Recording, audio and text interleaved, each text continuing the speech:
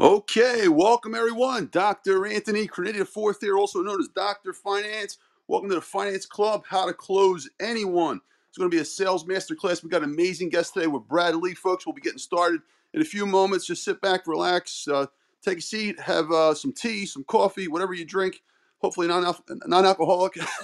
But yeah, we're going to get started in just a moment, folks. Save your seat. We got a whole room full of amazing folks coming. This will be the last major event of the year for this particular club here. We've been running this for almost 2 years. So as I build up the stage, I want to introduce one of the top hosts on Clubhouse, my partner here, Diamond Diva. Diamond is also the mindset expert who runs the the Abundance Minds Mastermind Club, almost 50,000 members on Wednesday night. So Diamond, flash your mic if you're here, if you can introduce yourself and tell this amazing club about yourself as I build up the background, start inviting folks to the stage. Folks, we'll be getting started in roughly 15 minutes. This is going to be a very organized stage tonight. We have to, because it's going to be really big. So with that said, passing it to Diamond Diva. Welcome, Diamond Diva.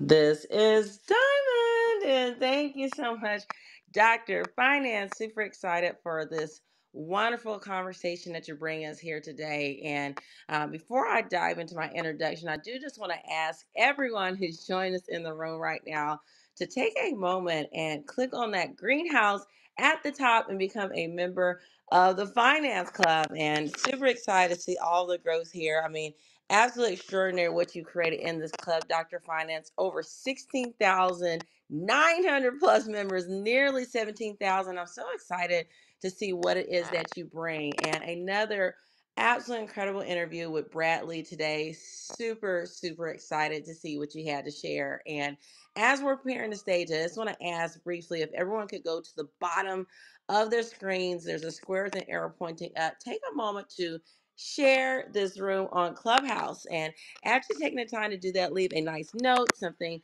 of value that you like to share. Invite people into the room. Share that link everywhere links are accepted. Tweet, Facebook, all the great things to get this message out, because it's going to be an absolutely incredible room.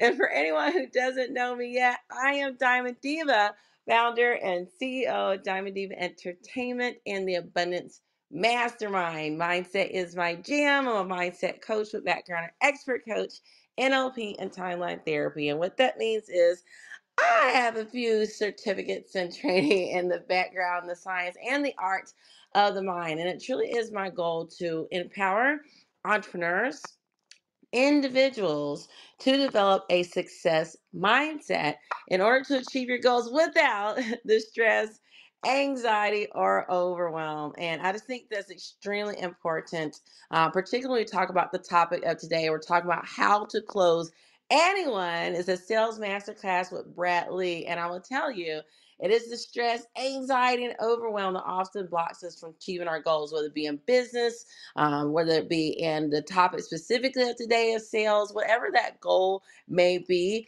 It becomes a challenge if you don't have the right mindset in order to achieve those goals. And so I just want to say thank you so much, Dr. Finance. Looking forward to connecting with everyone today. Check out my bio if you want to learn more about me. I'm always open to connect and build those meaningful relationships. And as always, if you believe it, if you take massive action, you can achieve it.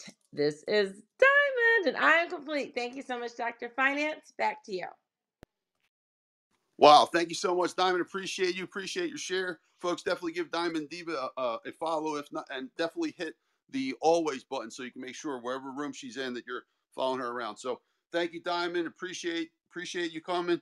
Folks, we're gonna have a pretty big stage tonight, so I gotta have a very organized system. As we always do. Really nothing, just a little extension, a little tweak to what we normally do. So first thing I want to do is introduce as many people as possible on the stage. That's part of our gold. We call it the golden panel. Anyone who's been brought up to the stage. And then we're going to get started probably in about 10, 15 minutes tops. So with that said, because Brad's, we have about a 2-hour window with him. So I want to make sure we get our maximum amount of time as possible. So with that said, let me introduce our amazing golden panel here, folks. We got Savannah up next. Savannah Dova is also co-host on the Wednesday Night Room in Diamonds. So Savannah, if you want to tell us about yourself, maybe 20, 30 seconds, and And welcome, Savannah. Thank you so much, Dr. Finance. Thank you, beautiful Diamond Diva. It is an honor to be here with you guys. I'm looking forward to tonight's discussion. And yes, my name is Savannah. I'm a TEDx speaker. I coined this. I'm a heart-centered speaker, you guys, because I always speak from the heart. I love what I do. And I love each and every single one of you as well. So with that, thank you so much, Dr. Finance. Can't wait to learn on everything that Brad Lea is going to add into this room, because he is just a wealth of knowledge. I see his videos pop up from time to time, and he always has some really, really good stuff to add in there. And I love how straightforward he is. So I'm looking forward to it tonight. Thank you so much again, Dr. Finance. Thank you, beautiful Diamond Diva. And most importantly, you guys, make sure to click that greenhouse at the top and join the Finance Club, because I know Dr. Finance is doing some incredible things, and you want to be a part of incredible things. So with that, back to you, Dr. Finance. This is Savannah. Over to you. Savannah, thank you so much. Appreciate all your support you always do for this club. Appreciate everything that you do for Diamond as well. So thank you, Savannah. All right, folks, I want to welcome everyone to the stage. You're in the Finance Club. If you haven't already, definitely hit the greenhouse at the top. Give it a follow. We're approaching, I think, 17,000 followers or something like that. But yes, almost 17. Maybe we'll make it tonight. With that said, I also have the Finance House, folks. If you're just coming in, just want to let you know, I've been inviting a lot of the folks in our leaders of the community, especially, and many speakers in Clubhouse, leaders, to that club. I have, as you probably saw my profile, I just updated. I had literally in a week and a half over nine. It says 999 plus, so I guess that's the highest the number goes on the wait list. Okay, because I'm only letting certain people in. If you've been nominated, go in, just check it out, and feel free to nominate. That's the whole system. It's not that I'm holding back. It's just I want people to nominate other people to ensure quality. So that's the Finance House, and we'll be doing some amazing things coming soon. So I'll stay tuned for that. With that said, we have Brad Lea coming here today, folks. He's an amazing salesperson, probably one of the best out there. He's got clients ranging from Tony Robbins to Grant Cardone, you name it. He's friends with them all. He's a very amazing business person. We're going to learn a lot. With that said, folks, definitely give anyone on stage a follow that you resonate with, and share the room. We got 15 shares. Let's get 25 shares. We're going to be starting in about 7 to 10 minutes. But I want to introduce our main Golden Panel members first. I also want to give a shout out. I see Nick's in the audience. Nick Glazer, David Meltzer's assistant and executive assistant, I believe, and doing some amazing stuff with Dave. David's a good friend. He was actually here a few months ago. Check out that recording if you haven't already. So Nick, feel free to come on up whenever you're ready. And then we've got a lot of other amazing folks out there as well. Let's hear from our Golden Panel. We got Deborah up next. Welcome, Deborah. If you want to tell us about yourself, maybe 15, 20 seconds. Welcome, Deborah. Hello, Dr. Finance, beautiful Diamond, and all of you rock stars here tonight. Thank you, thank you. This is going to be amazing. Thank you, Deborah. Appreciate you. Welcome to the stage. All right. Welcome. And Deborah, folks, check out her profile. She's doing amazing stuff. And also, definitely, as 2022 is coming to the end, just look at the amount of folks that she has spoken on stage with just here in the Finance Club. It's amazing. So I see you've added the real Brad Lea to that. So that's super cool. Thank you, Deborah. And imagine if you did that for 2 years, all the people that's been through this stage, and also imagine who's going to come through in 2023. So, all right, we got Rick Sedler here, who was the main guest speaker last week. Incredible stage that was. Definitely check out the recording if you haven't already. He's one of the top luxury experts out in the world. Welcome, Rick. How are you, sir? Dr. Finance, Diamond Diva, everyone else on stage, good to be here. Thank you, Dr. Finance, for holding the room. Really excited for Brad Lea, the real Brad Lea. I always enjoy his videos and his social media. He's an incredible guy. I look forward to hearing from him. So I am a luxury media publisher and media buyer, dealing with the top brands in the business. So I had a blast last week and looking forward to sitting back and listening this time. So thank you. Thank you, Rick. Appreciate it. Yeah, it was a great room last night, folks. Definitely check it out. We learned a lot. We covered a topic that we never did before, and we did it in a different way. So it was super cool. So thank you, Rick. Appreciate you, man. We're gonna introduce the rest of our Golden Panel, and then I figure about 5 to 10 minutes we'll get started with our main guest speaker. In the meantime, folks, this event is sponsored by the mastermindretreat.org. That's an amazing mastermind. I'm going to put the link up in just a little bit, but check out the podcast interview up top first and then save it for later. The mastermindretreat.org will be held in Arizona with four people, myself, Preston Weeks, and two amazing superstars in the writing and speaking world and finance world, actually. Sharon Lechter and Mark Victor Hansen from Chicken Soup for the Soul. By the way, I was watching that channel the other day. There's a Chicken Soup for the Soul channel. Only if Jack Canfield and Mark Victor Hansen would have known 30 years ago how that brand would have just took off. But yeah, they're all going to be there, and that'll be in Arizona, 3rd, 4th, 5th, and 6th. So check it out. I'll put the link up in just a bit. With that said, Heidi, welcome to the stage. How are you, Heidi? I'm great, Dr. Finance. Thank you. Great to see everyone here. I'm very excited to hear another great speaker. And Rick, you were awesome last week with the Boston gang. If anybody wants to know how to get that podcast above, instead of listening to it now, just click on it and then you'll go to YouTube and there's a little square on the bottom. And what I do is I text it to myself. So later on, I can listen to all these great podcasts that Dr. Finance shares. Little about me, I'm just... I left corporate after 33 years at AT&T and found Clubhouse 10 days later. I'm an author, a speaker, a mental wellness advocate, and a wellness enthusiast. And a lot more about me in my bio. If you'd like to connect, I'm open. And really always Friday nights just feed my soul, fill my cup. So thank you so much, Dr. Finance. Back to you. Heidi, that's incredible. Thank you, Heidi. And just to give you a testimony how the community is building, this week I had a great conversation offline with Heidi. She's doing amazing stuff, especially writing that new book on Clubhouse. She's actually writing a book on Clubhouse. Thank you, Heidi.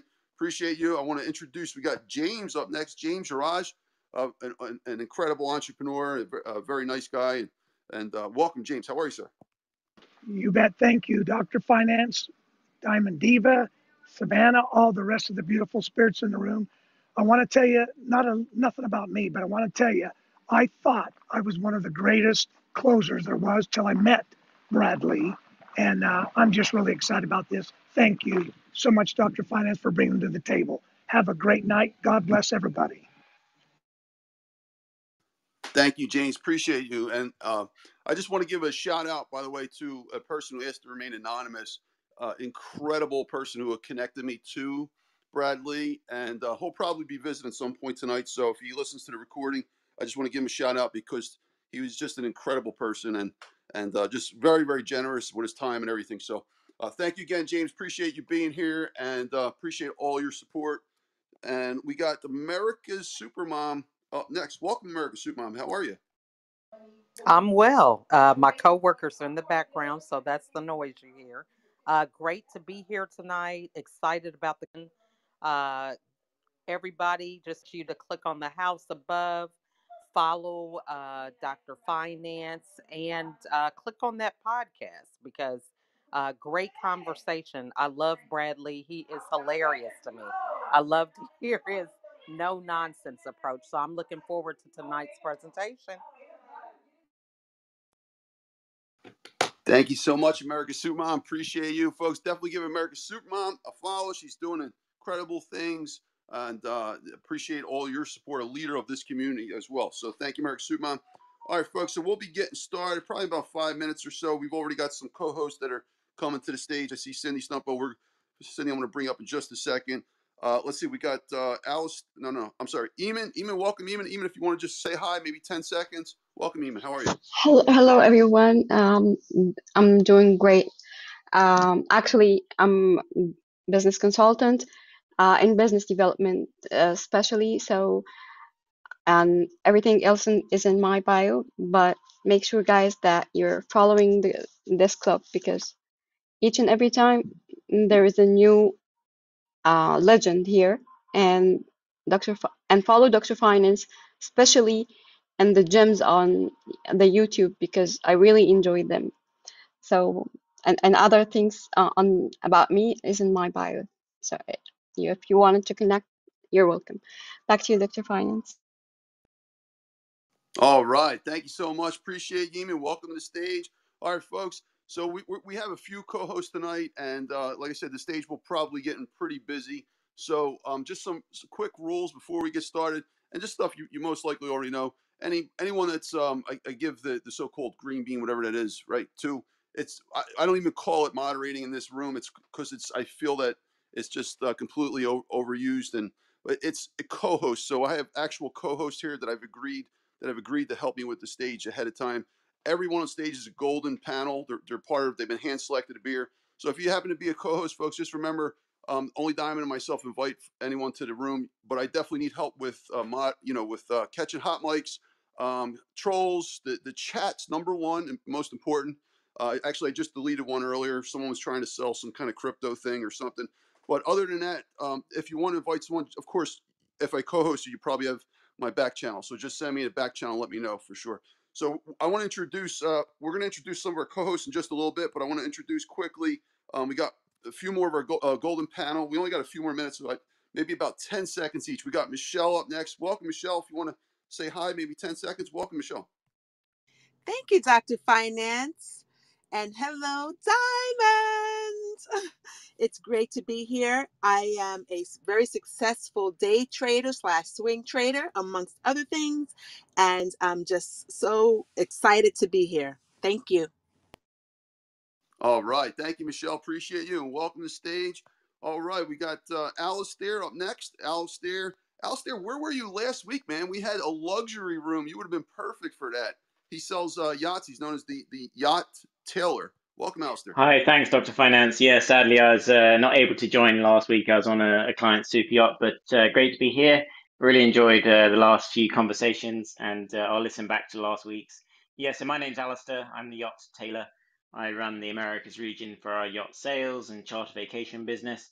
And I'm also a philanthropist, so I've got lots of synergies with other speakers that have previously spoken on this stage. So great to be here, and look forward to learning and listening tonight. My name's Alistair. I'm the yacht tailor. All right. Thank you, Alistair. Appreciate you. All right, folks, if you can help us with the shares, we got 28 shares. We got 101 people in the room already, and we just started about 10 minutes ago. Sorry, folks, for the late start. And real quick, I just want to let you know that the last 2 weeks of the year, I'm actually just going to do some parties. We're not going to bring any major guests in. We're just going to have our club. That's it. So next week's a holiday party. I might even keep it shorter hours. This is the last major stage per se of the year, but the fun magic usually happens on the unplanned days. If you remember the marathon room, those nights. Okay, so the last Friday will be of the year will be just the New Year's party, and then we'll kick off the year strong with a media master class with Stacy Ross Cohen, who's on stage today too. So that's really the next few weeks, and I'll break down some of the things, some of the major changes that are going to happen in this room for 2023. Some ideas that I have later on tonight. But let's prepare for Brad right now, folks. If you can share, we got 34 shares. Can we get 50 shares? I want to thank the action takers. We got Mo shared, Michelle shared, Anita shared, Aaron shared, Big Mike shared, John the Bomb shared. Thank you, John. Thank you, Chris, for sharing. Eamon, Heidi shared, Big Mike, and Dr. Fred, Darlene, and so many others, folks. So we got 36 shares. Now can we get 50? Cindy Stumpo shared. Thank you, Cindy. Lady Jewel shared. All right, folks. So I'm just going to quickly. Okay, Brad's here. So, folks, Brad's team is setting Brad up in the background. So we're going to get started in about 2 minutes. So I would just want to quickly introduce as many folks as I can. I want to do it in the most efficient manner possible. So if I call your name, just come off the mic and just say hi, and then we're going to get started. Okay. So we're on. Let's see, Christine, and then if you want to just come off and say hi real quick. Welcome, Christine. Hello, Dr. Finance and everyone in the room. My name is Christine Malone from Memphis, Tennessee. I am a retired nurse, recently retired, and launching a new business to coach and mentor new students and graduates. I'm looking forward to the topic, and I'm so happy to be here. Thank you, Dr. Finance. Okay, thank you so much. Appreciate you, Christine. All right, folks, so I'm just going to quickly introduce the rest. So just flash your mic if you're here, and if you want to just quickly just come up and say hi. So welcome, Marco. Welcome, Marco. Welcome, Big Mike. Welcome, Big Mike. Then we got Andy. Welcome, Andy. Andy Meltzer. We figured out during David Meltzer's masterclass she wasn't related, but thank you, Andy. Andy's a major contributor of this community. Welcome, Richard. Welcome, Richard. How are you, sir? All right. Fine. I just sent an invite to 1300 in LinkedIn. Thank you. Richard, You're welcome. You're awesome, Richard. Thank you so much. Appreciate you, man. Welcome, Michelle. And then welcome, Fred. Fred is one of our leaders of the community. How are you, Fred? If you want to come off real quick. Hello, Dr. Finance. This is Fred. I'm known as alternative investment expert. It's great to be here. Really looking forward to the conversation tonight and learning about sales. Back to you, Dr. Finance. Thank you, Fred. Appreciate you. All right, folks, we're getting started in 1 minute. We got Brad Lea. Starting just a moment, folks. So let's introduce a few more of our golden panel. And in the meantime, guys, if you could help us to hit 50 shares, we're at 47 right now, actually. So pretty soon. Welcome, Darlene. Welcome, John the Bomb. We got Lady Jules in the house. And then I want to quickly introduce Stacy Ross Cohen. She's going to be our first major guest of the new year. Because we're going to do an extremely crazy, just off the chart media masterclass. We're going to invite all kinds of media here. You know, when I talk about stuff, folks, I make it happen. You remember a few weeks ago, I was like, you know, why don't we get media in here? And we're going to do it. So, Stacy, if you want to come off and just say hi real quick and maybe tell us about some of the things we're going to do the first Friday of the new year. Absolutely. So hello everyone. Happy Friday. Stacy Ross Cohen, and we are going to have a Meet the Media panel, all-star media rock stars from print, broadcast, bloggers, podcasts, and everything in between. And you'll get the opportunity. Of course, Dr. Finance will be asking some intriguing questions, but the audience will also have the opportunity to find out how they can stand out and get media coverage. Because as we all know, earned media coverage is worth its weight in gold. And thank you, Dr. Finance. I'm so looking forward to January 6th. Happy holidays, everyone. All right. Thank you so much, Stacy. Appreciate you. And welcome to the stage. All right, folks, I'm going to quickly just introduce you guys because we need to get started in about 10 seconds. So we got, before I turn on the marketing engines, okay, I just want to introduce some of our golden panel. We've got a lot of people that I haven't brought into the room yet. So let's just say hello to Anita, Renata, welcome, and welcome Ella, also an amazing supporter of this community. She's doing incredible things with, I love her message about, she has a peaceful club. Ella, you want to come off real quick? I forget the name of the club, but I was in here one time. It was really, really cool. Great message. Ella? Thank you so much, Dr. Finance. It is Peace Lovers, and yeah, really excited. And I've got the red bar, but it was wonderful when you came in that day. We've closed now for the holidays, but there are replays on. Would love for anyone who's interested in peace, personal peace, and an expansion globally. Love to share the room and the meditations that we do there, because they are the foundation for everything I do on this app and in the outside world. We're all in this together, and it's really important. If we do want to see world peace, we have to come together and co-create a more beautiful world our hearts know is possible. So, Dr. Finance, thank you so much. Diamond, always great gems from you as well. Thank you so much. Thank you. I appreciate you, and welcome to the stage. And folks, I apologize. My pull to refresh got a little messed up, so I hope that I introduced everyone. I think I might have missed on David. I want to thank you, David Morrell, for being here, part of our golden panel as well. He's also doing amazing stuff on his podcast. Check it out. And then we've got Kevin here as well. Welcome, Kevin. He's Kevin Boyle. He's new to the community, but he's been here supporting the past 2 weeks, 3 weeks or so. So thank you, Kevin, for joining us. And then I'm going to start letting folks up, but we're going to get started in just a moment, folks. If you can help us to share the stage. We already got 56 shares. Kevin shared. Thank you, Kevin. Thank you, Hey There, for sharing. Thank you, Jared, for sharing. Thank you, Heidi and Savannah and Nisa and Lauren and Ella and Deborah and Douglas and DJ Newman and Diamond D for sharing. With that said, I want to introduce one of our co-hosts here. We've got Cindy Stumpo here as well, and then we're going to kick it off, and we're going to introduce Brad in just a moment. Okay, so we're going to give a warm introduction for Brad, and that's how we'll kick it off. But first, let's introduce Cindy Stumpo, who's become a big fan of this community. I've become a big fan of Cindy. She's doing incredible things. She's really, really impressive. Just check out her Instagram, folks. That's all I got to say. So, folks, Cindy Stumpa, welcome, Cindy. If you want to come off and just introduce yourself, maybe 20, 30 seconds. Welcome, Cindy. Nothing to say except I love my Brad. I think he's awesome. Love him. Been following him a long time.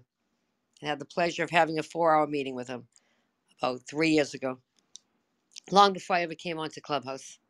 Just love him. Just raw, real. Tells you how it is. Big fan. You ain't lying. I ain't lying. I ain't capping. All right. Thank you, Cindy. Appreciate you, and love to hear from you. And in a little bit, we're going to ask our co-host to really state their thoughts on the topic at hand, and ask Brad a question. Everyone will have a chance to ask Brad a question. Now, remember, folks, just some quick rules. So this is a non-political room. We've got a great community here because we always focus on the common denominator, how we can help people, and how we can grow. And I want you go. One thing I want everyone to do. Okay, so we got a huge stage of just major superstars. Folks, if you get a chance to ask Brad a question, I want you to start thinking about it seriously now, and just consider this. I want you to consider the questions that you ask to bring really good questions that are meaningful questions that won't bore Brad, that will create a learning experience for this whole community, okay? So definitely stay on the right track. Make sure you're asking the right questions, good questions, professional questions to Brad, okay? So with that said, folks, I just want to introduce our main co-host, our main speaker here. We got Brad Lea, folks. Just a quick summary about Brad Lea. He's built LightSpeed VT into a multi-million-dollar global tech company from scratch, okay? Brad has helped numerous companies and individuals generate millions, including such heavy hitters as, get this, folks, Diamond, I hope you're listening. Diamond's a big Tony Robbins fan. He's helped Tony Robbins, Zig Ziglar, Grant Cardone, Tom Hopkins, World Series Poker, Top Chef, Chase Bank, and so many more. So Brad is really just doing amazing stuff in the background, and he's leading the way in so many areas of the self-help space. He's got incredible stuff he's going to talk about. So with that said, folks, if you guys can come off your mic and give a round of applause for an amazing Brad Lea. Damn, let's go, Brad Lea. Thank you so much for your time, sir. Let's go. Let's talk about it. Appreciate you, man. I like listening to Tony talk, and for a minute there, I thought I'd have to for the whole night. Welcome. Dang. Welcome, Brad. What's happening, everyone? By the way, Brad, before you get started, I just want to say, first of all, I am extremely honored that you're here, because you didn't have to be here. And I was saying this earlier, but I think it's important to say it in front of everybody. So I really mean this. Like, you did not have to take my call that one time. A special person who wants to remain anonymous. He introduced us, and you called back. We chatted for like an hour the first time. You came on my podcast for over 2 hours, and you followed me in like 2 seconds. I love people like that just give people a shot. I mean, you could always detract, like you said, you could always unfollow, but you gave me a shot, and you gave this community a shot because of that too. So I just want to say my hat's off to you, and I appreciate you for being here. So thank you so much, Brad. Well, no problem. No problem at all. What's up, Cindy? Hey, handsome, what are you doing there? Well, I'm trying to figure that one out right now. He said I have a bunch to say. I don't really have much to say. I'm here to be asked questions and/or chit chat. Was I supposed to prepare some sort of speech? No. Oh, not at all. Actually, Brad does the best on Q&As. I could do a speech if you like.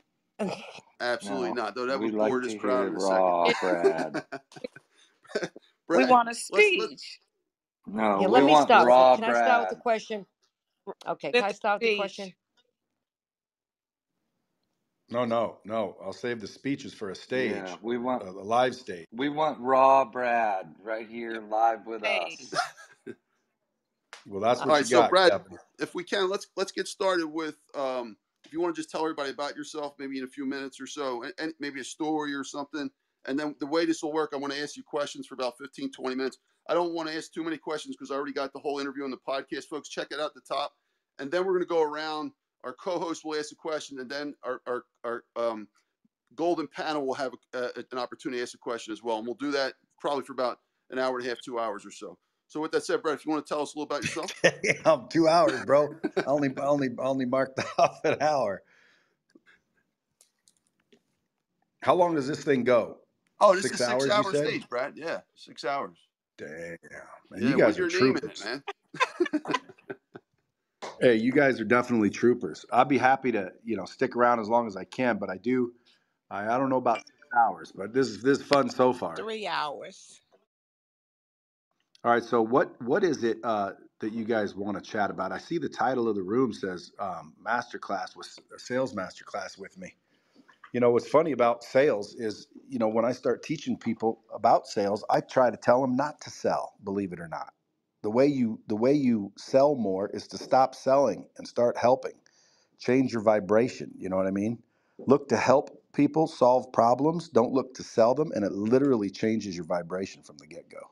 And believe it or not, everybody has a vibration, and to just slightly alter a vibration can start to attract different things, because you can only attract things that are on the same frequency. Does that make sense?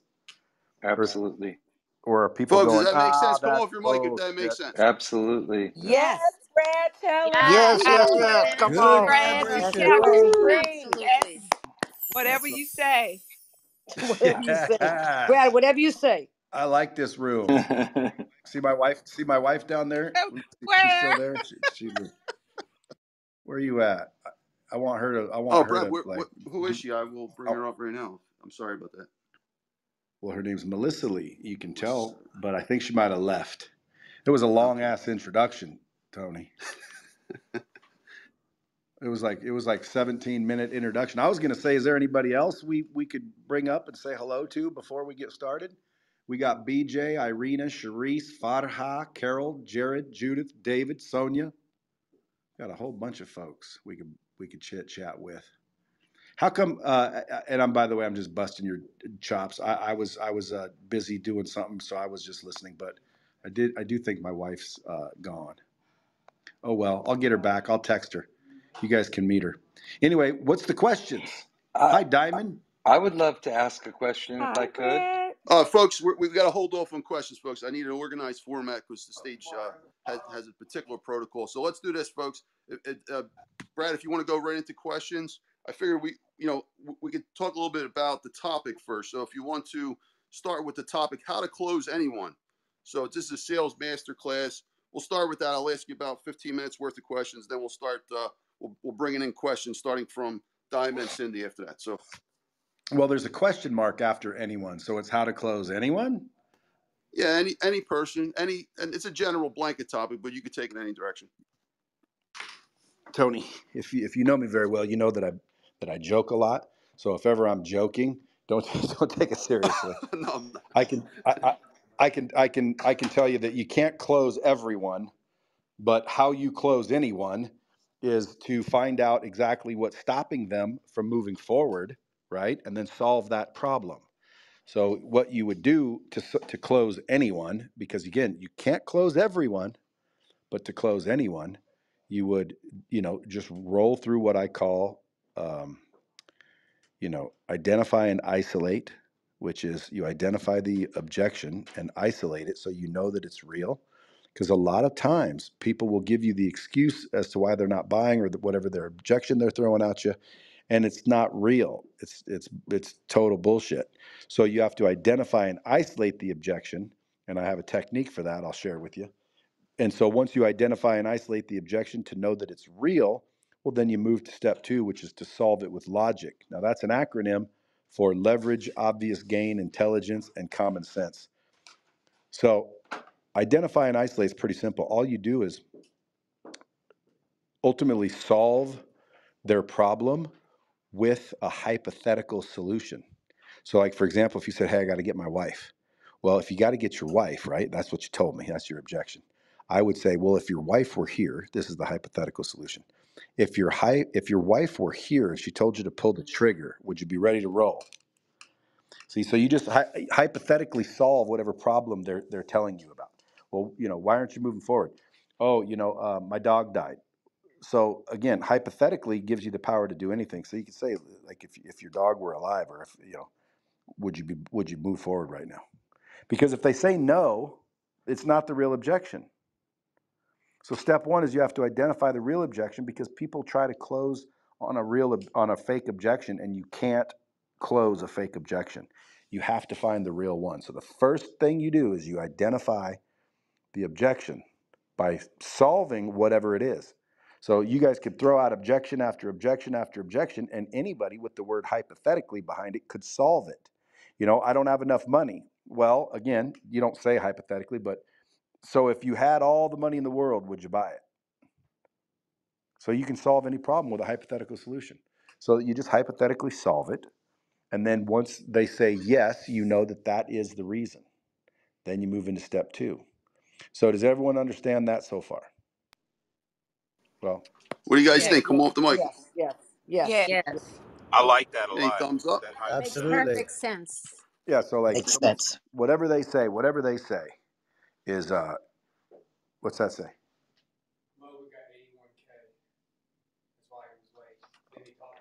Oh, good. Sorry, guys. So any objection you guys get, like if you guys want, you can throw out, top objections. Most people are hearing, I'm just looking, I got to shop. I got to get a couple of quotes. I got to get my wife. I got to get my spouse. And what's crazy is if you think about it, if you wrote down every objection you get over the next 30 days, you'll start to realize that they're all the same. Okay. There's about 5 or 10 main objections that everyone gets. And if you're really a professional and you're looking to, close anyone, even though you can't close everyone, but you want to be able to close anyone, you want to be able to have 3 to 5 things that you can respond to. You can, let's call them rebuttals, just to be clear. So you need about 3 to 5 rebuttals for each and every main objection that you hear constantly. If you're not able to respond quickly and efficiently and intelligently to an objection, well then, you're kind of umming and on and stuck in the water, and people lose confidence, et cetera, et cetera. So to be like 1,000% confident, I teach people just to solve whatever problem they have with a hypothetical. So like anybody come up with a objection right now. Someone throw one out there. Why aren't you buying right now? Too expensive. Right. So if the price was right, you'd take it home today? Absolutely. Now, again, some people are like, no. Well, if they won't take it home today, because it's not really the price, is it? It's not really too expensive, is it? So that's all I did, is I identified whether or not that's the real reason. Because if it's the real reason and you hypothetically solved that reason, well, then they would say yes. Hey, I can't buy this right now. Why? My wife's not here. Well, if your wife were here and she told you to pull the trigger, she was 100% for the purchase, would you do it? Well, yeah, hell yeah, I'd do it. Well, then that means that was the objection. You understand? That's real. So the first thing we're doing is making sure that it's real. Most people don't do that. Salespeople don't do that. They just believe the first thing that comes out of their mouth. Then they go and try to find all the reasons to solve it, and it's not even the real one. So that's why a lot of deals don't get closed. So anyway, you can't close everyone, though. I mean, a lot of people, they got to understand there's no way on earth to close everyone every single time, unless you're selling, pardons in a prison. Brad, that is a beautiful response. Thank you so much, folks. We got Brad Lea here. Folks, we got a lot of new folks walking in the stage here. Definitely give Brad a follow if you haven't already, and anyone on the stage that you resonated with as well. With that said, next question for you, Brad. I only have a couple here, and then we're going to start asking questions, getting questions from Diamond and Cindy Stumpo and a lot of other amazing folks on stage. Question I have for you is, why do you care so much about helping other people live a better life? I know you're doing a lot of amazing stuff right now, and you really want to help to benefit the world and change it positively. But why do you care so much about helping other people live a better life? Thank you. Well, because believe it or not, the better someone else does, the better I do. The better everybody does, the better we all do, right? I want to live in a world that's more successful. So if I can help all the other people in the world come up a little bit, the whole world will be better, which will make a better place for me. So even though I seem angelic, I'm just as selfish as anybody else. I'm trying to make the world better because I live here and I want to make the world more successful. And quite frankly, I see a lot of people struggle with being successful, and it's not that difficult. There's only 3 things that are literally stopping you, or coincidentally, they're the same 3 things that make you. Mindset, skill set, habits. There's only 3 things there are: mindset, skill set, and habits. The reason you are where you are, it's your mindset, your skill set, and your habits. So change those and you'll change what you got coming. Wow, incredible. Where's Savannah at? Savannah, are you fired up, Savannah? I am fired up, Dr. Finance. Diamond, are you fired up? I'm fired up. He's speaking my language, Brad. Love you so much. All right, folks, if you guys are fired up, definitely hit that share button here. We got 74 shares. Can we get 100 shares, folks? I see Maximilian share. We got Mark share. Dory Cordova's in the house. She's actually the founder of, or the CEO, I'm sorry, of Money and You program. Amazing, amazing person. Check her out. Dimple Dang has shared the room. Eamon, so many others, folks. Can we hit 100 shares? With that said, next question for you, Brad. This is a tricky one, okay? How do we close family members? Now, I got to preface this question. So, sales and closing, it's one thing, but when we're talking about like trying to persuade family members who are probably the toughest people to close out there, certain situations, it could be something so simple like, what restaurant to eat at. Yeah, but What's the best tactic for that? Why do you think family's the hardest ones to close? They should be the easiest ones to close. Great question. Well, who said that the family's the hardest ones? I mean, is that some sort of report? I wouldn't believe that family's the hardest. I think they're the easiest. I mean, if you really want to close somebody, all you have to do is build trust. I mean, folks, think about it. If you want to make a sale every single time, all you have to do is raise the value of your product or service higher than the value of the money. So you have to ask questions, listen to the answers, and try to determine very quickly sometimes how these people are going to value your product or service.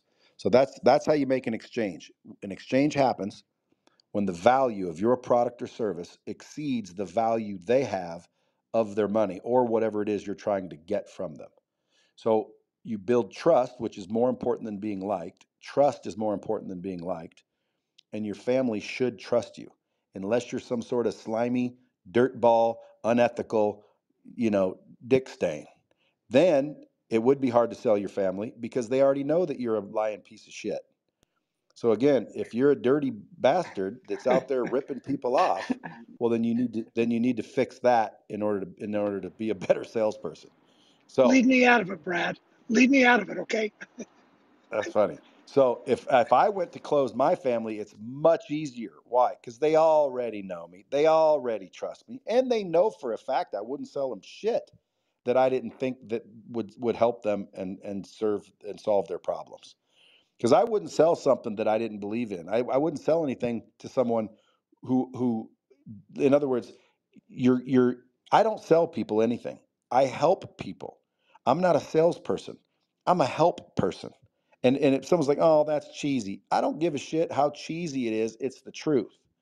And I think if more salespeople started to do that, their vibration, their frequency will change into one more positive. And I'm telling you, you can only attract the frequencies and the vibrations that you're on.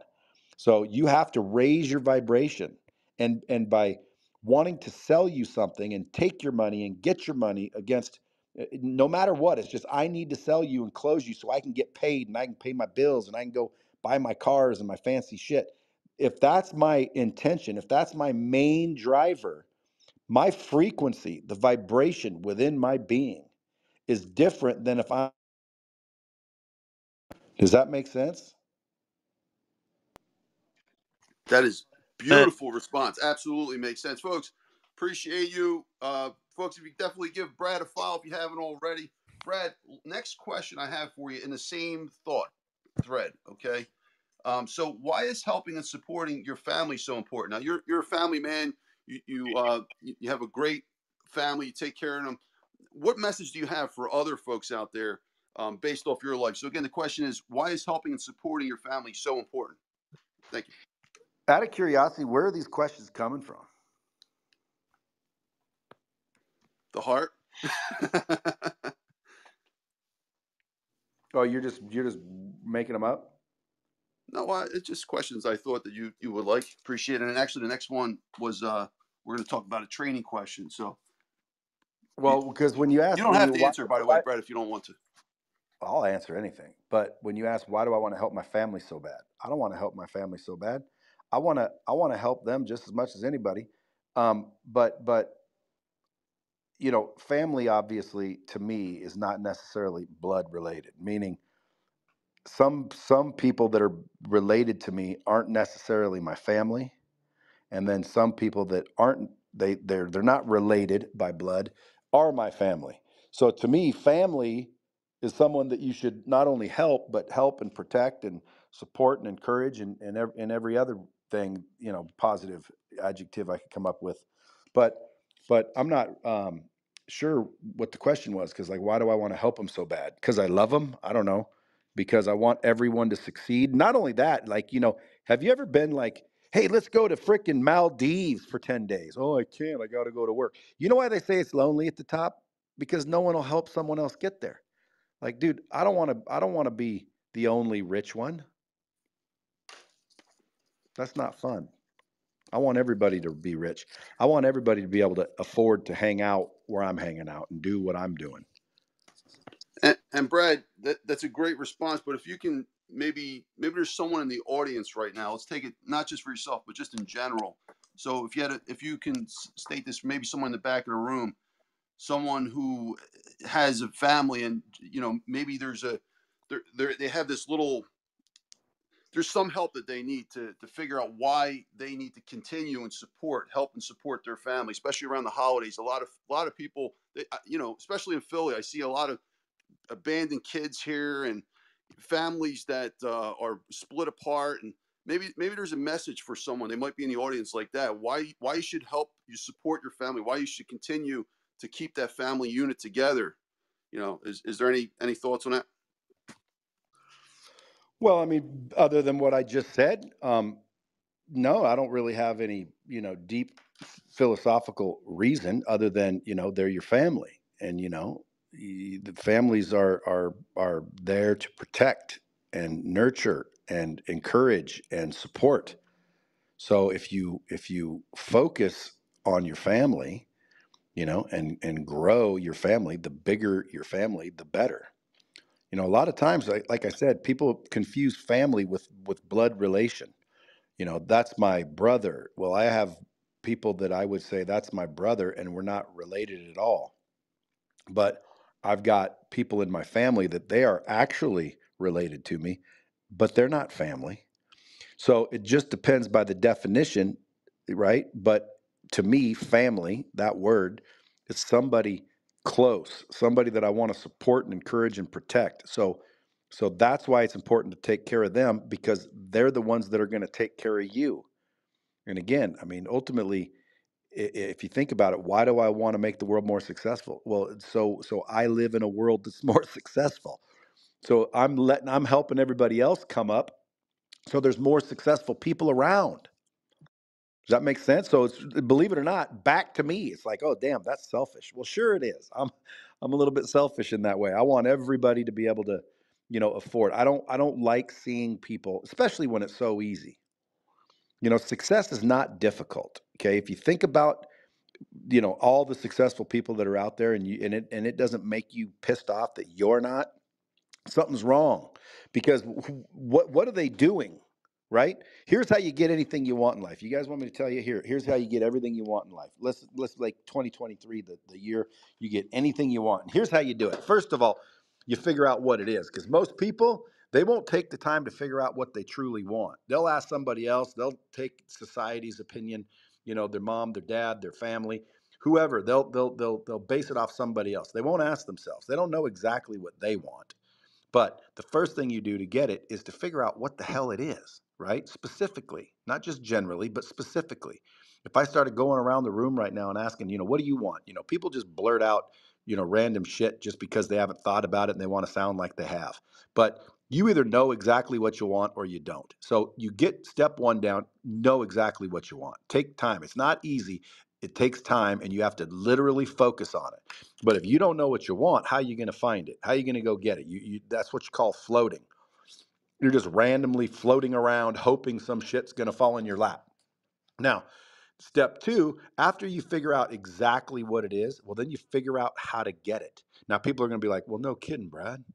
You figure out how to get it. Duh. Well, do you know how to figure out how to get it? It's easy. You find someone who's already got it. You find someone who already has it, who's already done it.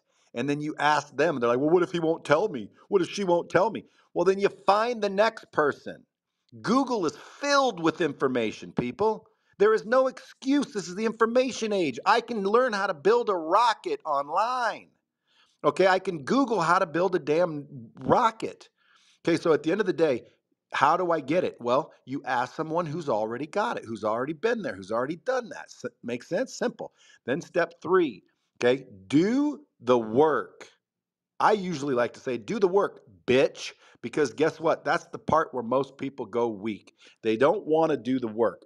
And you know why they don't want to do the work? Here's why. Because they don't actually want what they claim they want. They claim they want something, but they don't actually want it. If they actually wanted it, the work wouldn't mean shit. Like if I told you I'm going to kill your whole family if you don't work your ass off for 1 straight year, you wouldn't be thinking, nah, I don't know if I want to do that. That's pretty hard. No, you'd be like, boom, you'd start working and you wouldn't stop working. You wouldn't even think about stopping working. Why? Because you want your family to live. And when you want something like that, the work means nothing. So anytime you see somebody not willing to do the work, it's because they don't actually want what it is they think they want or what they're claiming they want. You'll see people do it all the time with like 6-pack abs. Let's use that as an example. Everybody wants 6-pack abs, right? Well, how come they don't have them? Well, because they won't do the work. It's not because nobody knows how to get them. Google it. Everybody knows how to get them. The whole internet is filled with how to get abs. You can get abs in 6 minutes, according to an infomercial. But guess what? Not very many people have them. Why?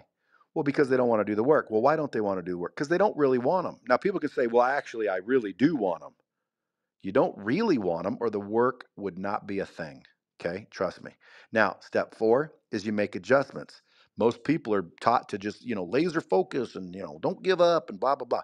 You got to pay attention, man. You got to pay attention, listen to the feedback, and make small adjustments. Okay? When I started out LightSpeed, I was going out to compete with all these people. I was going to be the man. I had the best training in the world.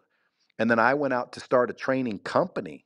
I didn't start out to start a software company. I started out to be a training company. So when I started, nobody was doing it. And I thought, I'm going to go kick everybody's ass. I'll be the next big thing.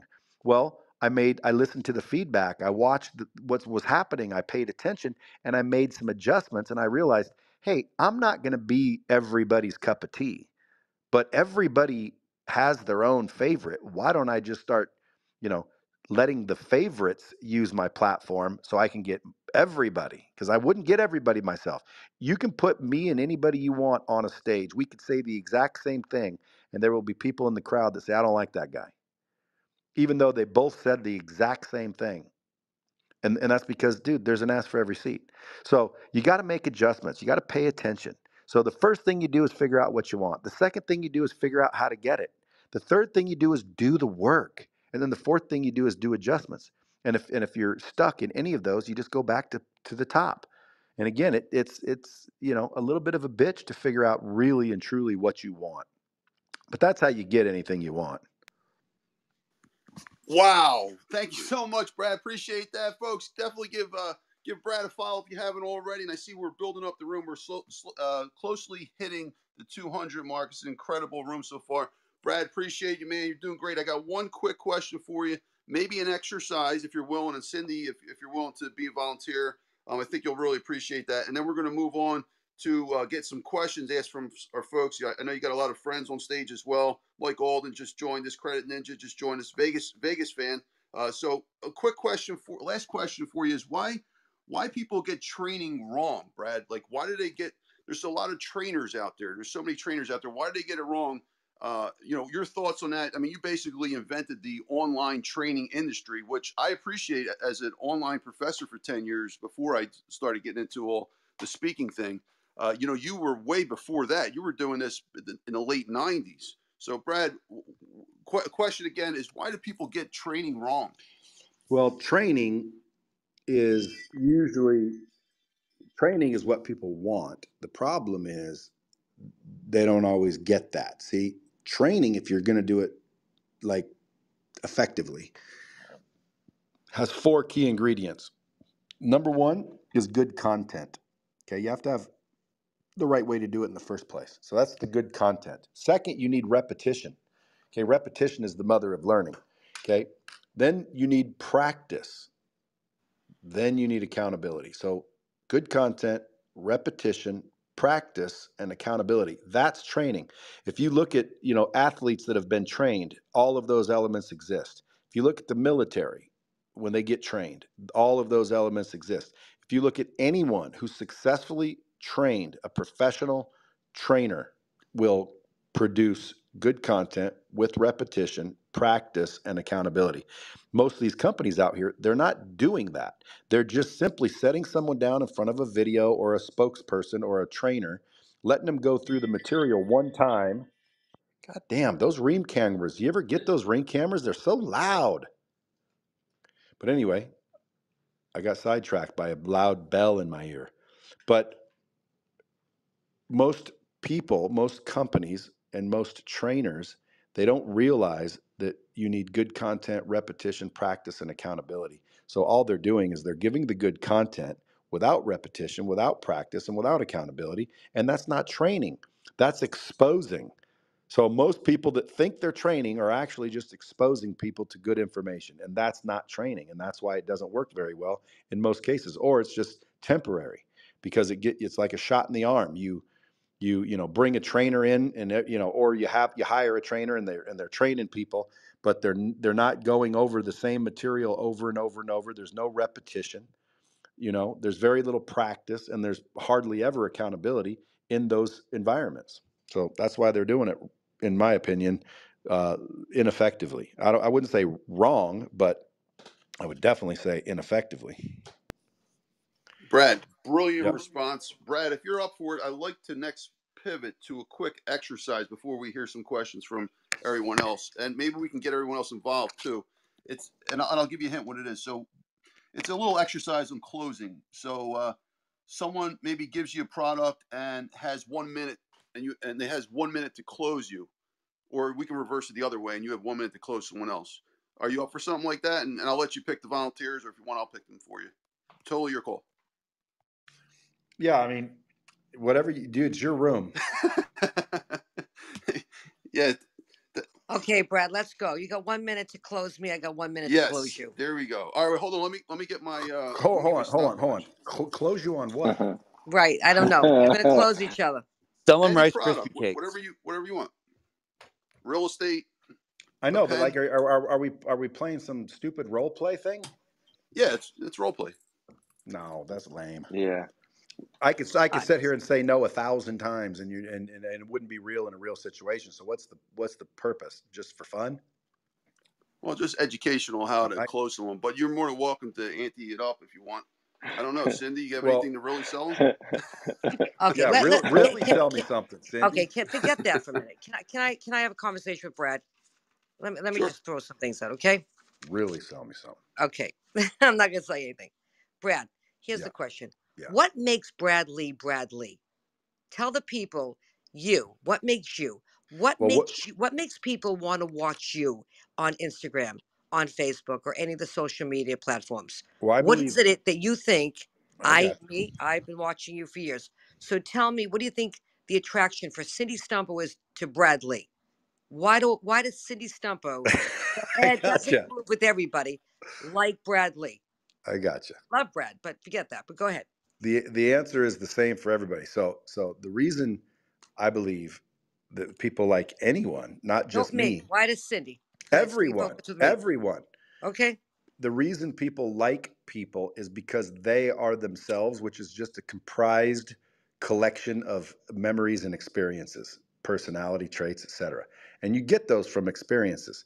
So everyone has these experiences of their own, which is why everyone has their own little, quirks and personalities. But most people don't embrace them, and they don't ever, in other words, I'm not worried about other people's opinions as much as other people are. Bingo. So like the reason why I don't need everybody to like me is because I like me. And so once you like yourself, you start to come out with this little more, some people will call it arrogance, some people will call it confidence. Just depends on who you're hanging around. Usually the people that call that arrogance are just insecure little bitches. But at the end of the day, it's just I think people need and crave authenticity. And that's why people like you. Because you're the same. You're the same. Okay. But here's the difference, right? Now, of course, when I went on to TV, HGTV, well, HGTV was ready, but was the country really ready for Cindy Stumpo, right? This very tough, authentic, hardcore builder, right? And they're like, whoa, women don't talk to men that way. Here's what I have to ask you. You put Cindy Stumpo and deliver like Brad Lea. And then there's Brad Lea that delivers like Brad Lea. Brad's going to be respected. Cindy's going to be a bitch. Do you understand that? Well, I think that's your mindset and that's your opinion. Well, that's kind of the way that people view, right? Like, just think of this way, Brad. Men get the greatest reality shows, right? Dirty Jobs, Mike Rowe, all my buddies that have really great shows.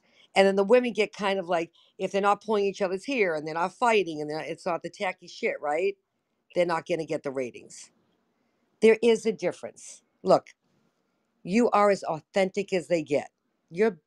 And I got to tell you, the stuff that I love the best, and this is the truth, when you're sitting, and I think you're standing probably somewhere in the back of your house, got that cigar in your hand, the way you smoke it, the way you roll it, just the mannerisms of what you do and what you're saying at that moment is so relatable to men, but it's also relatable to women, depending if the woman has the confidence to be listening to you.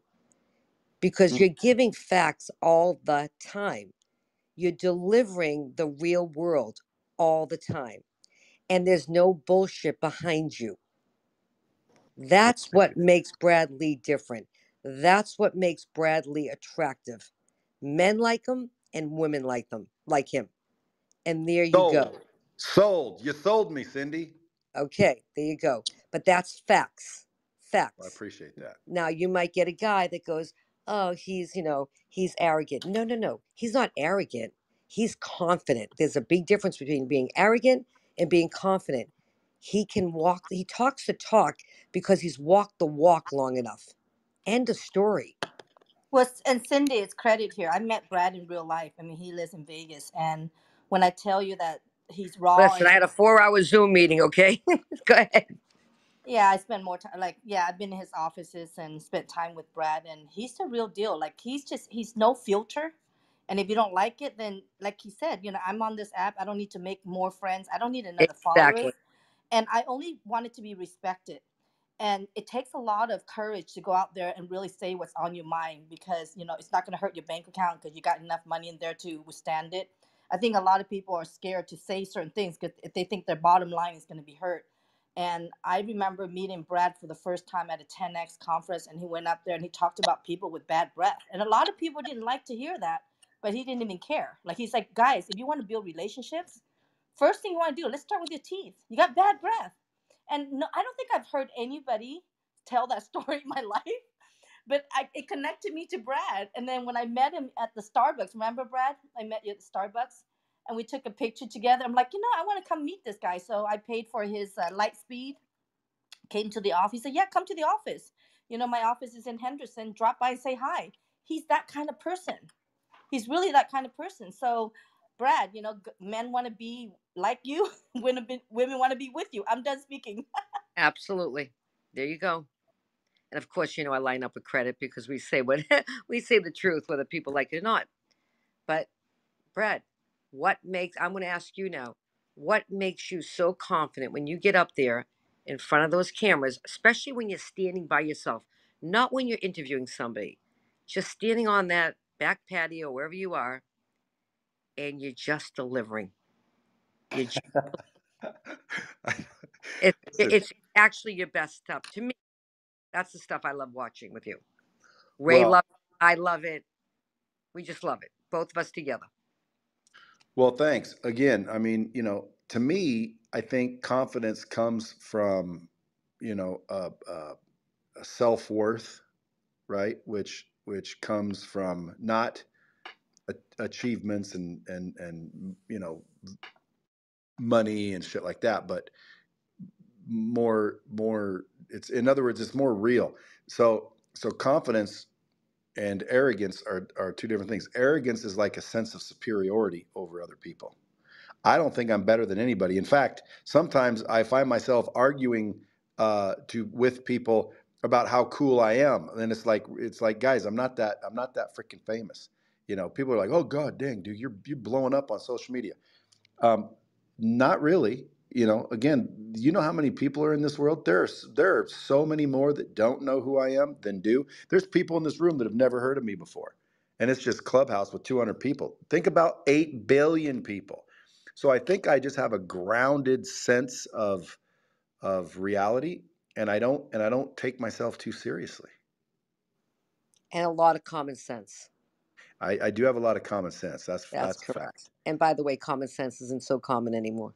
And I take IQ tests just for shits and giggles, and I have a fairly high IQ as well. So I'm not a stupid guy. I have a lot of common sense, but I've also had a lot of experience. When I was 16 years old, my dad told me to mow the lawn. I had forgotten to mow the lawn. He was a little bit of an alcoholic, so I came home.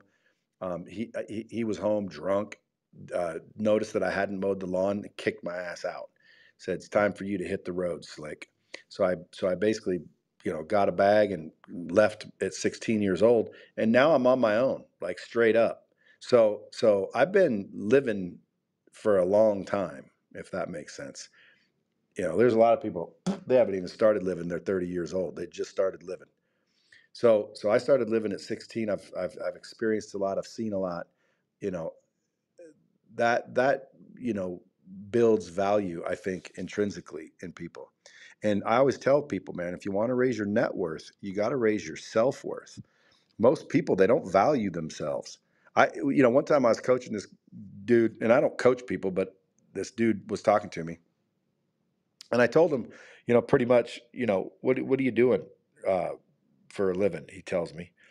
And I ultimately, at the end of the day, said, raise your price.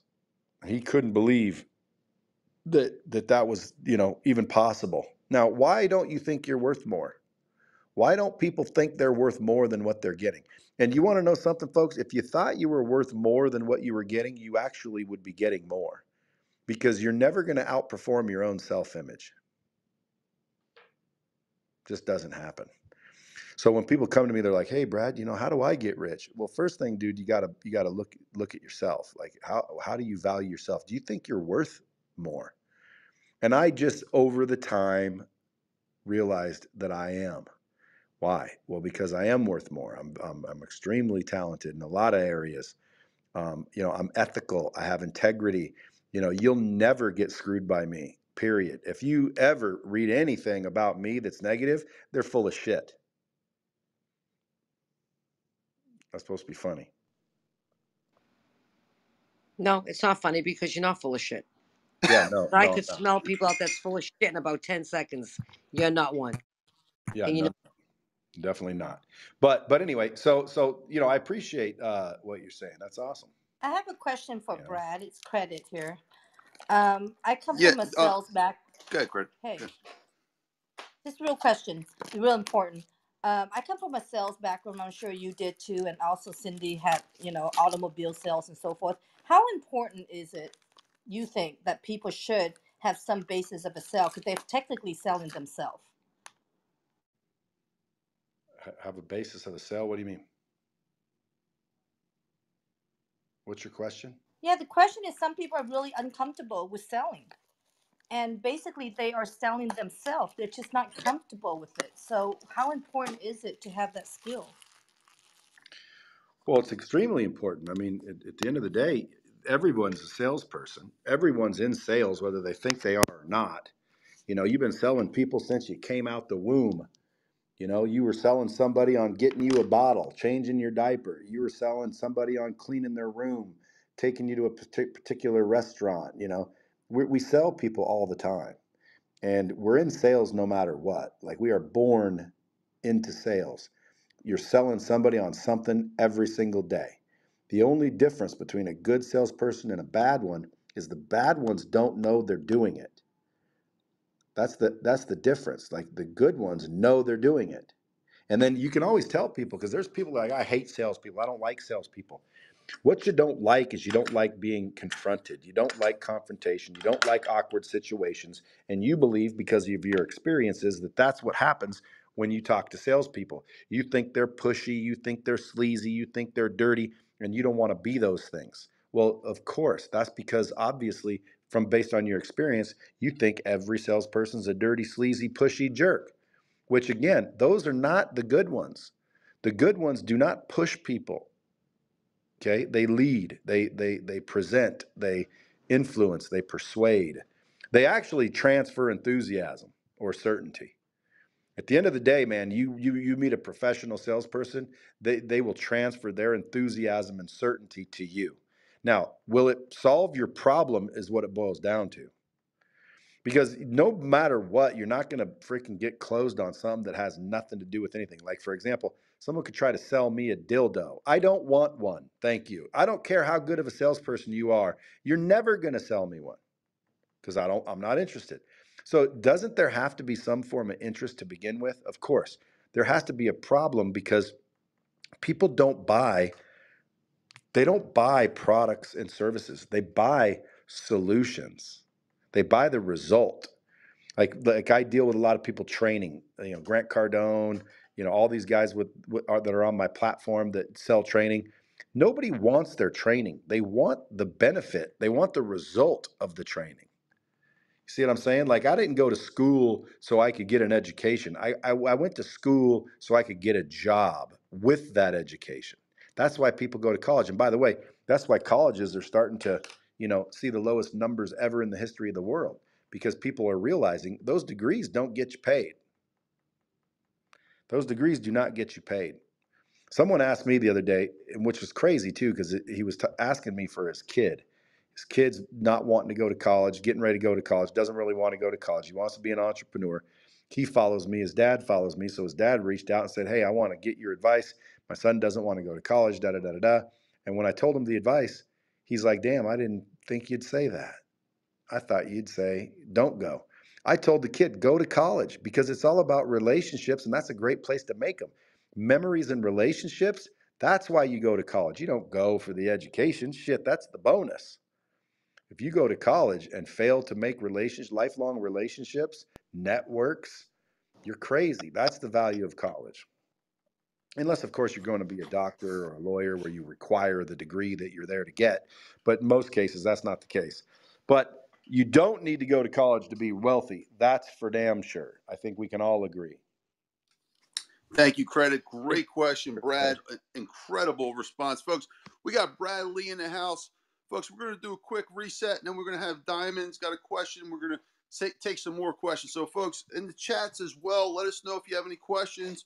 And we have our co-host that will help you out with that as well. So, folks, you're in the Finance Club. Hit that greenhouse at the top. If you haven't already, give it a follow. How to Close Anyone's Sales Masterclass with Brad Lea. Incredible individual. Give Brad a follow, and anyone on stage that you resonate with a follow, as well as share the room out with by hitting that little box at the bottom. Diamond, can you help us to tell us about how to share? There's a lot of new folks that are coming to stage now, and also Diamond as well. Diamond, if you have a question for Brad, Diamond's up next. So, folks, we're going to take a few more questions. Then we're going to also get our golden panel activated to ask some questions as well.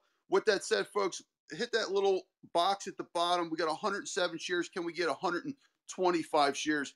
Word from our sponsor, folks. We have this mastermind retreat at the top. Click the link if you can. We got this incredible mastermind with Mark Victor Hansen and Sharon Lecter in Arizona in March. If you're interested, just click that link above. Welcome, Diamond Diva, one of the top hosts on Clubhouse, one of the top mindset experts. Diamond? This is Diamond, and thank you so much, Dr. Finance, for the opportunity to share. And yes, I just want to reiterate, make sure you're clicking on that greenhouse at the top, become a member of the Finance Club, and sharing the room. And so at the bottom of your screen, you're going to see a square with an arrow pointing up and the number 108. Click on that button with me right now. Share this room on Clubhouse. Tweet the room, share on Facebook, ping in some friends, and let's continue to build this conversation. And so thank you again, Dr. Finance, for the opportunity to ask a question and having Brad Lea here. Thank you, Brad, for being here. It's so great to hear your voice. It's been a long time since I've seen you on Clubhouse, and so it's always a pleasure to have the opportunity to share the stage with you. And one of the things that you shared today that really, really resonated with me is when you talked about the 3 key things that, and I'm paraphrasing here, that are required for you to be successful in any area of your life. You mentioned mindset, skill set, and habits. And I was literally falling out of my seat. There's actually something I teach in my programs as a mindset expert, and it's known as the trifecta. And it is mindset, skill set, and action set, which are essentially the habits. And so my question for you is this, one of the things I've observed in the business arena, particularly when I go into entrepreneur rooms, there is this internal objection regarding mindset. And so it's rare that I hear, from entrepreneurs, especially successful entrepreneurs like yourself, that they openly talk about how important mindset is. Sometimes people downplay and say, oh, it's just grit and resilience, which, oh, by the way, is a byproduct of mindset. And so my question for you is regarding your mindset. How is it that you came to be so knowledgeable? You were talking earlier about energy, frequency, vibration. Again, I get a lot of pushback in the business rooms when we start speaking in those terms. Can you share with us about your journey in the mindset space and why it is so essential for all of us to have that connection from within? Thank you so much. Well, you're welcome. I don't even know actually how I know everything that I know. It's kind of crazy. Maybe from a past life, maybe I've had past lives, who knows? All I do know is this: mindset will make a difference in people's life. I've seen people, that can't get out of their own way and literally change their mindset for whatever reason. They had some tragic accident, whatever the case is, and all of a sudden they went from, pessimism to optimism. The mind is a very powerful tool if you know how to use it, and most people don't. Why? Well, I believe it's because we were taught not to. We're taught to be average. We're not taught to be great. They tell us to fly under the radar. Don't make mistakes. Sit down. If you have the wrong answer, everybody laughs at you, makes you feel stupid. That makes people not want to fail. And when you boil it down to it, failure is a part of success. Like, failure is a part of success. So people are like, I want to succeed, but I don't want to fail. That's like saying I want to make a cake, but I don't want to touch flour and eggs. Well, you got to, okay? You cannot be afraid to fail. And I don't know where I got it. I mean, I've always just been an abundant mindset thinker. Like, I'm always thinking about, how to do things better and what's possible. And like, when some people are afraid to jump and take a chance, I'm afraid to not take a chance. You know what I'm saying? I don't literally see risk. I see opportunity. You either see risk or opportunity. I see opportunity. When I wake up in the morning, the first thing I do is literally smile, because when I wake up, I realize that I get another day. And I'm so extremely grateful. It sounds cheesy, but I'm so grateful for just the day. The day goes perfectly and wonderfully every single day. People, well, you have to have bad days. I don't have any bad days. As soon as I wake up, that is not a bad day. I don't care what happens. It's a great day. You get to live. You know what I'm saying? Why do I have that extreme gratitude? I don't know. I had to trick myself into it a while back. But I used to wake up, have car payments due, all kinds of problems. I have 7 kids from 4 women. That should give you some ideas. I've literally, had to train myself to be positive. But that's the major difference maker in someone's life. You go from pessimism to optimism. Now, you can go get some books, The Magic of Thinking Big. You asked, where did I learn it? How do I know it? I've read a lot of books on mindset. And Think and Grow Rich is a classic that everybody's obviously read and probably, and if you haven't, you guys, you better go get Think and Grow Rich. But ultimately, man, it's just, you just get to choose what you believe, and I choose to believe that it's possible. And I think my mindset, and I don't know, again, you asked where did I get it? I don't know. Ever since I was little, I was always, positive and opportunistic, meaning, I'm always looking on the bright side of things. Can't tell you exactly why or how, but I can tell you it makes a massive difference. Folks, I'm telling you right now, if you're in life not happy, meaning you're not where you want to be, you don't have much money in the bank, you don't look very good, your relationship's trash, I'll tell you exactly who could fix that problem. You go into a bathroom, make sure it's empty and shut the door and look around, and 9 times out of 10, you're going to see that some bitch looking right back at you. And when you do see that person, be nice. Quit being such an asshole. Because most people, when it comes to themselves, they're not very nice to themselves. We procrastinate. We let ourselves down constantly. If we had friends that treated us like we treat us, it would be easy to get rid of them, and it would be a no-brainer. You'd be like, dude, I'm done with you. Every time I come around, you hurt me, you steal from me, you lie to me, you cheat, you're not supportive, you obviously don't like me. Like, you just be done with that friend. But we do it to ourselves, and there's no way to separate from ourselves. So what do? We punish ourselves, even though it may be subconsciously. And by the way, subconscious, just listen to the word, subconscious, below awareness. So you're not aware of it, but you don't think you're worth anything. That's why people, when they start going on a diet, will eventually get off the diet. Why? Because it's going too good. You don't deserve to be in shape. That's why they start doing something, and then it gets ruined.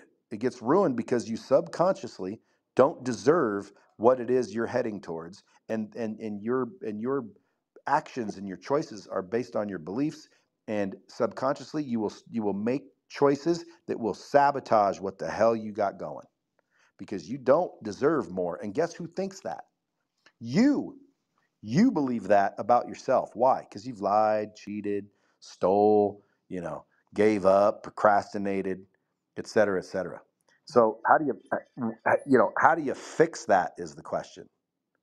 I could share that. That's the sacred 6. That's what I had to go through and develop. But ultimately, Diamond Diva, isn't it? Diamond Diva? This is Diamond. That's right. Diamond Diva. You got it. So ultimately, I don't know how or where that came from. It just always has been.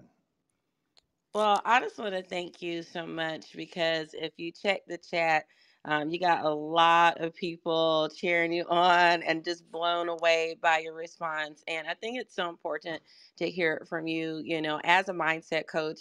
Everything you just shared, I'm always speaking those things, particularly in the entrepreneurial rooms, because I think a lot of times people do exactly like what you said. They're hard on themselves, and they don't actually believe that the source of what they're seeking, that next level of success, first comes from within. They want to go straight to the tactics and strategies. But like you said, even with that, if you don't have that belief system, if you're not caring for yourself, if you don't have the mindset, which, oh, by the way, in simplest of terms, is about awareness, self-awareness, then you're going to do the self-sabotage, and you're going to question, well, why am I not getting the results? And it becomes a thought loop or a downward spiral. So I just want to thank you so much for what you share. You truly are a gem. And I truly believe, and this could be my hallucination, but I truly believe that you were blessed with that gift, so you could be such an example to the world. And the fact that your platform, LightSpeed, has literally became the platform for some of the biggest,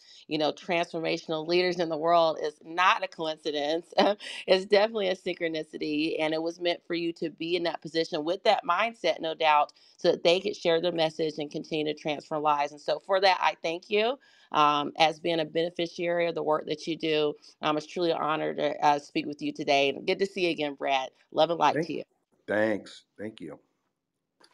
All right. Thank you so much, Diamond. Appreciate that. And folks, I just want to hear from everyone on stage. Are you guys fired up? I mean, I'm bringing a guy like Brad Lea front to Clubhouse. He hasn't been here in probably a year or so. A few weeks ago he stopped on here. But other than that, he's here, folks, and bringing big superstars. I want to know that you guys are fired up. This is a Friday night. This is a multi-million-dollar stage. Are you guys fired up? Come up your microphone and let us know if you're fired up. Say, I'm fired up. Woo! I'm fired up. Fired up, bro. Fired up. Fired up. Fired up. Fired up. Let's Yes. go. You know what, Brad? I'm not sure I'm hearing it too loud. Brad, do you think that's loud enough? Do you think we can go another round? Do you think we can do That's another? loud Are we enough. fired up, Brad? Do you think they're fired up? What do you think, Brad? Thanks for coordinating, Folks, let me hear it Dr. one more time. Are you guys Finance. fired up? Come on. Woohoo! Fired up. We are fired up. Fired up. Fired up, baby. Taking it all Fired in. up. All right. I love it. Okay. All I've right, got a guys. So question what we're for going to do Brad. is we're going to take a couple Fired more up. questions, then we're Sorry. going to move into our golden panel. So Cindy, if you have one more question, we got Mike up next after that. So Cindy, thank you for your support so far. Cindy, you have any more questions for Brad before we move to Mike? No, it's not really a question. It's just the way he puts himself out there. If you're not following him on his Instagram, you need to get on his Instagram. You need to listen to him. You will take a lot from him. And if you don't relate with his delivery, then there's something wrong with you, not him. He's authentic. He's real. And the information is good. And he's funny. And he brings all of it to that. He brings facts, humor, character. And let's call it what it is. Brad is a character. Brad was born into this body. It just didn't evolve into it. I don't care what he says. Brad has been this kid, maybe a little, as he's grown, he's changed, but there was something special about him to begin with. And he just took it to a whole nother level. You got to watch, you got to listen, you got to watch the way he delivers, look into his eyes, watch his face. I'm telling you, it's just not one piece, it's not one aspect. You just got to watch the whole show and you'll get it and you'll understand why I relate to him. And I don't follow a lot of guys on here. I really don't. Brad is definitely my number one guy. And it's true. Like literally, I loved his divorce thing today. I thought that was great, by the way, Brad. But everyone is great. So I'm just telling you, follow him on Instagram because you will get a hoot and you'll get knowledge. And maybe he'll teach you something that many people don't have, and that's confidence. And he doesn't give a shit what you think. He doesn't care if you like him or you don't like him. That's it. That's not mindset to me. Everybody knows I don't like your mindset. That's the way his brain works. Like me. But guess what? The haters are going to watch him and the lovers are going to watch him, which is the craziest part, right? So either way, he's doing something right. So take a lead out of his book, but learn his confidence. Learn his skills. His skills are good. And this room's good for my ego. Oh, don't worry. I'll fucking send you a message and I'll crush your ego in about 10 minutes. But no, this is not about that. This is facts. And everybody knows in Clubhouse, I don't talk bullshit. And I definitely don't talk ragtime. Oh, definitely don't do that. Well, I appreciate it. Enough about me. What do y'all think about me? Well, thank you, Brad. Yeah, let's find out. Let us know in the chat, folks. That was so good. See? Now, the thing about Clubhouse, Brad, is like when you close the mic. Now, I know Brad has actually done stand-up comedy. This is such a hard platform to speak because when you speak, you don't really know what their facial expressions are. You don't know if they're laughing or not. You don't know what their response is. So it kind of goes silent. But I assure you, Brad, that people in the background are definitely very, very happy of their message today. So I want to move on to Mike. We got Mike Alden in the house. I believe he interviewed you as well. So Mike Alden, good friend of mine and also a supporter of this community. He's been doing a lot of amazing stuff. Mike, if you want to introduce yourself and if you have a question for Brad as well. Welcome, Mike Alden. Well, thank you, Dr. Finance. I had mentioned you a little bit earlier. kind of sick, but I saw that you had Brad here. I definitely wanted to come in and support. And a couple of years ago, Brad, you and I spoke at an event in Arizona, and we didn't know each other. And I thought I swore a lot on stage, and I sent you a message. I said, "Man, you swear just as much as me, but you do a better job at it." Hey, so I wanted to ask you, earlier you had mentioned, some people had said to you that your social media, presence has really blown up, and over the past couple of years, you've certainly up leveled your social media game. I was wondering if maybe you could share with the room, some of the strategies that you've used to grow your social media. Did you use a firm? Did you have people do it internally? Or is this something that you're behind? Just really curious about what the strategy has been. Well, it's a combination of everything you just said. There's, to me, and I think everyone can do this. To me, I think the major key was when I decided to not try and make content. And I'll give you the story. So I'm on phone calls. I run actual brick and mortar businesses. Like I have like real businesses. So I'm, running my businesses, and I'm supposed to be making content. I'm supposed to be trying to post and do everything that people are to make content and build a brand, et cetera. So I'm supposed to be doing that, and I want to do that, but it takes so much time and energy, and I got to think, man, and what should I post, and what should people hear, and what do I think they need to hear, and blah blah blah. I was just like frustrated as hell. So one day I was having kind of a, busy character building day, and I'm on the phone, and my camera guy comes in and says, "Hey, it's time to make content." And I say, "Well, give me a minute. I'm on the phone." So I'm, trying to finish my call, and the guy comes back before you know it and says, "Hey, we got to make content," because you have to be consistent with content, so you have to make it. And I'm like, "Damn!" So I'm getting aggravated, and the customer on the call got me heated, or so there was somewhere where I was a little bit snippy, and the camera guy came in again, and he said, "Hey, it's time to make content." And I said, "Dude, just turn the fucking camera on. I am the content." And then I went back to my phone call. Now I was just being a dick. I was just being a smartass. And I went back to my phone call. And then an employee walked in, and I got off the phone. And I started talking to my employee. And then my wife called, or, whatever, customer came in and went and closed the deal. I forgot that I said, just turn the damn camera on. And literally the camera guy just followed me around doing what I do, going out and smoking a cigar, doing everything that I'm doing. And they upload the content at the end of the day to a drive, and then I have editors, they go in and grab this footage and look through it and chop it up and build it. Now those editors alone, when I tried it, didn't really work. So I went and found a girl, her name's Mandy, but I went and found a girl who knows what content is supposed to look like and sound like, you know what I mean? And that was the key differentiator. So when I became the content, I always tell people, stop trying to make the content and just start to be the content. Like if you're out there being you and you're not afraid to show people what that is, all you have to do is film yourself, be yourself all day long, chop it up, add headlines, subtitles, hashtags, and post it 3 to 4 times a day on every channel. And you do that for 3 or 4 years, you'll have a big old following too.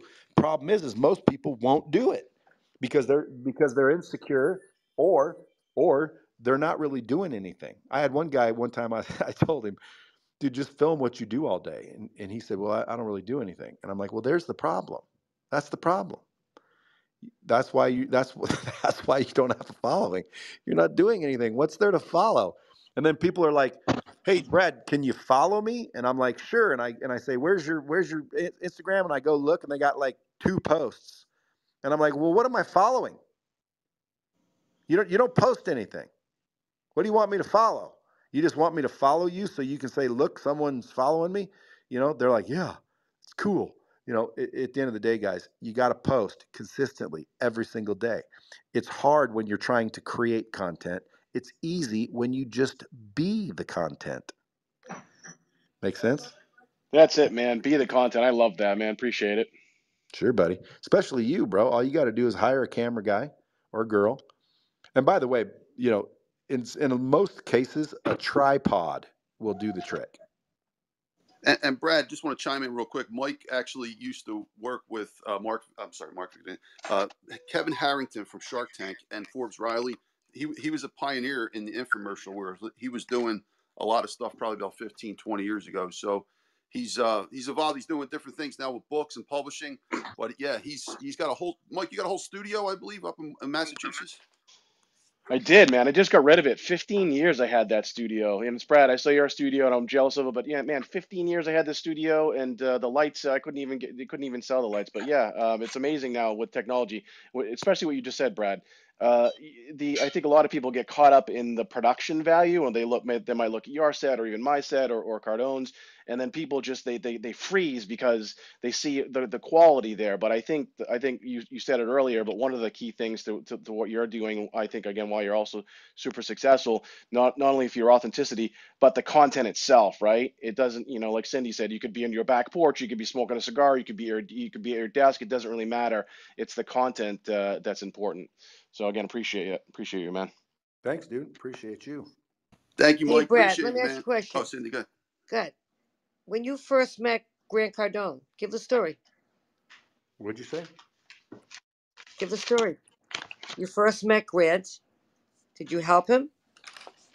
Well, yeah. Did you help him create a new look, a new brand, instead of like the car salesman type, like goofy suits and? Well, I think I just rubbed off on him.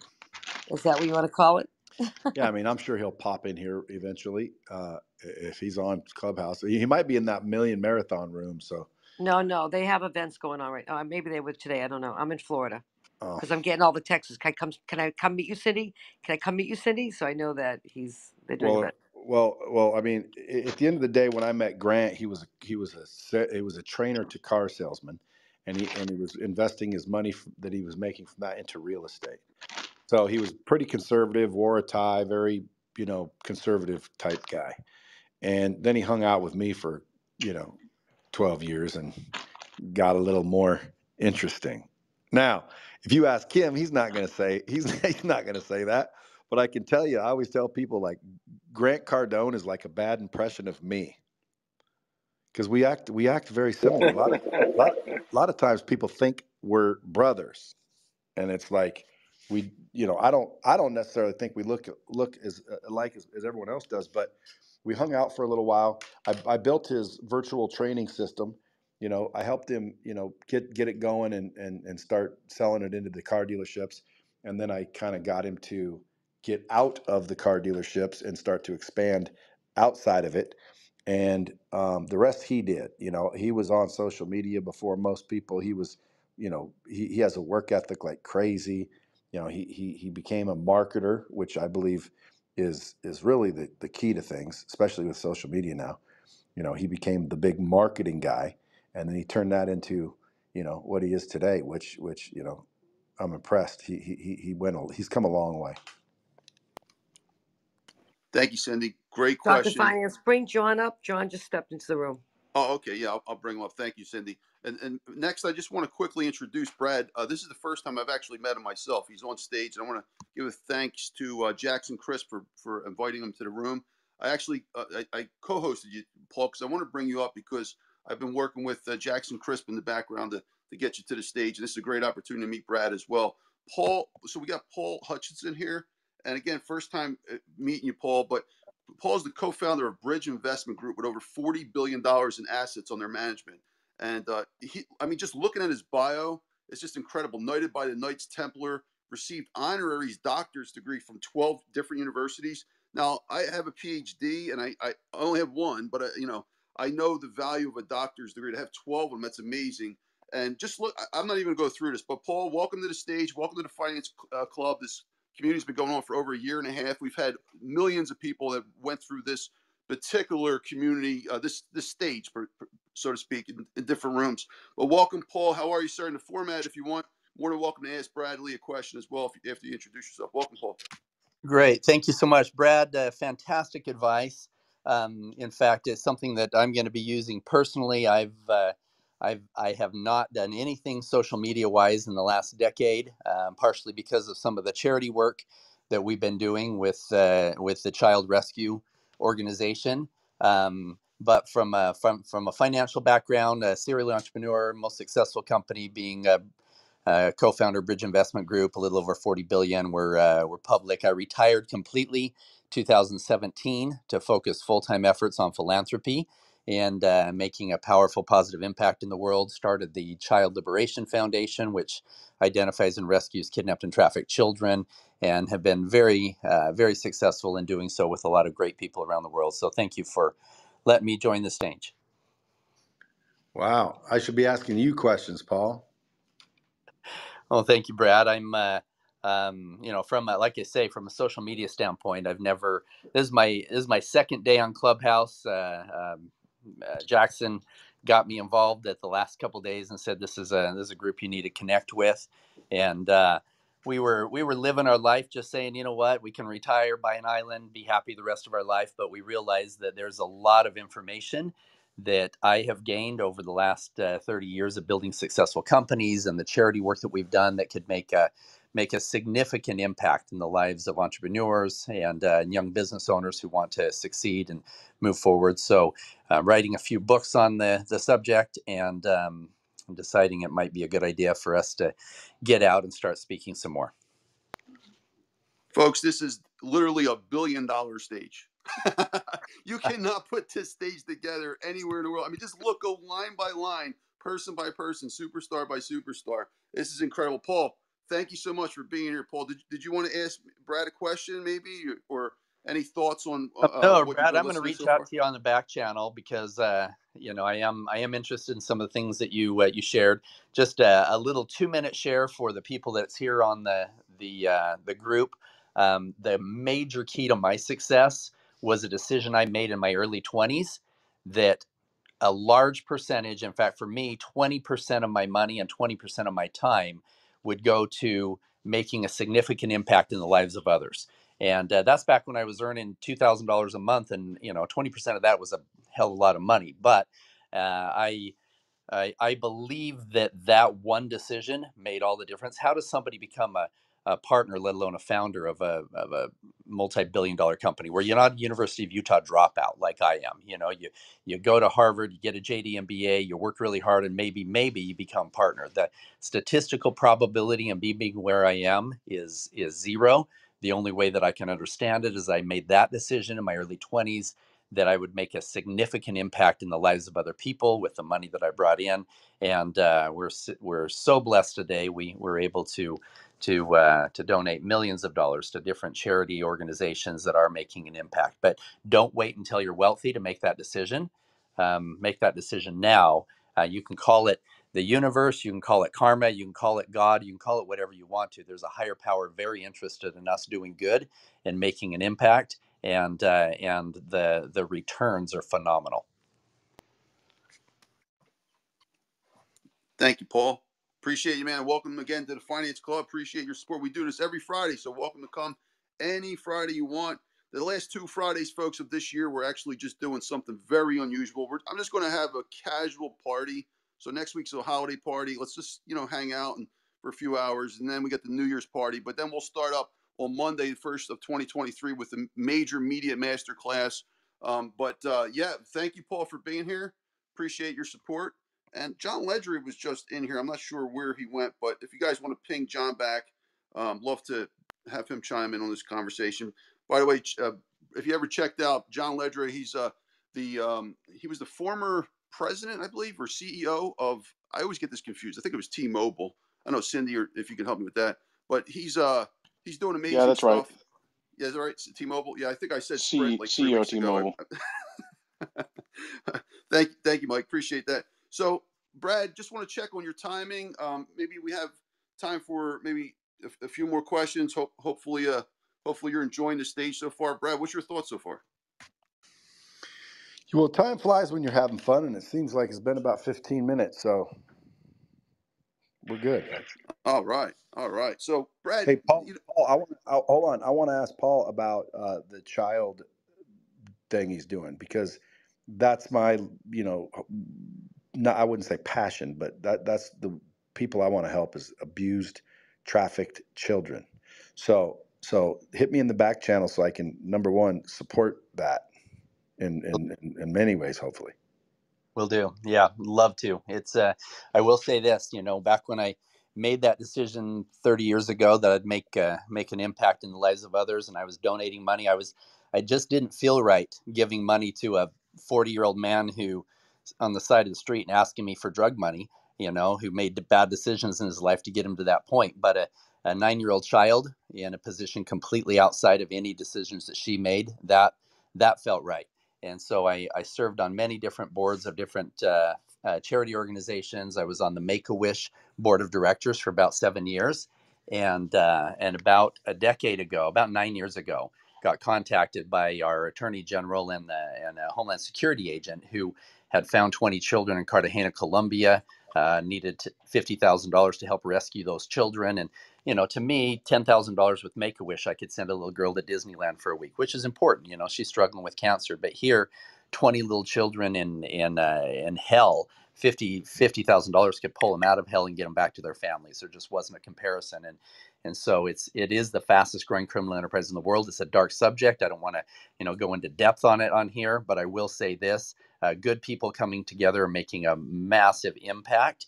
And we, through our organization and the organizations that we have helped to finance and fund, total, with all those groups, have rescued over 5,000 kidnapped and trafficked children in the last 8 years. And super proud of those men and women who are fighting the good fight and making an impact.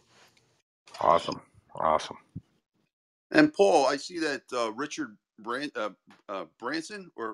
Russell Brunson is following you. Is that right? Russell Brunson's. Let me see. Russell Brunson. He's a wonderful man. I love Russell. He actually facilitated putting together some documentaries about a couple of the rescue missions that I had a key part in with some of the other the earlier foundations that I worked with. He's got a great organization, good people, and he's had a passion for this work for quite a while.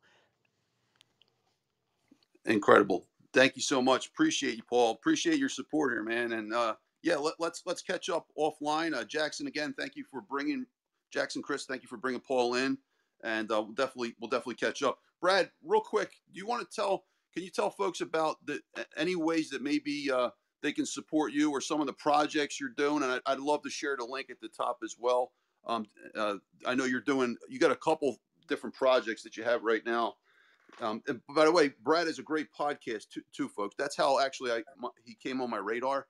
Brad is I benchmark a lot of stuff he's doing. He's a really good interviewer, totally different style than mine, but he brings really good quality guests, and he just really opens up with lively discussion. So I want to tip my hat off to you for an incredible podcast that you have, Dropping Bombs.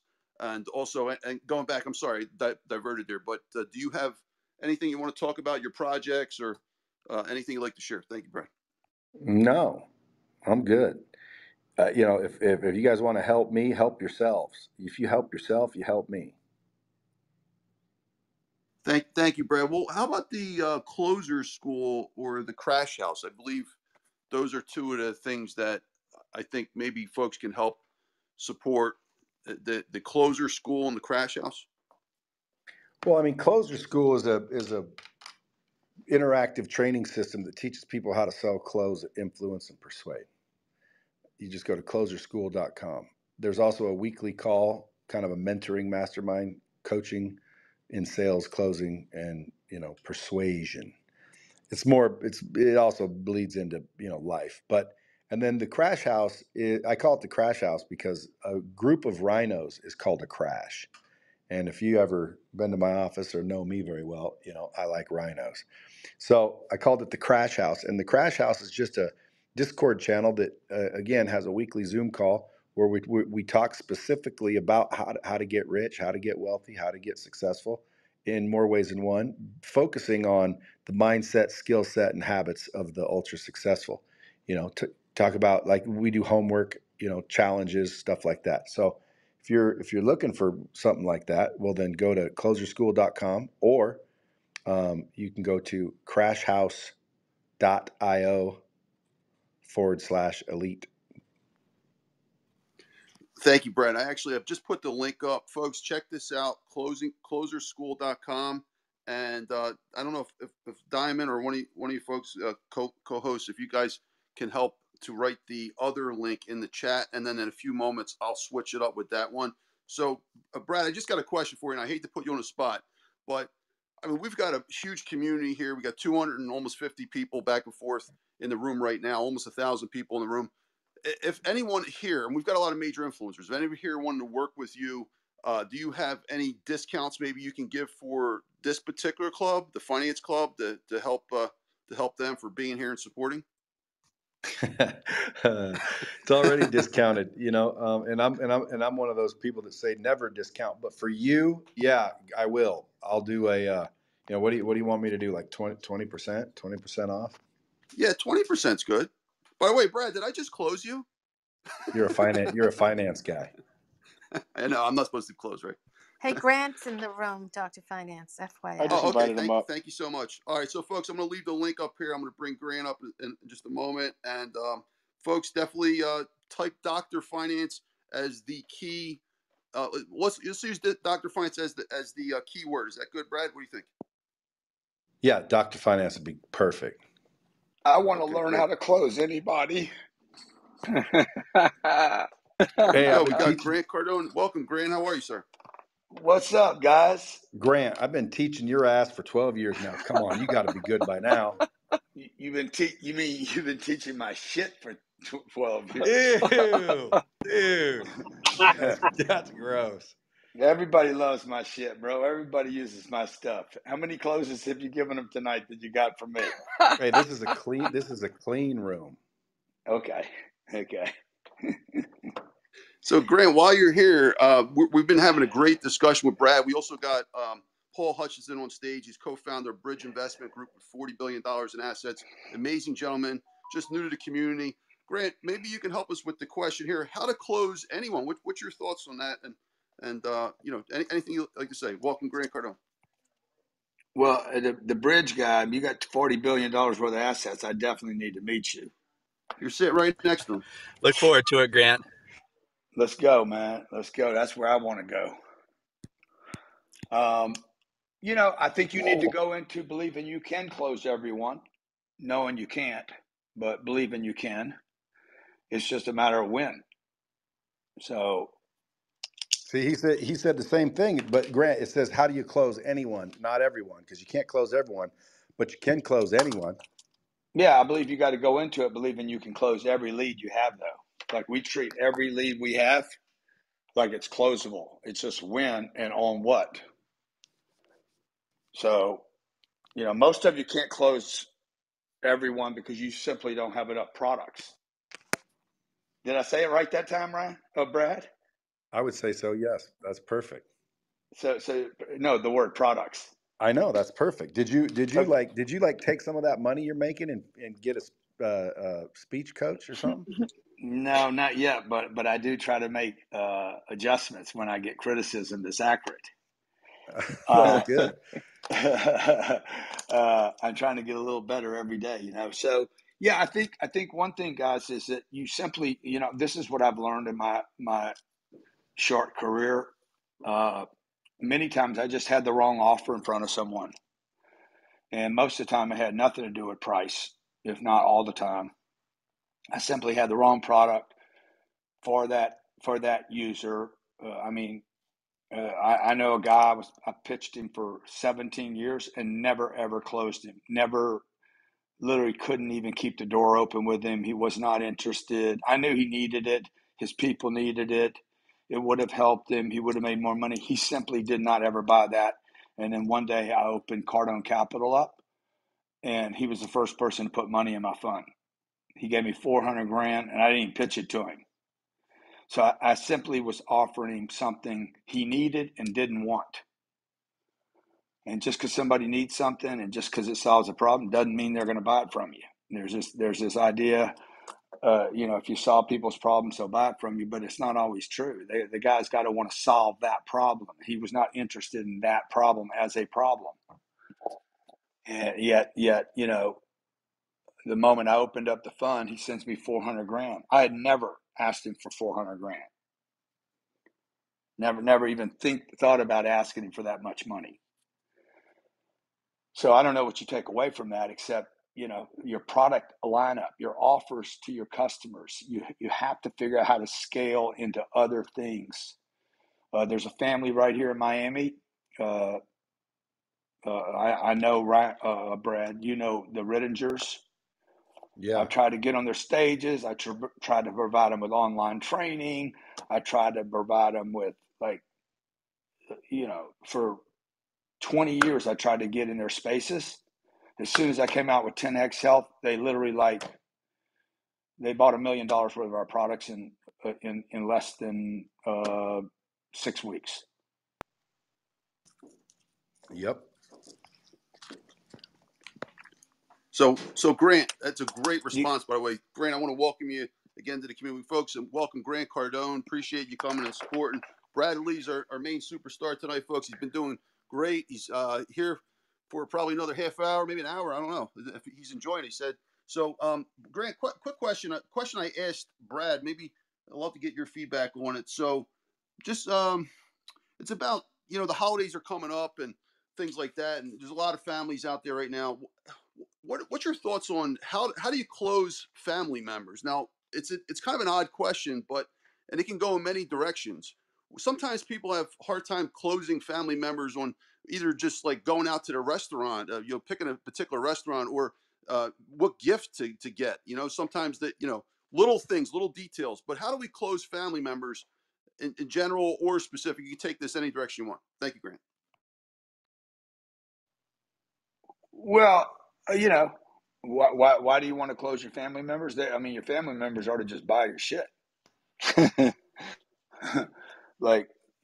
Just because they're family don't mean they're supporting you, and just because they say they're supporting you doesn't mean they are. They either are or they're not. Saying you support me isn't support. So many of you were brought up, don't mix family and business. How many of you in the room were told that? Right here, absolutely. Yeah. So it's just people have trouble raising money for real estate or for their companies or their businesses. I personally haven't had that trouble because I 1,000% believe in the asset quality, the asset potential, the upside. I understand the operations. I made my sister, literally, she didn't want to do it. I made her invest with me because I was so convinced at the opportunity for her. And so, look, you only have a couple family members. I don't even know why you'd worry about them.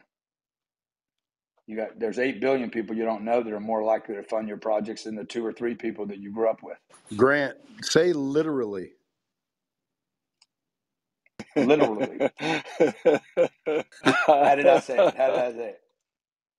Just say literally. Yeah, literally. I know this. Literally. I've been paid more money than everybody on this stage combined speaking of my shit. Hey, literally. Yeah. We cannot argue that.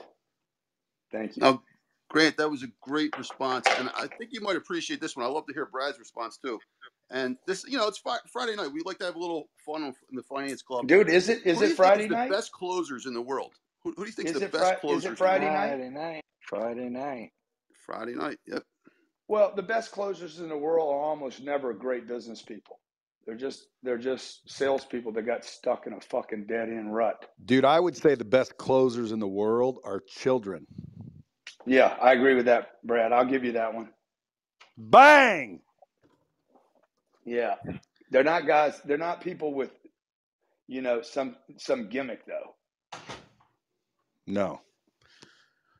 Like that piece of garbage you got buddied up with for a little couple podcasts. Who? Long Beach Trash. Dude, I never know who you're referring to. You know who I'm talking about, you goddamn snitch. I don't know who the fuck you're talking about. Yeah, you do. There's only one guy that was a snitch. First he went to jail, then he snitched on all his friends. Oh. Then he comes out and didn't pay the investors back, scammed a bunch of people. Now he's gonna Yeah. He's the best sales trainer, best closer in the world. He's a fucking snitch. Yeah, now I know who you're talking about. Yeah, what's worse than a criminal? A criminal, a snitch. You have to say the name now, guys. I mean, come on. He's talking about. No. Don't say it on here. Don't say. It's okay. All right. Thank you, Grant. Brad, what's your thoughts on the He's right. question? The guy's name rhymes with Norden Delfert. Yeah. But look, hey, I saw Brad's name in the thing. I just want to pop in and say hi to you guys, Brad. Happy holidays, Merry Christmas to you, man. I hope you guys all have a great Christmas, if we can still say that to one another. And hope you guys have a great time with your families. Yeah, Grant. And I hope you walk into 2023 a beast. Dude, where I you know going? I am. Going nowhere. You just pop into another room. Thank you, Grant. I just finished doing 9 hours in front of a damn 1,400 people. Grant, I got a question for you, Grant. So we've been, on each other's stages for probably almost 2 years. This room's been going over a year and a half now. I just want to know, like, if you're interested in it, I would be honored to have you on stage as a main guest speaker one night, and to test that validity. Oh man, I don't know if I can handle that. I don't know if I can handle that with you, man. All right, well, let's do a quick survey, folks. Come off your mic if you'd like to see Grant Cardone as a main guest speaker here. Anchor G. Yes, Anchor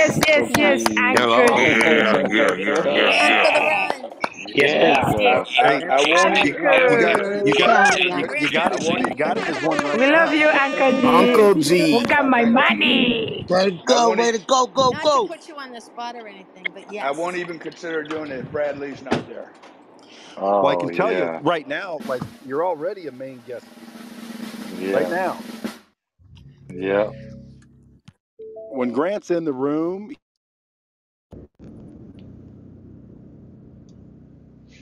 Brad? Am I coming through? We hear you, Brad. Go ahead. Yes, you're coming through. We're on the edge of our seat for this one. Yeah, I just said when Grant's in the room, he is a main guest speaker.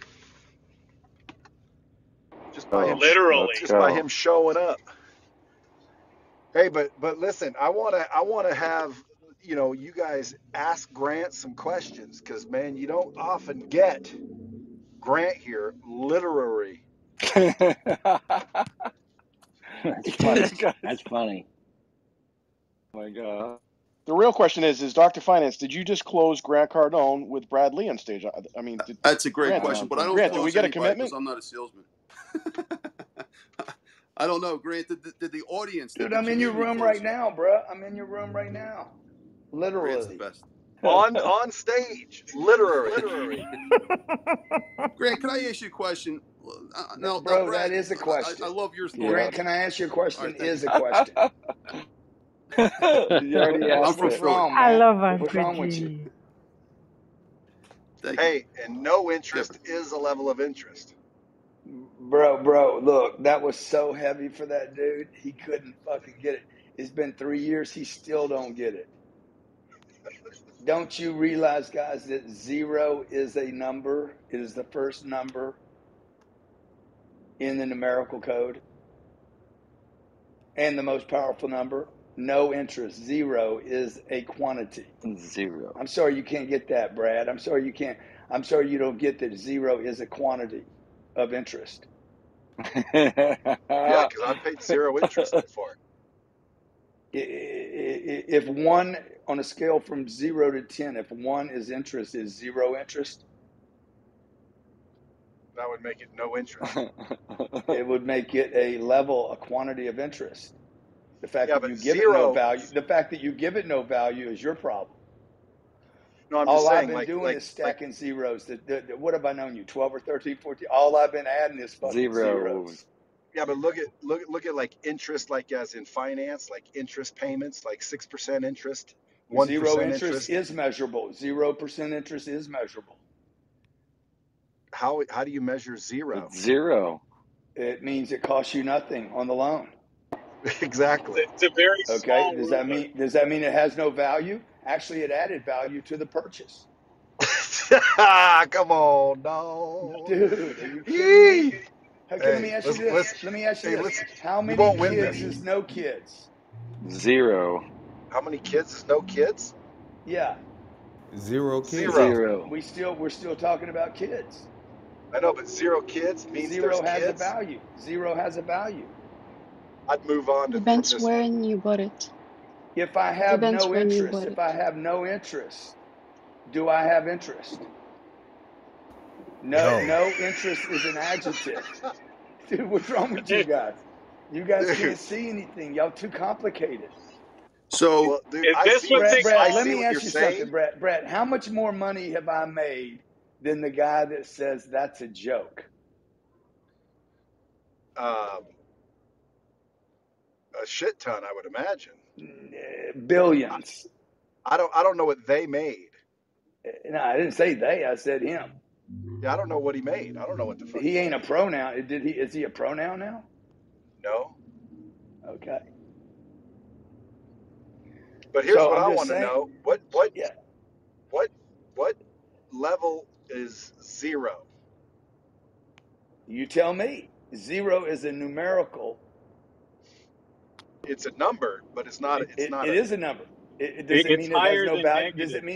Does it mean it has no value? Yeah, 0 has no value.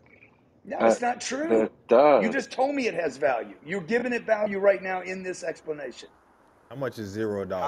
Again, if you How don't many have any dollars is kids, $0? How much is $0 if you in the don't bank? listen, if you don't have any kids, right? You don't Yeah. have like kind of a kid. You don't have a fraction of a kid. You don't have a Yeah. sperm cell of a kid. You don't have any kids. You don't have any But kids. why are you talking about kids if you don't have interest in kids? Why is the You word have to have interest got to interest. do with it? I have no interest in your water. Okay, well, I know the level of interest. There is a level of interest. 0 Yeah. is the level. wow, this is a great Don't you get it? conversation. This is incredible. Don't you Hey, get it, guys, man? Now, you guys think that there is no interest. By the way, you guys think that there's no interest, and I'm sitting here, I am completely convinced that no interest is interest. Who's right? well, let's Grant, get I a want to poll be in the Both just of as chat, us. folks. Let funny us as know in the you. chat before Let we me ask you Let go. me this, get Brad. that. Brad, what is Grant. a $100 bill worth, Brad? Well, that depends on where you're at in the world. Exactly. Depends on where you are. Okay? It depends on where you are. To some people, there's no value to $100. Well, just But to like a can of most people make up that there's value in $100. In fact, you guys believe it's so valuable, y'all save it, protect it, put it behind a safe and a lock. But it really doesn't have any value, like except for that it's how much value does a can of tuna have? exactly depends on how hungry somebody is. Exactly, When and where you I was are. doing Undercover Billionaire, dude, I mean, I hoarded my goddamn tuna cans. Hey, did you see Well, that movie I was in, bro? How did I do? I haven't seen it yet. well, how did you do? So, Brad, listen to this shit. Dude, Brad hey, you sends didn't me. Brad, you didn't say anything. That was the problem. no, bro, you didn't see it then. I did see it. He said, hold on. He said, No, it's can I called tell you the Savage. backstory before you tell that? Can I tell the backstory? Yeah, it's called Savage Salvation, by the way. Yeah, so a guy named Randall Emmett. Randall's done, I don't know, 100 movies or something. Does a movie with Robert De Niro. Calls me on the phone and says, "Hey, would you fly down to Puerto Rico?" He heard about me on Clubhouse. "Would you fly to Puerto Rico? I want to put you in a movie with Robert De Niro." I'm like, "Yeah, man, sure, yeah, I'll be there." Hung up the phone. I told my wife. She's like, "What?" I said, "This guy wants to put me in a movie across from Robert De Niro." She's like, "Well, you got to do that." I said, "I ain't doing that. That's stupid." And she's like, "Oh no, you're doing it." 4 days later, we were on a plane flying to Puerto Rico. They gave me some lines. I did my lines. They wanted to give me like 6 lines. I said, "Let's cut that back to 2 lines." Okay. Literally, I told the guy, "Cut me back to 2 lines, bro." How did I do with those 2 lines they gave me? You know, I'll tell you, because I had to rewind it 3 or 4 times to understand what the hell you even said. If they would have gave you a few more lines, I think you would have killed it. But Bro, I killed it. I killed it with 2 lines. I killed it. Dude, I know, but I hit De Niro. So first of all, we did 2 takes. Listen, wait till you see it though. The way they cut it, the way they edited it, it is so fucking fast. You can't even believe it. He comes up Bro, and I then told him, I said, "Look, bro," I said, "I need you to cut this because I don't want to steal the goddamn show from De Niro." Okay, well, that's what you might have done. But hey, Grant, he Grant, he followed directions. Grant, that actually happened here on Clubhouse. I was in the Yeah, room when he yeah, when he yeah, asked you to. yeah, Yeah, yeah. And that I'm was just pretty going to tell amazing. you, I hit De Niro so hard, Brad, that De Niro, when it was over with, he literally went up to the guy and said, "Hey, man, the pediatric guy, or what role was I playing? The ambulance guy? What's that called? EMT. An EMT. EMT. Yeah, the EMT guy. Who is he?" He's like, "Who is he?" He's like, "Who's the actor guy? Is that the guy really an actor?" And Randall said, "No." He's like, "Who the fuck is that guy?" This is what De Niro's saying. "Who the fuck is that guy? That guy's got some power, man." Yeah, Hey, well, you learned. Grant, I got a question. It's Rick. Man, we ain't talking to you. Hey, Grant. You got. Rick Sedler, main guest last week. Welcome, Rick Sedler, former publisher of Goddamn, I'm the Pop talking about a Report. goddamn movie I'm in, and you guys want to talk to Rick? Just think that. No, Grant.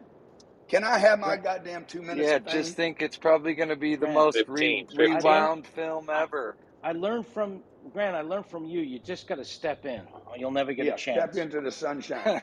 So, Grant, the question so I have for literally, you hey, is, Brad, they gave me the Yeah. lines, right? I butchered the lines the first time. They told me, "Hey, no, you can't see him in the hospital." What did I say? "No, you can't see him here. Meet me at the airport." De Niro looked at me and said, "Yeah, but we're going to the hospital." Try that again, son. Okay? True story. This is what happened. Boom, we run it again. I'm like, "No, can't do it here." I took my hand and put it in De Niro's face this time. Okay? And boom, the second time we got it, we kept it. I got out of there, got on my plane and flew home. But goddamn, I've been in a movie, boys and girls. Yeah, and Brad happened right here in Clubhouse. And Brad Lea I rewound told him, I it said, 3 if you guys give times. me any more lines, I'm going to spill the scene. Brad, me and you got to do a movie together now, Brad. Let's go. Woohoo! Now you're a movie star. Hey, Brad was in a movie. Want to tell What him would be about the it? name of the movie, Brad? What would be the name of the movie of me and you in it? The Interns. Pronouns? Two brothers. Mini me. Slick and Slicker. Mini me. Broke that. Just slick and Double slicker. trouble. Yeah, Slick and Slicker. Or Double Trouble. Yeah, that's a good one. Dude, I Brokeback like Mountain. Slick and Slicker. Yeah, Smart I and like smarter. Slick and Rick and Slicker crack. too. The movie's called Literally. And the whole movie, you guys could be fighting over Zero who's Slick or Before. Slicker. Yeah, the movie's called Literal Lee.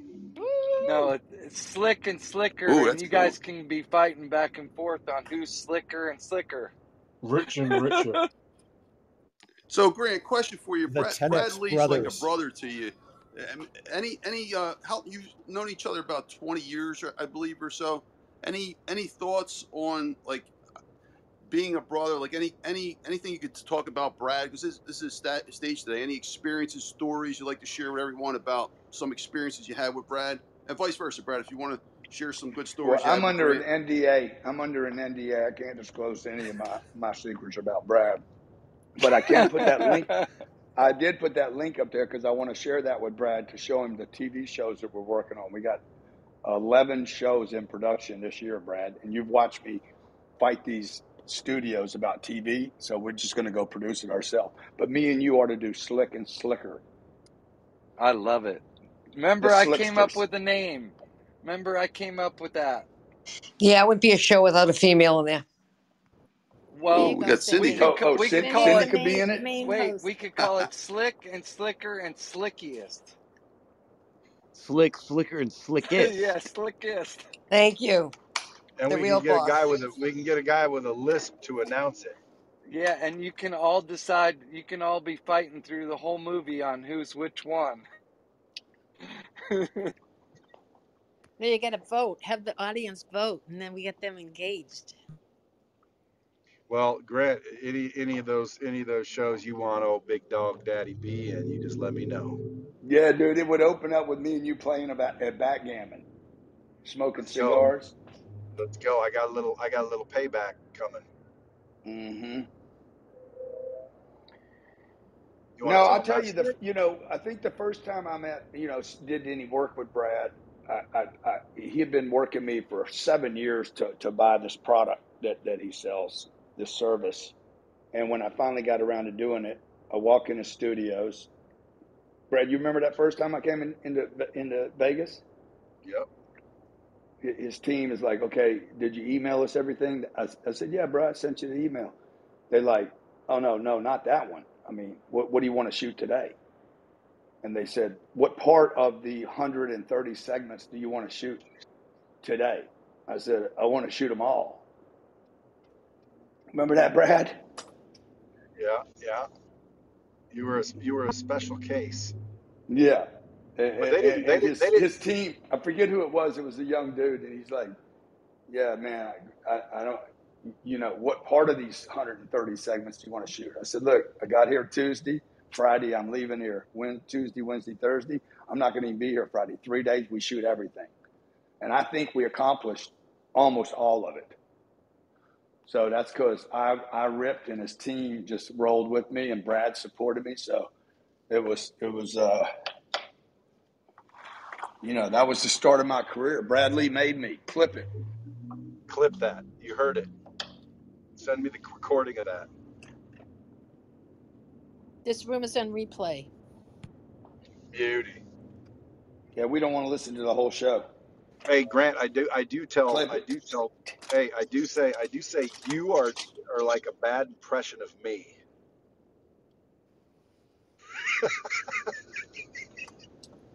Okay. Okay. That's fucking hilarious. Only to you. You're the only one that laughed at it. No, everybody else has their mics. By the way, I have no interest in what you just said. Everybody's laughing. And that's a level of interest, though. Exactly. Literally. I have some interest, I have no Uncle G. interest in what you just said. Is that some interest? You have some interest. Literally.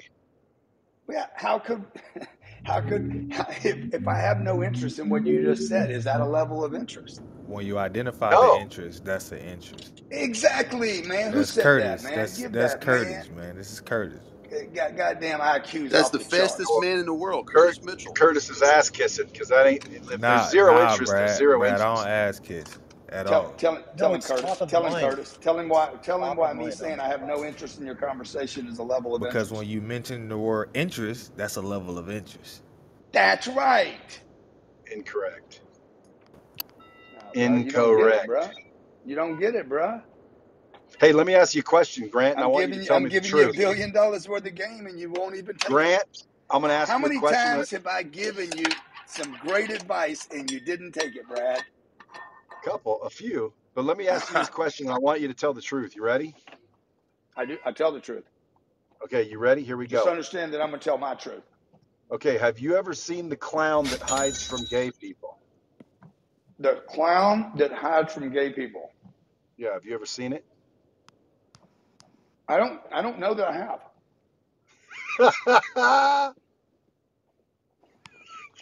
Oh my God. I got it, Brad.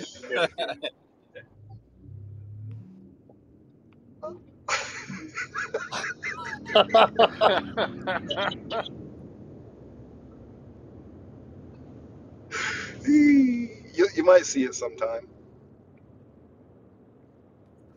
So on a more productive note. Wow, if you guys used your powers for good, you'd be unstoppable.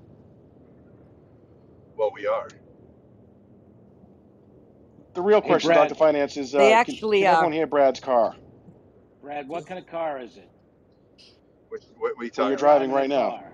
You're driving the Rari? You driving the Ferrari? No, right now I'm in my Ford Raptor. Bullshit. We had a bet on the back channel. I'm getting rid of all my big heavies, Brad. Dude, how many heavies did you get? The helicopters or the cars? Oh no, the cars. I ain't getting rid of the big shit. So Grant, last week we had Rick Sedler as the main guest, and we're talking about luxury, right? What's your thoughts on luxury? Man, why are you messing with the vibe right now, bro? It's so awkward. Well, we're talking about helicopters and cars. Like, what's your thoughts on luxury? Is it a necessity? Which one? My fucking plane, my 650 ER is a necessity. My Rolls Royce is not. Hey, are you going to upgrade to the 700? Man, I don't know, just man. keep flying. Bro, Just keep flying the cheapie. I'm pretty happy in my little plane. Yeah, they don't get much bigger. What's the difference between the 550 and the 650? Another cabin. Nothing else really. It's just another cabin. It's another, little private room. But this thing I got right now. I mean, I'm in the same plane Elon flies. Yeah, dude, it doesn't get much better than that. Although I did see a 700 come out or some shit like that. Oh, they're beasts, bro. It doesn't come out yet. It's not out. I mean, you've seen little peaks of it, but that plane's got 10 windows down the side. I have 8, so there's 2 more windows that are 30-inch, almost 30-inch windows, and it's a longer plane. It's a beast. And ERs for extended range. You can go to like London in that bitch, can't you? London? Nah, I can go to Dubai from Miami without stopping. I get to London. I think I still have 10 hours when I get to London. And that's a straight time machine. You can go anywhere you want, whenever you want, as quick as you want. Yep, we were rolling at 700 miles an hour the other night, man. No speeding tickets up there either. Ryan doesn't fly anymore. Does he? Shit, he ain't the pilot, is he? No. He's too busy, man. You got cool pilots? Yeah, they're good dudes. Yeah. You have to have 4? 2. Yeah, but what if they're sick? You can't fly? They're never sick. They've never.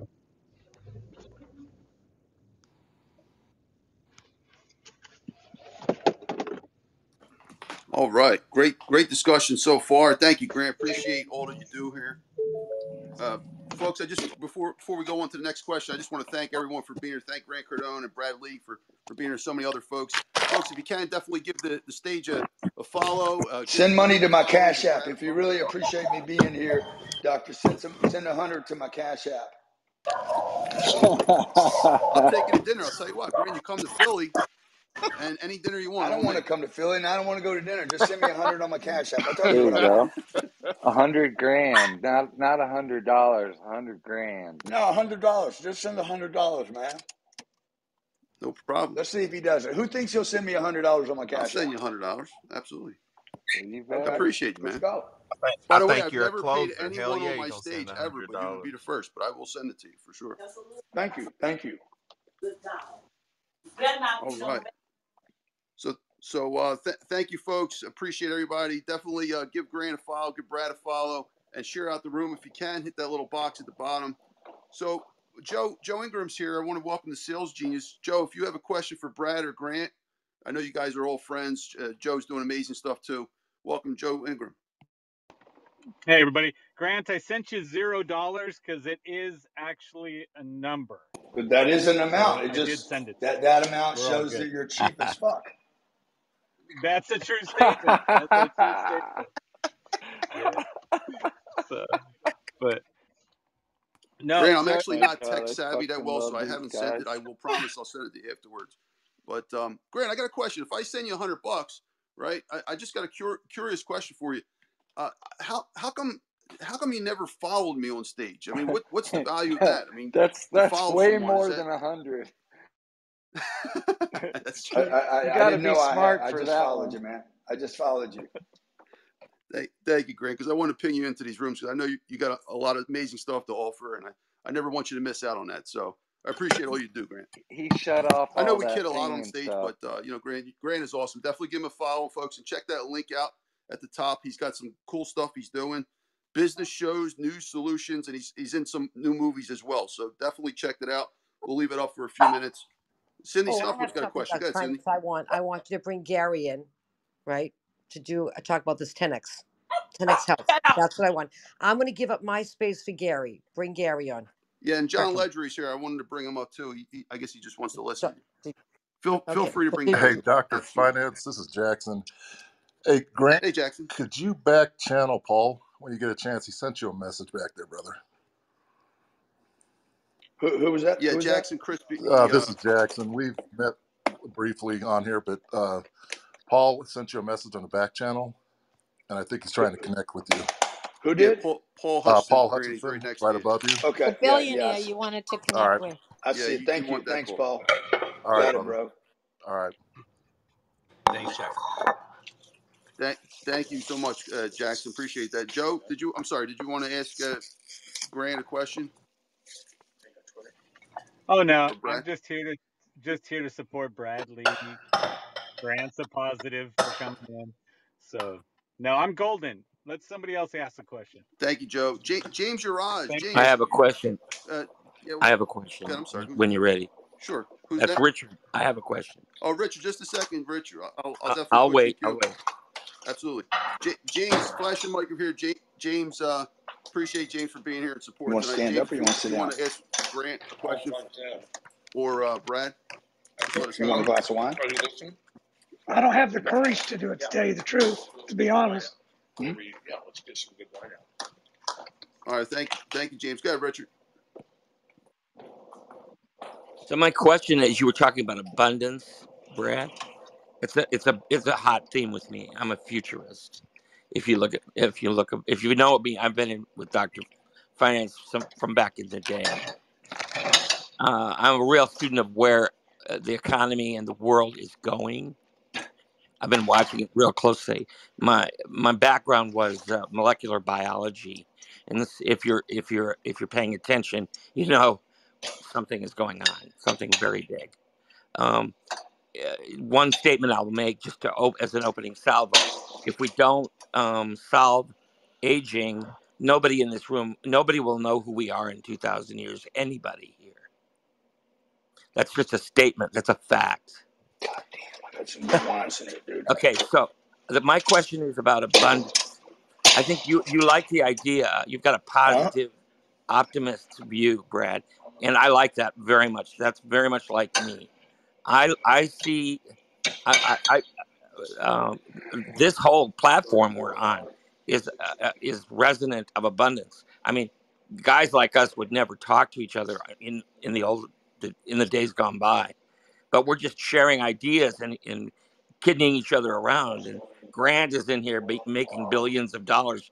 I don't know how much he's made in the last year, but what I want to take is a larger. Richard, sorry to cut you off. Can you be very specific with your question? Just say my question. I'm coming to the question. What is your view about abundance for the whole of all of humanity? Where can we go together to make abundance? Because that's where I think we're headed. We're headed into a time where there's going to be so much of everything, it's going to blow our minds. That's what I think. What's your read on that? Thank you. Dude, I don't have a read on the future only because, I'm in the present.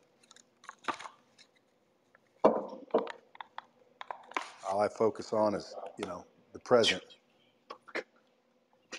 But the idea of abundance is I mean, dude, abundance. There's so much of everything in the world. I mean, I think there's an abundance of everything. There's plenty of everything. Some of these wines are just ridiculous. They're like Grant, you got a hot mic, Grant. Grant, you got a hot mic. Let me know if you want me to chime in on. Good, Paul. So I've been down this road for a while, and for you who are new, my companies have been phenomenally successful. $40 billion under management with Bridge Investment Group, a lot of other very successful companies, etc. Back in my early 20s, I met a man who he was the author. Paul Pilzer is the author of Unlimited Wealth, and fascinating things in that book that talks about how the challenge we have in our world is that people the definition of economics for a lot of people is the division of scarce resources, which is a fallacy. We've got enough resources in this world where everybody could have all the cars you could ever drive, all the food you could ever eat, all the clothes you could ever wear. The problem is that we believe that we live in a world of scarcity. We believe that the only way to get ahead is in a dog-eat-dog type of a scenario. If you go back a 1,000 years and you talk to an astrologer, and you ask that astrologer, what's the definition of astrology? What do you do? His answer would be, well, we study how the stars and the planets and the sun revolve around the earth. And the very definition of what they did precluded them from understanding the truth that the earth wasn't the center of the universe. Today, the very definition of economics in most people's minds precludes them from understanding the truth that indeed we live in a world of abundance. There's a funny story back in the 1600s. A man was knighted by the Queen of England for his thesis statement that there was a end of the empire was imminent because of a shortage of whale blubber. And we sit back and we laugh today because that's just absurd. But in reality, that's how we see our world in so many situations. Every single company that I have built has been built upon a true win-win-win scenario. And I can go through details on all of them. One other quick story, and then I'll turn the mic back over. I love this one. I teach this in a lot of my business classes. Imagine there's 10 families that live on an island. And every day 10 men go out and they go fishing and they get enough food to feed the entire island. Well, all of a sudden, two guys, Brad and Grant, they're super they're creative, and they come up with this idea of a net. And so they go out and they catch enough food to feed the entire island. Well, the problem we have at this point is 80% unemployment. The dysfunctional economy would tax those two men 80% of their fish where everybody else sits around.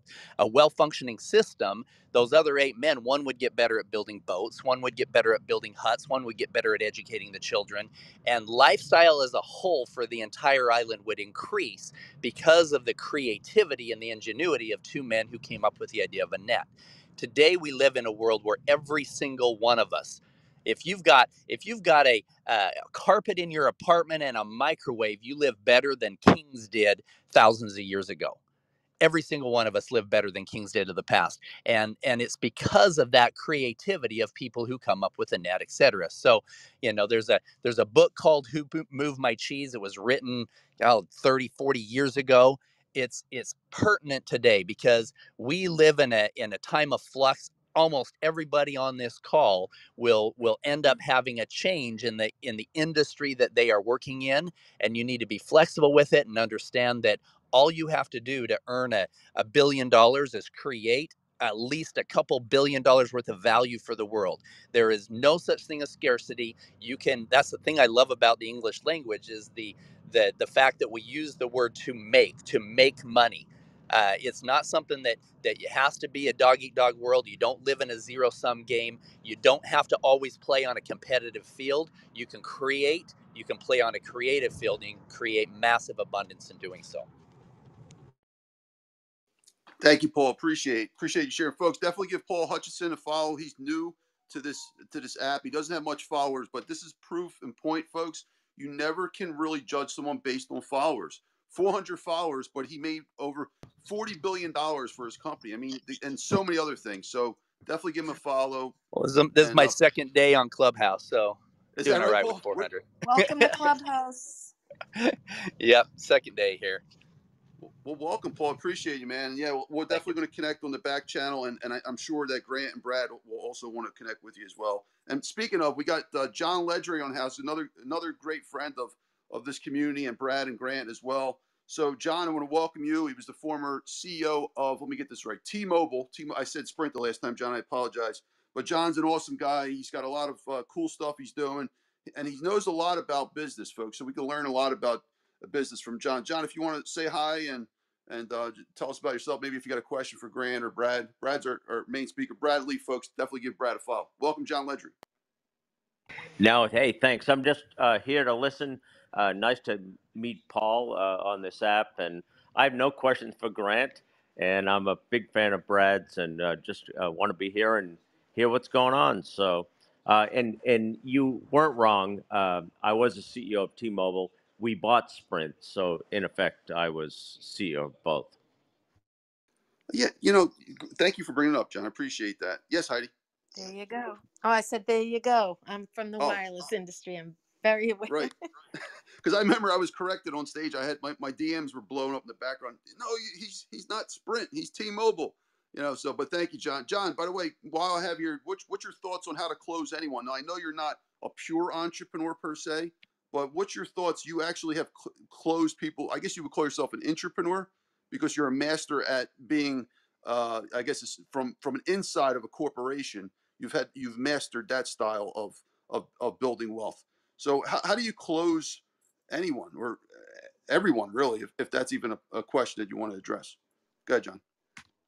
Well, hey, listen, I think one thing we all share, and certainly Grant and Brad and everybody else, I don't care what you're running, but we're selling every minute, and we're closing every minute. And I don't care if you're in front of the DOJ or in front of your board or whatever you're doing. And, T-Mobile kind of is about a $190 billion company now. It was about $3 billion when I took it over. But every single step of the way, the main role of the person that runs anything is to sell and to close. And some people find that to be, never understood why, but some people find sales in their minds to be a lesser art form. And I believe it is the art form. It is the major skill set of anybody that succeeds in anything. So that's my opinion.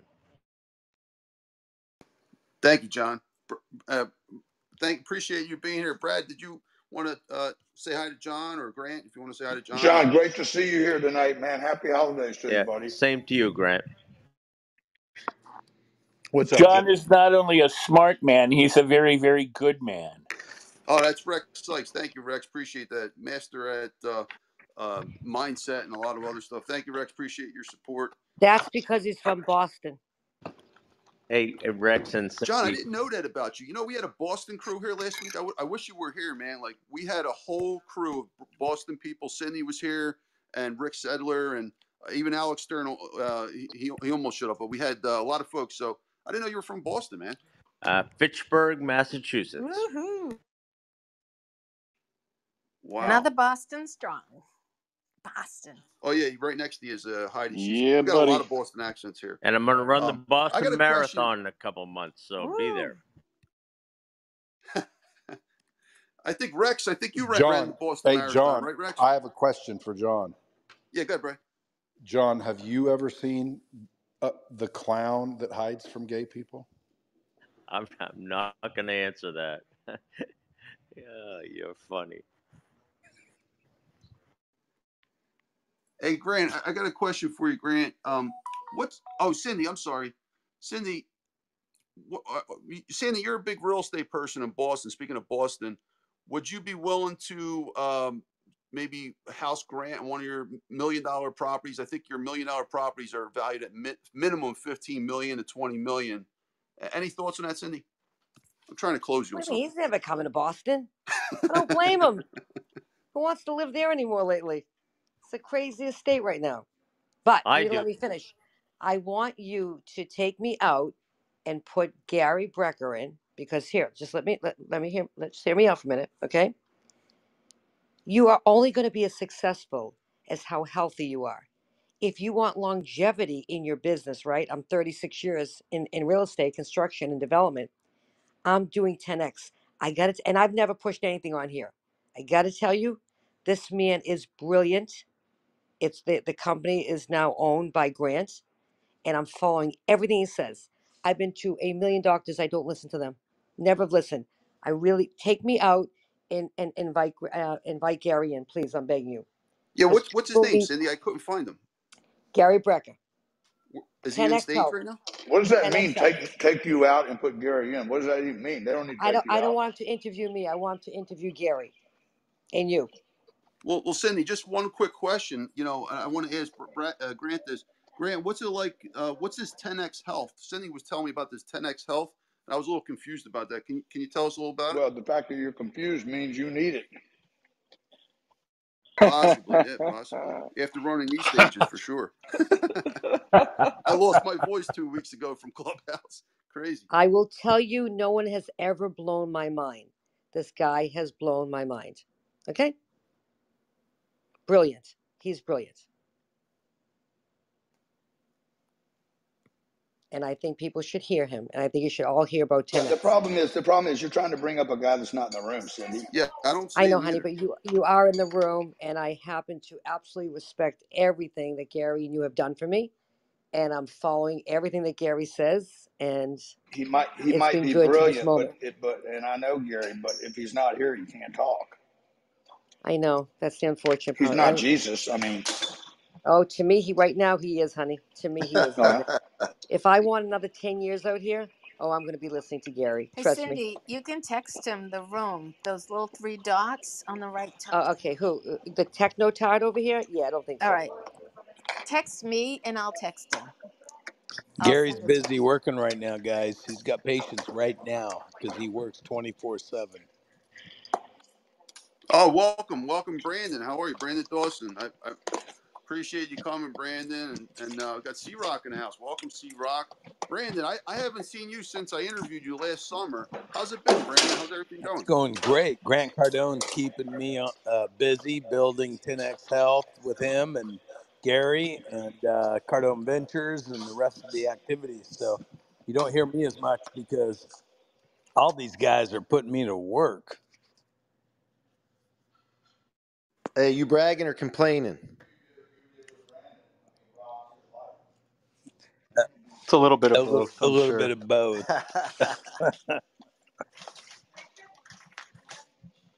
Welcome, Brandon. Appreciate you being here, man. And C-Rock, what's up, C-Rock? How you doing, man? Hey, Another yo. Philadelphia folk. How are you? What's happening, everybody? It's great to hear everybody's voice on here, man. Friday night. You like today? Loved it. By the way, David's visa. Yeah.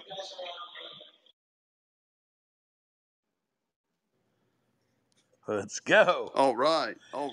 Shout out to John. John, I haven't heard or seen you for a while. I just want to say hello.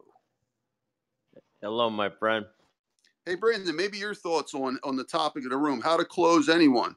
So you've been doing a lot of great stuff in the background and off Clubhouse, and I've been watching your progress, man. You're making great strides. So what's your thoughts? How do you close people?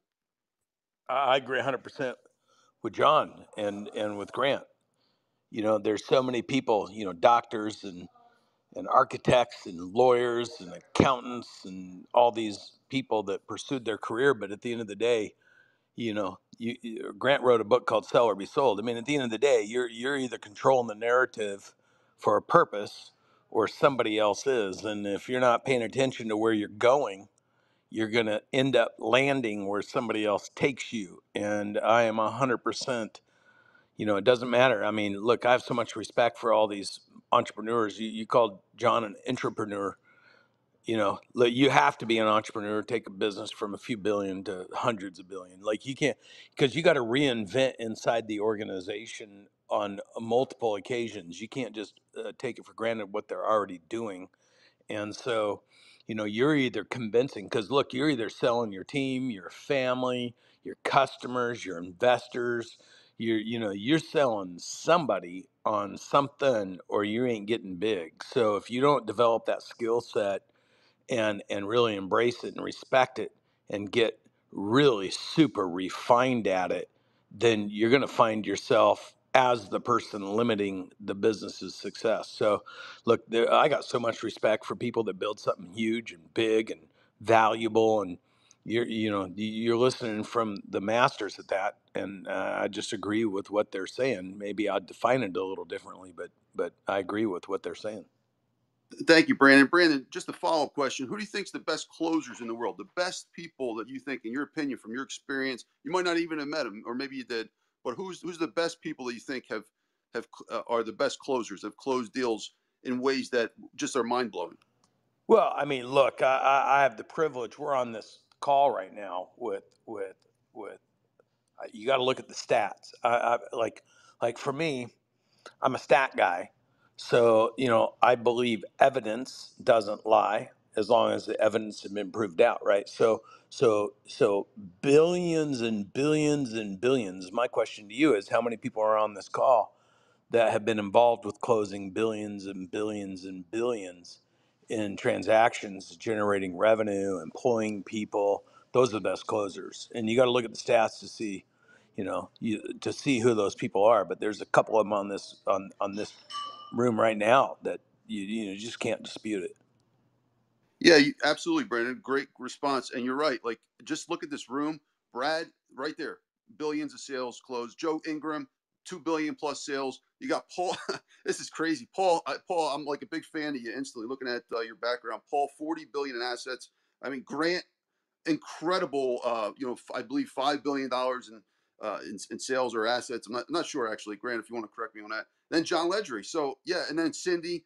So this whole room is filled with seriously successful folks, and we can go down the list. There's people that are not a co-host but are part of the golden panel on the stage right now that also have done multi-million-dollar deals. So with that said, thank you, Brandon. Appreciate that great response. And defer to you to if you have any other thoughts on Brad Lea as our main guest. You want to ask Brad a question? No, I mean, look, there's a reason that look, the only thing I would do is encourage the people that are getting advice or listening to other people to look at what they've done. And that's what I would do, because there's a lot of people that will tell you they've done things, they haven't actually done them. And the people that have done them, I can attest that it ain't easy doing it. So if you're lucky enough to be in a room with 1 or 10 people who have grab done those 2 wine glasses. He's telling me to grab the wine glasses. You're in the right room. That's what I would tell you. I love to hear from Brandon or John, Grant or Brad or Cindy or any of you guys over here. What's your thoughts? How much do you think the value of a stage like this is? If you can put a price on it. Now, let me preface this question, please. So to do something like this in real life is extremely difficult. We all admit that Clubhouse is a new technology brought onto the scene. Unless you go back to the 90s with the party line, there was never really something like this before. But now you can see people's profiles. You know who's talking. We got it all in one room right now, and we do it every Friday night, folks, in the Finance Masterclass. What's your thoughts? What's the value of a stage like this where we got billionaires and people who have did billion? Depending on how you define billion, doesn't matter. Sales, revenue, Hey, net John. worth. Okay, Grant. John. Hey, yes, sir. Hey, John. I'm here, my friend. Yo, what's up, man? What's up, blood? Yo, Grant. What's up, brother John? Uncle G. Hey, John. John, have you been spending any time on Spaces? I had a room scheduled today, but it was down. Yeah, me too. Yeah, I think he got it back up. He got it back up in a day, though. Yeah, he wanted to. He found the little flaw that people that were following Elon Jet were able to come to Spaces, so he shut it down and he fixed the little loophole and he brought it back up. I'm glad you brought that up, Grant, because John and I follow each other on Twitter. John, I saw that you've been doing the space thing, and I want to join you for the Twitter space. I'm a big fan of Twitter. I know there's a lot of skeptics out there, but I think if Elon ever catches on, he might buy Clubhouse one day, or Twitter Spaces. If they figure out the formula here, they'll just transmit it over there, and whoever's on Twitter can be at the edge. He'll never buy Clubhouse, bro. That's ridiculous.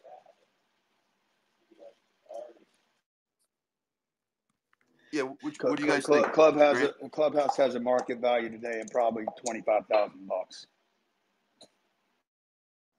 Yeah, I don't think he's going to be buying Clubhouse. Yeah, keep in mind that the same people own both. So Mark Andreessen is one of the big backers now of Twitter with Elon and his investments, who also own Clubhouse. Things will consolidate. Right now, Clubhouse, Grant is a major player in both. He's I think Grant's really done a lot more in spaces than I have. I'm just fucking around with it. But they're both great platforms, and but right now the rooms in Clubhouse have gotten. This is a good room, but most of the rooms have gotten, you know, I don't want to say dumbed down, but they're not kind of great platforms for driving conversation. And in a short period of time, in the last, I think, few couple of months, Twitter Spaces has really caught on. The platform needs a little development, but Grant has come on and really ramped up very quickly. So we'll see. But as you know, Twitter is right now a little bit in the spotlight, a little bit crazy, needs a little more development, a little less, polarization. But Grant, I'll turn to you because you've done a Yeah, great yeah. job in a short period of John, time. I mean, the difference in this Twitter Spaces thing, and you know how much fun I've had on Clubhouse, me and you horsing around and, razzing each other in some of these crazy rooms that we've been in, which has been a blast. The audience at Twitter Spaces is so much more diverse. It's not less diverse, it's more diverse. The intelligence there is off the charts. The net worth of the people there is like the possibility and opportunity there is just beyond. I was in a room on finance yesterday. I was there at 14,000. No, not. I was on a room tonight for FBI and blah blah blah, and a bunch of people. It was 14,000 people in the room, and then I was in one last night. I was a visitor in. There was 1,000 people there, and I came in, and they were nice enough to include me, and we talked real estate for 2 hours. Like there was 1,000 super, I mean, unbelievable questions. It's just tremendous amounts of intelligence. I can go there and learn stuff. By the way, Grant, I can't comment on it, but did you see the Twitter release on the FBI comments and T-Mobile? No, I didn't see it. But you Go can't take a comment look. on it, huh? One of the latest releases by Elon was about FBI statements about how Twitter was kind of in the pocket of the FBI, and the FBI was commenting on who wasn't, and their example was T-Mobile, who was not in their pocket. Oh, that's awesome, man. Thank you, John. Appreciate that, and thank you, Grant. Great response. Yeah, I definitely I think that Twitter Space is something to look into for now. But the formula for Clubhouse, you're right, John. Like the rooms have died down, and there's only really a few major rooms left delivering this kind of quality anymore. It's not like it was a year and a half ago. But the platform itself as a tool, I think, is phenomenal. Like I tried the LinkedIn, I didn't like it. You can't do anything remotely like what you can do here in Clubhouse. And let's face it, it's a tool. You use it like a hammer, So and it just happens that you can use it if you use it in the right way, you can get good results. So, what's your thoughts on that? C-Rock, I saw you were flashing too. Oh, that was by accident. Sorry. Oh, okay. Hey, listen. I'm here to hang out with the fellas because that's what I use this platform for, man. Hang out with the big boys, listen, learn, then take it and implement, and you know the deal. What about the That's big what I girls? said. I said the big girls. No, The big. you said the big boys. You heard me. The big You boys. heard me wrong. Oh, I need Gary to help me with my ears. Brad, what do you think, Brad? Do you think Clubhouse is probably the best platform, like audio platform, or I don't know if you experimented with like what John was doing on Twitter, the Twitter Spaces, or the LinkedIn's got their own version? Yeah, I don't really mess with these audio platforms. They take too long. I'll pop in sometimes. So I'm not the one to ask. I don't know. I hear Twitter Spaces is popping, like John was saying, and I know Twitter is kind of like more I don't want to say intelligence, but like Twitter's a higher level of player. Yeah, I agree. And folks, by the way, we discussed this in Diamond Diva's room this week. There's a little trick here. There's a lot of little tricks. I never really was a marketing guy. Now we got the top marketing guy out there right now on stage, in my opinion. Grant Cardone is, he is a marketing genius, and I learned a lot from him. But one of the things that happened in the past year and a half, 2 years, is I figured out how to market on my own brand.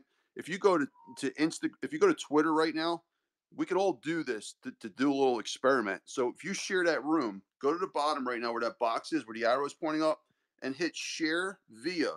Right, I'm doing it right now. Hit share via and hit Twitter. Okay, hit Twitter and hit tweet. Now watch what happens.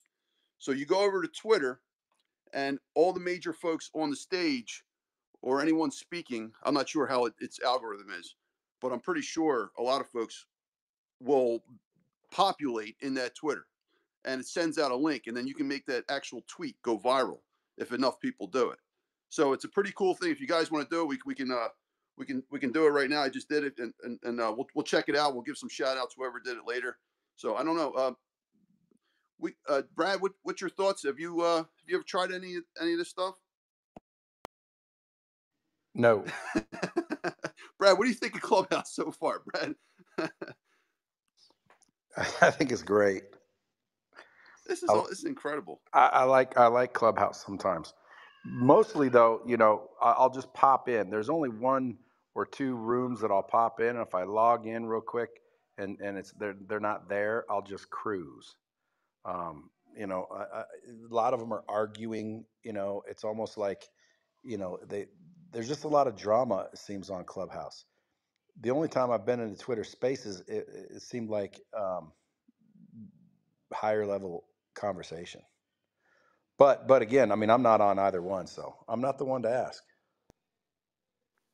Yeah, appreciate you, Brad. It's a great response. Well, by the way, it's a great time for a quick reset, folks. Diamond, you want to do a quick reset? Welcome, Diamond Diva, one of the top hosts on Clubhouse. And we're going to do a little quick reset. We got the Finance Club. Hit that greenhouse at the top. Diamond Diva, folks, also runs a room on Wednesdays, so check that out in the Abundance Mindset room. Go ahead, Diamond.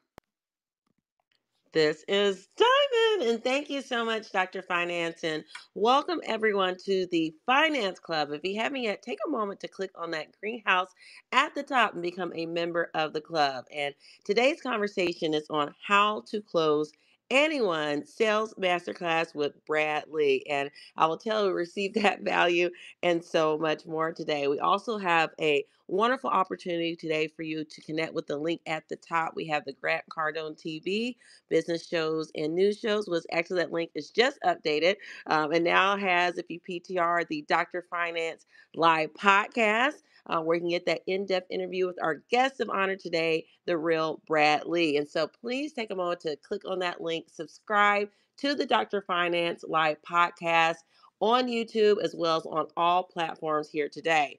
We also encourage you to take a moment to connect with all of our rock stars and legends who have joined us here today on the panel. You'll see Dr. Finance and Dr. Finance team. Make sure you're following both profiles and setting those bells to always, so you can always receive the notifications when he hosts these rooms every single Friday. We also encourage you to connect with Dr. Finance on his Instagram and his Twitter, both of which are linked in his bio. With millions of followers across platforms, make sure you also connect with him on his Facebook channel as well as his YouTube channel on all the platforms here today. We also like to take a moment to acknowledge our guest of honor here today, Mr. Brad Lea. If you PTR, you'll see him in the middle on the second row. Make sure you're following him and setting his bell to always, as well as connecting on social media. Thank you so much, Brad, for all of your time and all the great insights you shared today. I also like to acknowledge our guest co-host tonight. We have Cindy Stumpo in the house. We got Mike Alden, Credit Ninja. We have Joe Ingram in the building, as well as C-Rock on the stage. Please take a moment to connect with with each and every one of the co-hosts and also connect with them on their social medias. But don't stop there. We got a full panel, a full stage today of our Gold Badge Mod Squad. Please connect with every mod, speaker, and guest in the room. These are all the rock stars and legends that you want to know here today. And I got one last request on this reset. At the bottom of your screen, you're going to see a square with an arrow pointing up. Right now it has the number 179, which is absolutely outstanding. So thank you for everyone who's taken the time to share today. If you can go there with me right now, click on that button that says share on Clubhouse. And when you do, leave a comment, right? There's so much value being shared. Leave a comment about what resonates most with you. We'd love to acknowledge and for others to be able to hear all the great things that are happening in this room today. Thank you for that one person to just share. You are a rock star and a legend. At the bottom of your screen now, you see that square with an arrow pointing up. That has the number 180. If you can go there with me right now, I'd like you also to ping and friends into the room. Tap on all the faces that you see. You also have the opportunity to share the link everywhere that links are accepted. And as Dr. Finance just shared, you can also tweet out the room. Thank you for those who've done so already. We see you and we honor you. You can also share on Facebook and Messenger as well. So I just want to thank and welcome each and every one of you for joining us today in the Finance Club. This is Diamond, and I'm complete. Back to you, Dr. Finance. All right. Thank you so much, Diane. Appreciate you. Appreciate all your support and incredible folks. Real quick, house cleaning stuff. Literally, Brad, I like that joke. Literally, house cleaning. Houses are a new thing on Clubhouse. And I actually had a meeting with two big execs about 2 weeks ago, and that's the direction they're going. So, folks, I created 3 houses. One I've opened up for everyone. Brad has actually joined the other 2 that I've opened up to just the main speakers here on in the Finance Club every Friday. So check it out. If you haven't already been nominated, ask someone that's been nominated, and maybe we can get you in. All right. So that's the Finance House, and it's the algorithm now. That's they're putting that at the top, so they want that to be the next wave for Clubhouse. So I'm supporting that, and also Diamond has hers as well. With that said, folks, the last 2 weeks of the year in the Finance Club, we've been going about almost 2 years now, probably about 2 years.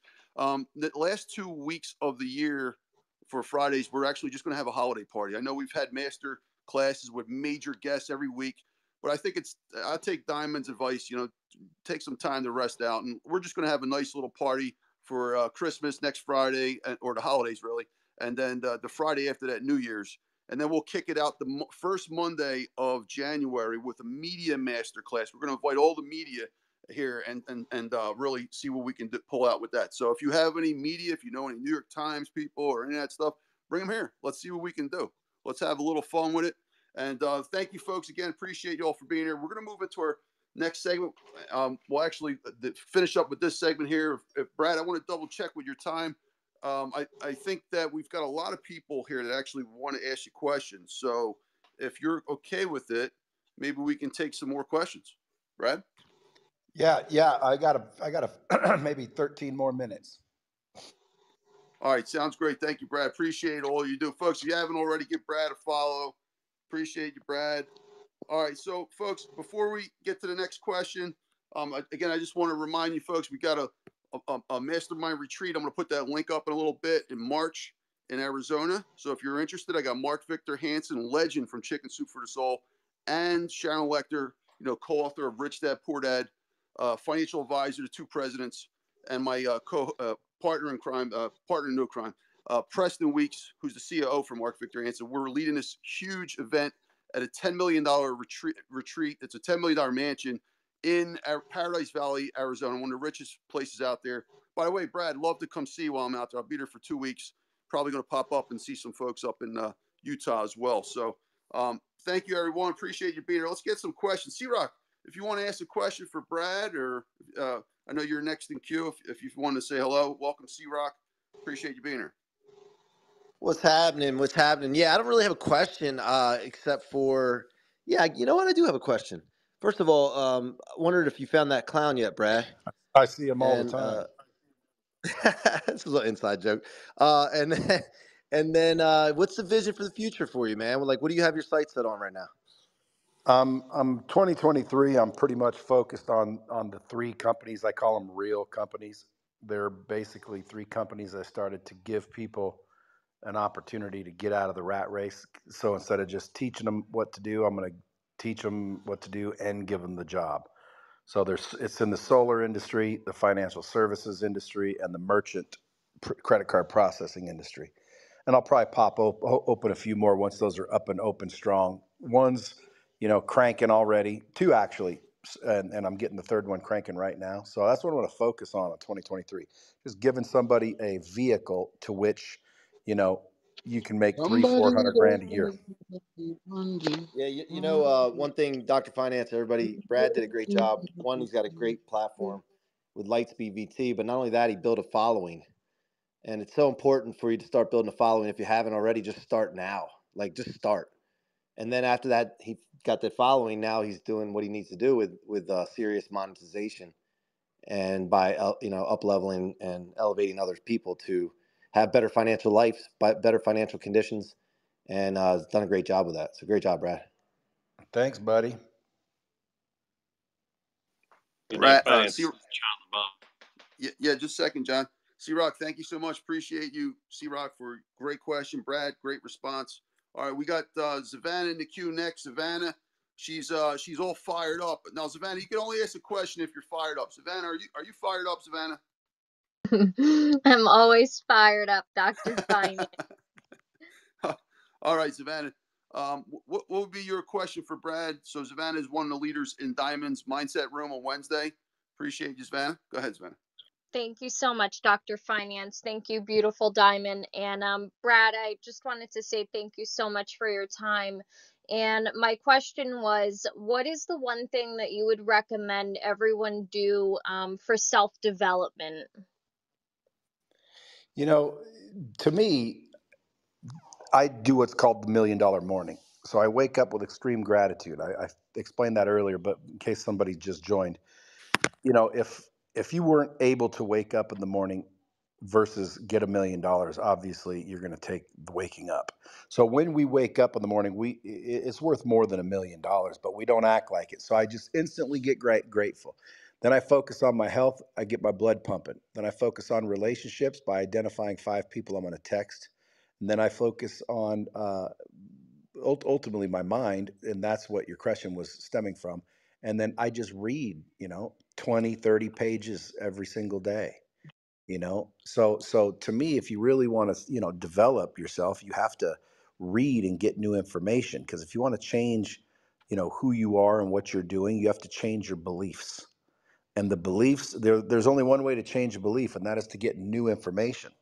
So I would say read every single day, read. Thank you so much, Brad. And I know Diamond will appreciate that too, because she loves to read. So thank you again, Bradley. This is Savannah, and over to you, Diamond. I see you unmiked. This is Diamond. It was actually a hot mic, but I'm just loving this conversation from Brad. It warms my heart so much. And, just like you stated, like the mindset principles are so real. And I think it really, really makes an impact when it comes from such a successful entrepreneur like yourself here, Brad, to hear that, because I think sometimes it's really downplayed in the entrepreneurial space how really important that is. And so thank you for all your gems. You're amazing. My pleasure. Thank you so much. Appreciate that, Savannah. Brilliant response, Brad. Rex is up next in the queue, and then John after that. So Rex, go ahead, Rex. Now remember, folks, 1 question per person, and we'll try to keep the response about a minute or 2 each, so we can have as many people get questions in as possible. Brad's only got a few more minutes left, so go ahead, Rex. I don't really have a question, but I do have a comment. I really love what you said, Brad, because you said when you get up in the morning, you have to do this in order if you want to change who you are. And so many people try and change what they do or what they have, but who you are determines what you do and what you have. So your morning ritual of saying, like, if I had $1 million, or I could not wake up in the morning, which would I choose? And the practice of gratefulness and exercise, and then the mindset by reading and incorporating things is just truly beautiful. It's simple for everybody to understand and follow. And I guess the question would be more important to be the person or to have the things? Well, you have to be to have, so I would say be the person. Bravo. Thank you. Thanks, Rex. Great question. Great response, Brad. And we got John the Bomb here. John, you got a question for Brad? Hey, brother, Dr. Finance. Been a while. Brad Lea, been a fan. Been a contributor to comments. Been a guy that's been following your content for a while. Recently, you had a conversation with Ryan Pineda, and I really enjoyed it because it was probably one of the first times that I've seen you kind of just unveil that you're about to go to the next level. And you shared with the audience earlier tonight, mindset, skill set, and habits. When you go through your journey that you've been, and then seeing you on Pineda's, podcast to say that you're about to go to that next level, what are maybe some books or some people that influenced you at the levels that you went through? So for me, I'm in that 5%, top 5% income earner, but I've just not been able to break through to that 1%. And over the last year or two, I've been working on myself. But if there's some things that you would say, from someone making 50 grand to 100K, from 100K to 250, then obviously over that 416 to be at 1% or a million plus, what are the things that you do out of those three areas that really have made the difference for you? Well, they all are a combination. Now, when you say 50 and 100, are you talking about monthly or annually?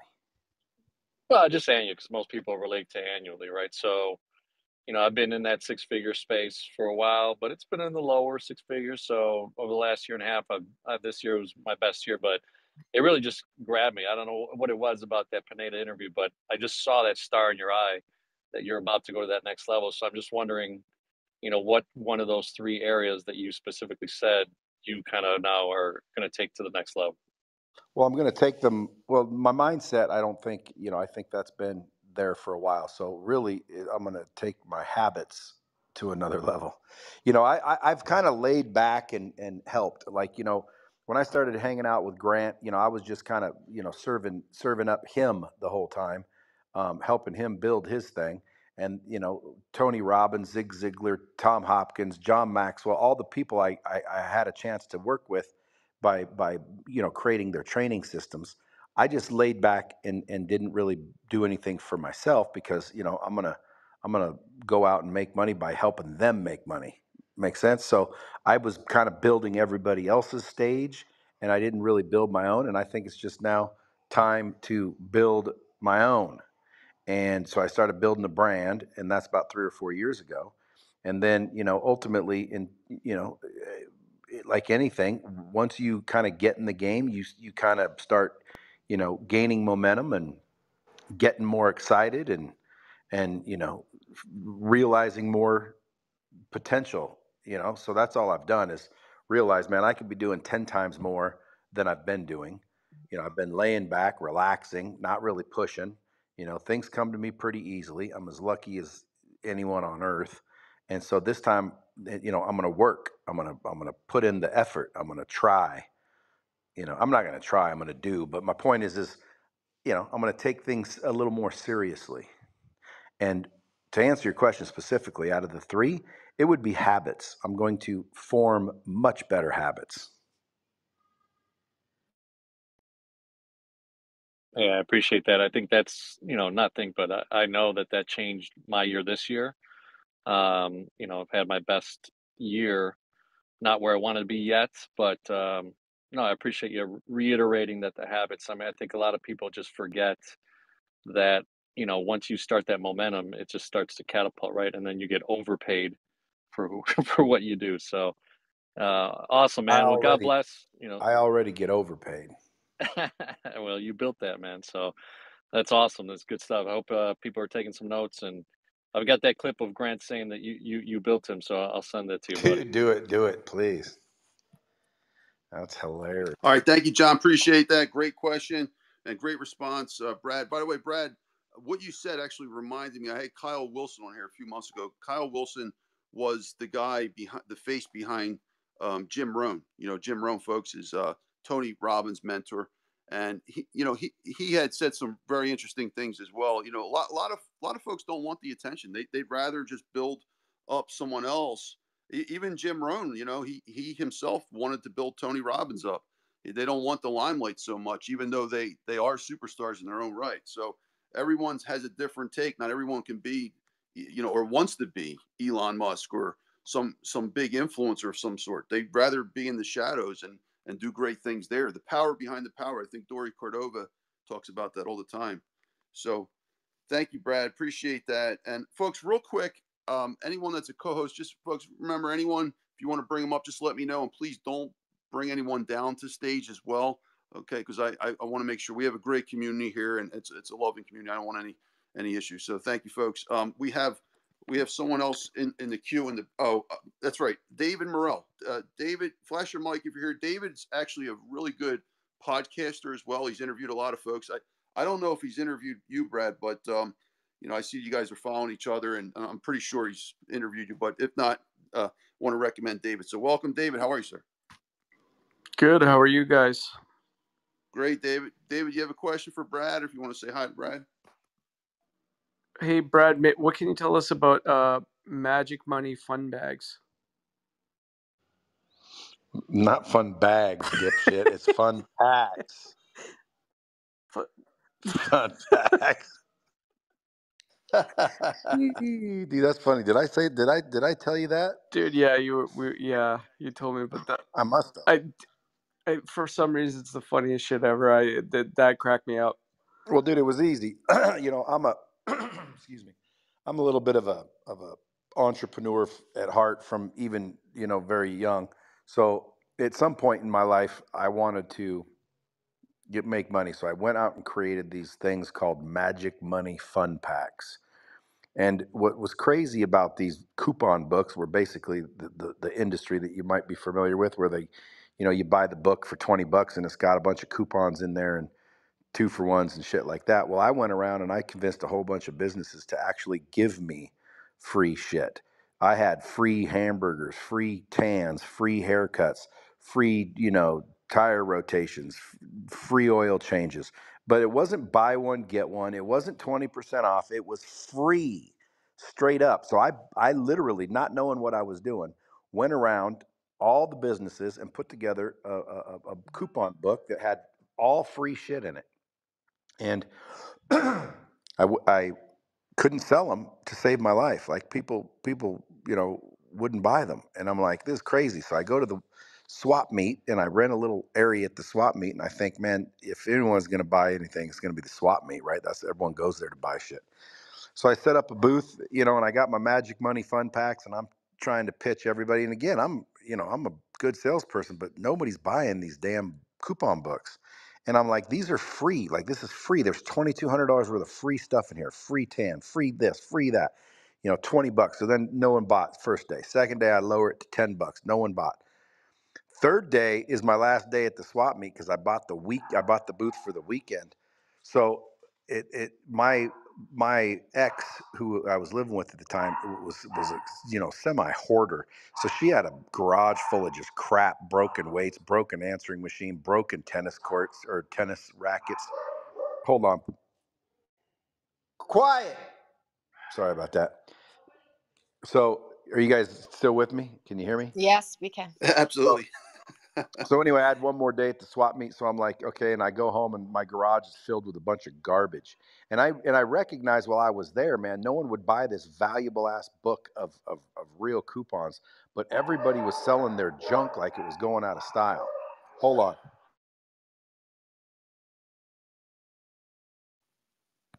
All right, folks, while we're waiting here, what do you think so far, folks? If you come off your mic, let us know. What do you think of Brad Lea?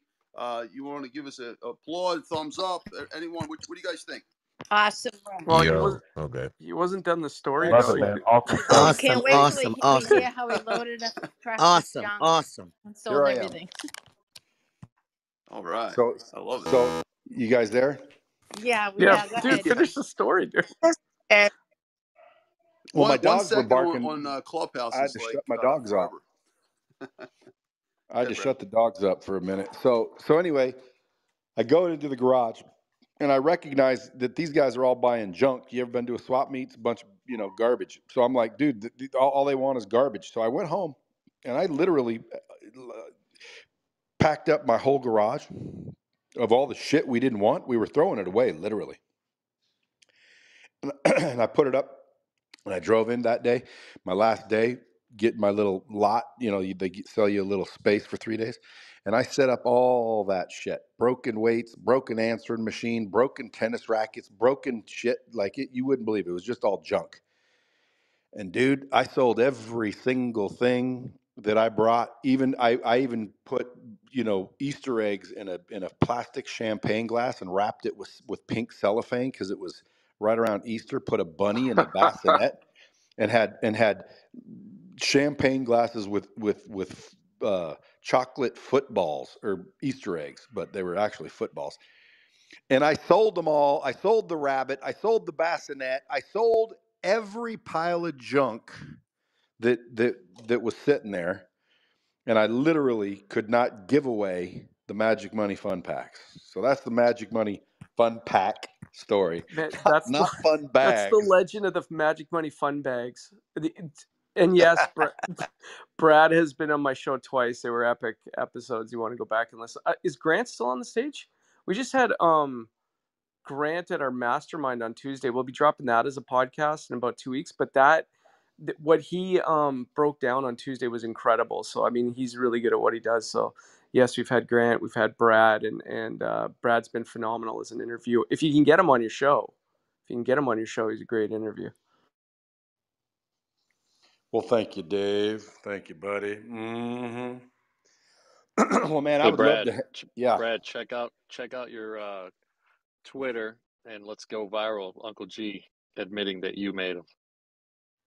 On Twitter? I copied you on it. Let's see. Twitter. How do I see that? Well, I tagged So you on it. you got it, John. I tagged you on it. It should be on your tweets and replies, I think, or I don't know if it'll be on your main feed. Oh, there you are. Yeah. Yeah, folks, if you haven't already, definitely share out on Twitter and Instagram. You can do that right now.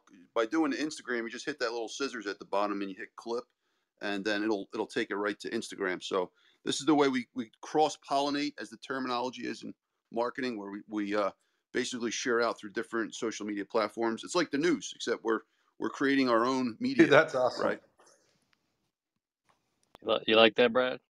Dude, that's perfecto. I'm gonna blow that up all over social media. Brad, tag me on that, brother, and I'll share it as well. What is it? Let's tell the community about it. What are you talking about? What she just sent me? If you retweet and then put are you Dr. Finance on there, Doc? On Twitter? Yes. Yeah. No, yeah, Dr. Criniti on Twitter. Yeah, just go to the bottom of my Criniti. profile and you'll see it. The link's at the bottom of the profile. I probably should have tagged Uncle G too, but it was funny. Hey, well, listen, you guys rock and roll. I appreciate every single one of you. Keep kicking that ass. If you're trying to get somewhere you haven't got to yet, number one, have a little bit of confidence in yourself. But I'm telling you guys, most people are looking for the answers on the outside when you probably need to look on the inside. And it's not something that most people are aware of.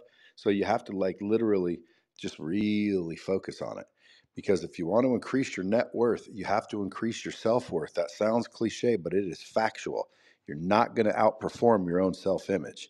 So when you're sitting there trying to figure out, why can't I get my break? How come I can't get it? I'm trying. I'm working my ass off. Shit's not working. Well, I'm telling you, because you're looking outside when you need to go fix what's inside. Can I get a come on? Boom, come on. Dropping bombs right there. Come on now. Let's hear it. Appreciate you guys. Thank you so much. I gotta go Brad, spend time with my fam, bam. Brad, before you go, I just want to thank you again. I'm honored that you're here and you spent 3 hours. You're only going to do 2, but you did 3. Even though it's a 6-hour stage, we're still going to go for another 2 hours or 3 hours. So I appreciate you, man. Again, honored to have you here. And folks, if we can come off our mic and give a round of applause for Brad Lea. I mean, this guy's like $50,000 an hour, and he's here for free on a Friday night. So come on, Brad thank you so Lea. much.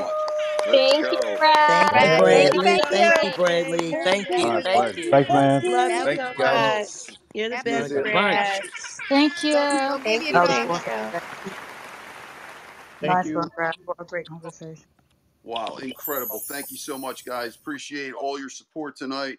I just want to thank, looks like we got Barbara Majeski walked in. Welcome, Barbara. Appreciate you being here. And thank you, folks, again. You're in the Finance Club, How to Close Anyone, Sales Master Class with Brad Lea. But don't worry, folks. We got another segment here. We've still got a stage full of amazing, amazing folks. So definitely give the club a follow and the house a follow as well. We got the new Finance House. If you've been nominated, you probably want to check that out. And follow anyone on stage that you resonate with. We got 197 shares, folks. Can we get 200 shares? I want to thank Trey Urban for sharing 3 times. Thank you, Darlene, for sharing. Thank you, Michelle. Thank you, Pamela and Heidi and Shameen and Wilson and Diamond Diva and Ron Brooks and Jennifer Kugat for sharing. We got 199 shares. Who's going to be the Magic 200? Michael M. has shared the room. He's the Magic 199. Who's the Magic 200? Look at that. Eamon. You got it. You got it, Eamon. So thank you, Eamon. Thank you, Sharda and Michael Fettig for sharing. All right, folks, this is incredible. We're now pivoting into the next segment. Just some quick house cleaning stuff. So I'm going to leave this link up there at the top. We run these rooms for free every single Friday for over a year and a half in this room. Folks, I've reached my tipping point a few weeks ago. I have to find a way to justify my time here. So in the new year, there's going to be some changes to ensure that we have these incredible rooms funded and just ensure that we're able to keep bringing the value. One thing I learned, and this was the topic in Diamond's room this week, confidence. I can get anybody on here, folks. I can get, like, you name it. I'm sure the key element is time, right? Like, in time, we can get Tony Robbins, as we said at the beginning of this year. We can get everybody we want. Like, but I got to find a way to keep this room going, and there's the funding element that's missing. So stay tuned with that. In the meantime, folks, if you want to support this community, and you want to get a great experience that will change your life, okay, Mastermind Retreat. If you think these stages are good, wait till you see the physical one I'm putting together with Sharon Lecter and Mark Victor Hansen, okay? Chicken Soup for the Soul Guy and Rich Dad Poor Dad. The link's at the top. If you want to go there, just check it out. We're renting a $10 million mansion. We're only taking about 20 people, and we're about halfway there so far. We got 3 months still, so if you're interested, enough said, all right? Just check the link at the top. Other things, folks, don't forget, we got the next 2 weeks of this year. We're going to have as a party room. This is a holiday room next Friday, little holiday party. And then the week after that will be the New Year's party. We'll kick off back with some master classes with live speakers, a media master class, the first Friday of the year. And Barbara Majeski, if you're here, we'll love for you to co-host that with us. So I'm going to contact Barbara a little bit. We got Stacy Ross Cohen. She's bringing all the media. She's a top PR lady in New York, good friend of the community here. So stay tuned for that. With that said, folks, we're going to the next segment. We're going to just talk to our golden panel here, and let's find out what they thought about the event tonight, and also maybe their thoughts on the topic as well. So with that said, just flash your mic if you're here and you want to comment on anything. But don't forget to share, folks. Don't forget to share. All right, we got Heidi up first, and then we got America's Supermom in the queue. Go ahead, Heidi, and then America's Supermom. Woo. All right. Let's see. Wow. Tonight Heidi, was epic. are you fired up, Heidi? You know, Brett, what's Are you that? fired up? Oh my gosh. Like, there's so much deliciousness that happens. So he went through so much. One of of course, he looped back with it's all within us, right? And the answers are within us. And I loved how he went through the whole isolating the objection and how to solve their with the hypothetical question. One of the main things, though, that I really took away was, to care. And, we're not selling, we're really just adding value to someone's life. And, there's so many like sales books and techniques and tips out there. But you know what? This guy is so authentic and so genuine. Like, I would buy the coupon book from him. Are you kidding me? In fact, I love that story at the end. In fact, I was thinking, wow, you should just come on Clubhouse and sell his coupon books. But the guy was so relatable. And that's the thing. People buy from people they trust, they like. And I just, you know, I've listened to him online, but at the same time, coming in and hearing him and having that, you know, live interaction was so key. And thank you so much, Dr. Finance, for bringing these amazing people in. And then the room was just like filled with all these like amazing people that were just sitting around the dining room table having a conversation. That is so cool. So, I mean, I could go on and on, but that was really just, you know, the gist of it. And the good thing is the replay is available. So if anyone came in late or, you know, we need to hear it, want to hear it again, that is another value add. So, and there's a clip in there that's worth like $1 million, right? So we got to get that clip and repurpose it. So there you go, Dr. Finance, back to you. And Diamond, you're the best. I learn from you as well every single time you do a reset. I love your heart. And of course, everyone in here, Savannah, the whole crew, family. Back to you, Doc. Thank you, Heidi. Appreciate that. Brilliant comment. And appreciate all your support as well. Heidi always helps out in this community and really is a model for what the community is about. You know, everyone helps each other out. Before we get to America's Supermom, another leader in the community, I'd like to just welcome. We got Barbara Majeski up, and I know she's extremely busy to be coming on a Friday night and support. And I want to thank you, Barbara, for being here. Yeah. And welcome. How are you? I'm great. How are you? And I would definitely co-host a room if we're talking about media, how to get on TV, how to articulate yourself well as an expert and authority in your space. Is that what you're looking to do?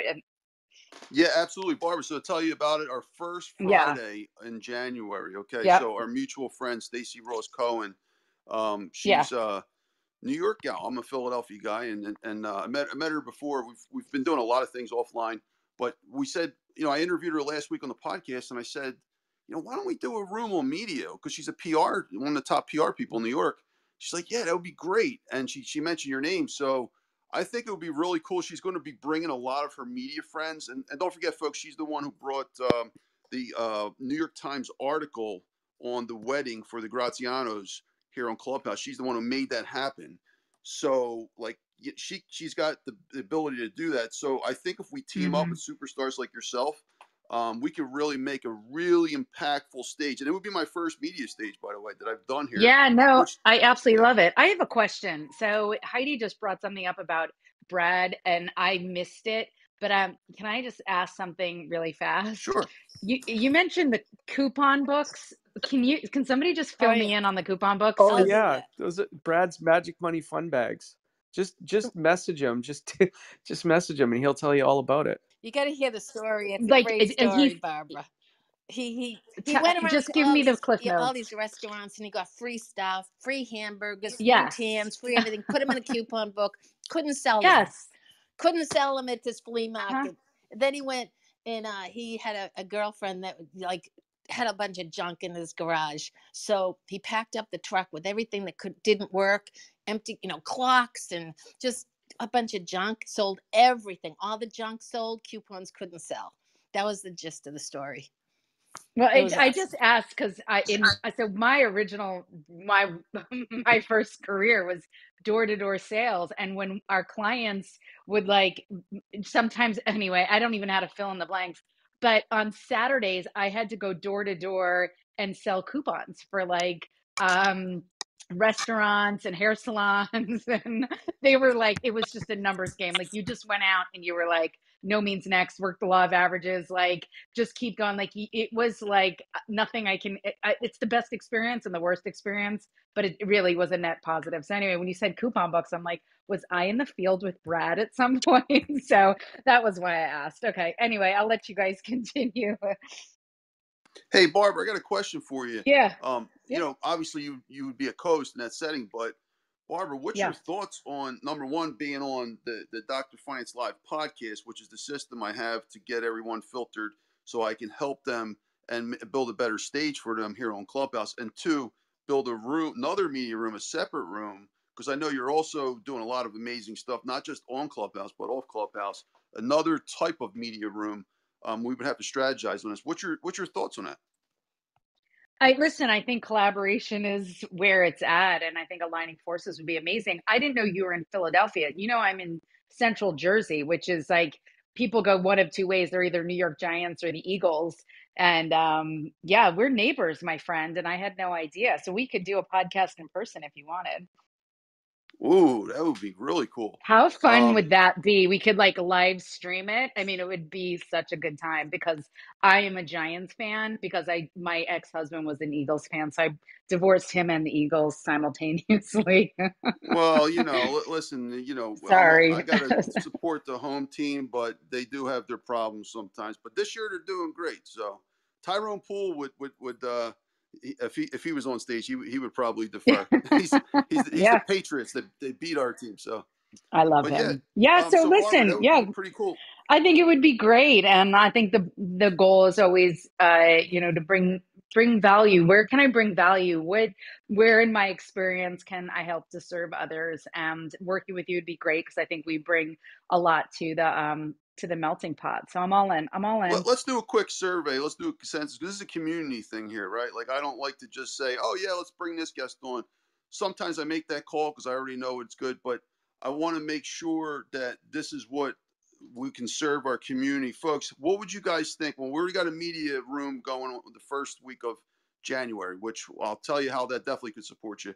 But how about a separate media room with Barbara Majeski as the main guest speaker? Folks, come off your mics if no. Well, hold on. Of course. Don't say anything yet. Don't say anything yet. Let me just tell you about Barbara. Okay. So Barbara is a TV personality. She's on pretty much every type of media you can think of, from the Today Show to Good Day New York. I mean, you can go and look at her Instagram. You'll see her hanging out with folks that if you watch TV in the early part of the day, you'll see her with all those superstars. So what do you guys think? Come off your mic and say yes or no if or just shout whatever, if you're fired up. Let us know about Absolutely. Barbara Jeske as a main guest speaker. Absolutely. Let's Bingo. go. Bingo. Yes, absolutely. She's got the heart I'm of gold. in. Bam. Oh, we all Okay. have to wear our I'm not sneakers and be convinced though, Barbara. walking. I'm No. sorry. I'm I'm not convinced, feeling it. folks. I'm Let's feeling try it it. one more time. Dr. Finance, wait a minute. Barbara, I we don't. have to have our I think they could sneakers do a on. little better. We have to be Yeah, walking yeah, while we Heidi. But listen.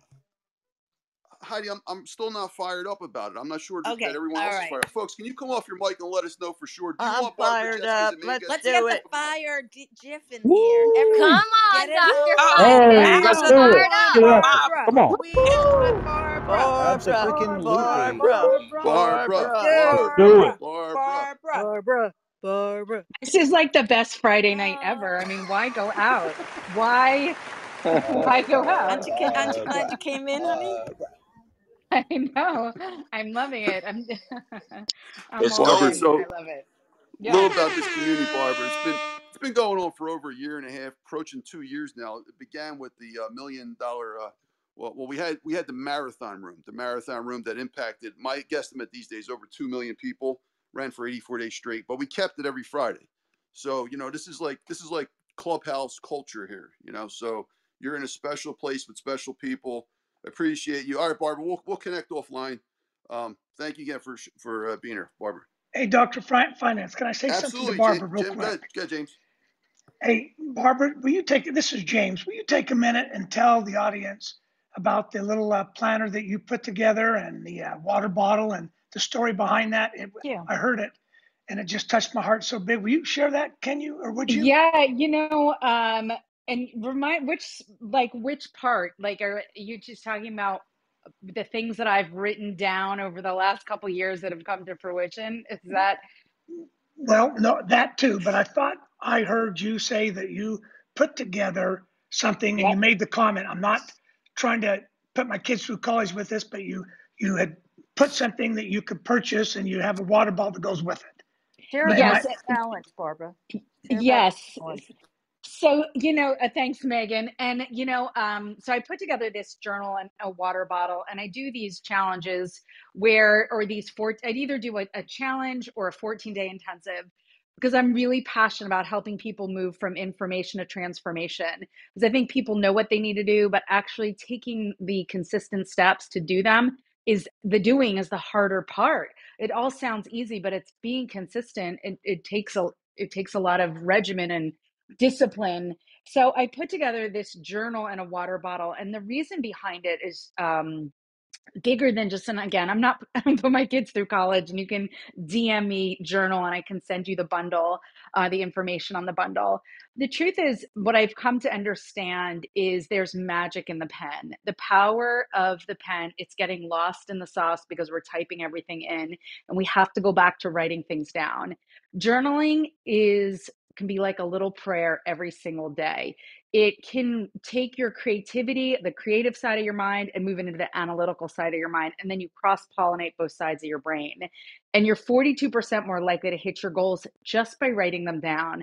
And I feel like sometimes we've just lost the art of putting that pen down. I mean, so many businesses have started on beverage napkins. Like time and time again, people have been at a restaurant, they grab a beverage napkin, they start charting and planning and writing things down. It's where the magic happens. So the reason I put this journal and water bottle together is, did the water actually, I know we're always talking about water is so healthy for you, and it is, it's so healthy for you. But when you combine it with the understanding of, like, when you are drinking this water, and you're writing, you're actually flushing and flooding toxic thoughts, toxic narratives, toxic beliefs out of your body. You're not just flushing toxins, but toxic beliefs. And instead, you're infusing your body with what it needs to be optimized. So that's why I put the bundle together, and I appreciate that, James. And anybody that's interested, just DM me anything, and I'll send you the information. And I'm passionate about helping people get from, cross the abyss, from knowing what they need to do to consistently doing it. There's just magic in that. So yeah, that's my journal. And I've definitely brought a lot of things to fruition. And that was like the other part of the things that I've written down have come to life. It's a little scary at times. So I want to teach people the magic of the pen. That's all. That's what I got. That's more than enough Now who for Shout out wants to to you, me. hear? Queen B. Hey, now who wants to hear Barbara as a guest speaker, huh? Oh Guest yeah. host. I'm telling you, Oh, I can talk. I can talk. that's incredible. Thank you so much, Barbara. Appreciate you, and appreciate your support. Feel free to hang out. We're going to have this room open for about another 2 hours. Thank you so much. We got Rex flashing, and sorry, Sharon was actually next, but Rex, I believe he's got a major event to do. But Rex, go ahead, Rex. You can go, Wow. and then Sharon, if you're okay with that, I want to check with Sharon. Thank you. Shannon. I'm sorry, not Sharon. Sharon. America's Supermom. America's Supermom. Sharon is whenever she's ready as well. America's Supermom was actually next, but go ahead, Rex. Thank you. I'm sorry that I'm in between America's Supermom. She deserves a shot, and she will be there. But thank you. I want to just say, fun room, a lot of cool people, and I want to validate what Barbara said from the neuroscience side of it. When you write, you are actually doing brain writing. When you type, you make 8 repetitive motions with your fingers, but when you write, you make an infinite number of connections in your brain. So you're actually working out your brain every time you take a pen and you write or you print. When you type, you only make eight repetitive movements if you think about it, because you use your 4 fingers on each hand. When you text, you use an index finger or your thumbs. If you use an iPad like they do in the Apple Store or something like that, they use their finger to point. We are actually dumbing down ourselves and our children by using the computer, by using our phones, and by not writing. So, Barbara, the ability to journal and to write is a very healthy thing that will help keep you cogent. The reason why most violinists and pianists and things like that don't end up with debilitating, cogent issues as they get older is because they're constantly making little micro movements with their fingers. So it's something to know. Exercise for the body is fantastic. Exercise for the brain requires that you do refined, micro muscle movements with your hands and other things. So a fantastic point that Barbara made. I just wanted, because I do have to go, I wanted to say, I've been very fortunate in that I came from a middle class background, but in my teenage years, spent lots of time around millionaires and billionaires in the entertainment business and in the personal development field. And what I learned is twofold. There are some people who have no money who are really, really, really good people. And there's some people with lots and lots and lots and lots of money who are really shitty people. And so it's not what you have or what you do that makes a difference. It is who you are. And so, to Brad's point, when he and I were talking, and what he said about in the morning is, it's be, do, and have. It is from within to without. It is transform yourself. Can so that you can change yourself to do the right things, to have the things that you want. And most of the thought gurus, I don't care how famous they are, a lot of them are wrong. They get you to try and have things by doing things so that you become something. And it is actually the other way around. So listen to the people who understand what they're talking about when they say be, do, and have from within to without. And you'll be far, far, far ahead of everything else who will tell you to just take massive action and jump in and do all this work. And they'll have you spinning their wheels because they know that if you don't succeed, you'll come back. So at any rate, with that said, I love you, Dr. Finance. A great room, beautiful people here tonight, a high value, and thank you so much for having me up here. And on to America's Supermom. Wow, thank you so much, Rex. Great share. Appreciate all your support, Rex. Rex is also another podcaster guy, and I'll recommend you to Brad as well. I think that would be. Have you interviewed Brad, Rex? Because I know you've interviewed almost everybody on the planet that's in the self-help space. Brad Lea? No, I have not, and yeah, that would be a fantastic connection. I would love to interview Brad. I enjoyed so much what he said, and it's important to get that message out to people like what you're doing and what he's doing. I would love that. Thank you so much. Oh, you're welcome. Thank you, Rex. Appreciate your support. And John Ledger, I said, he's not only a smart guy, but he's a really, really good guy.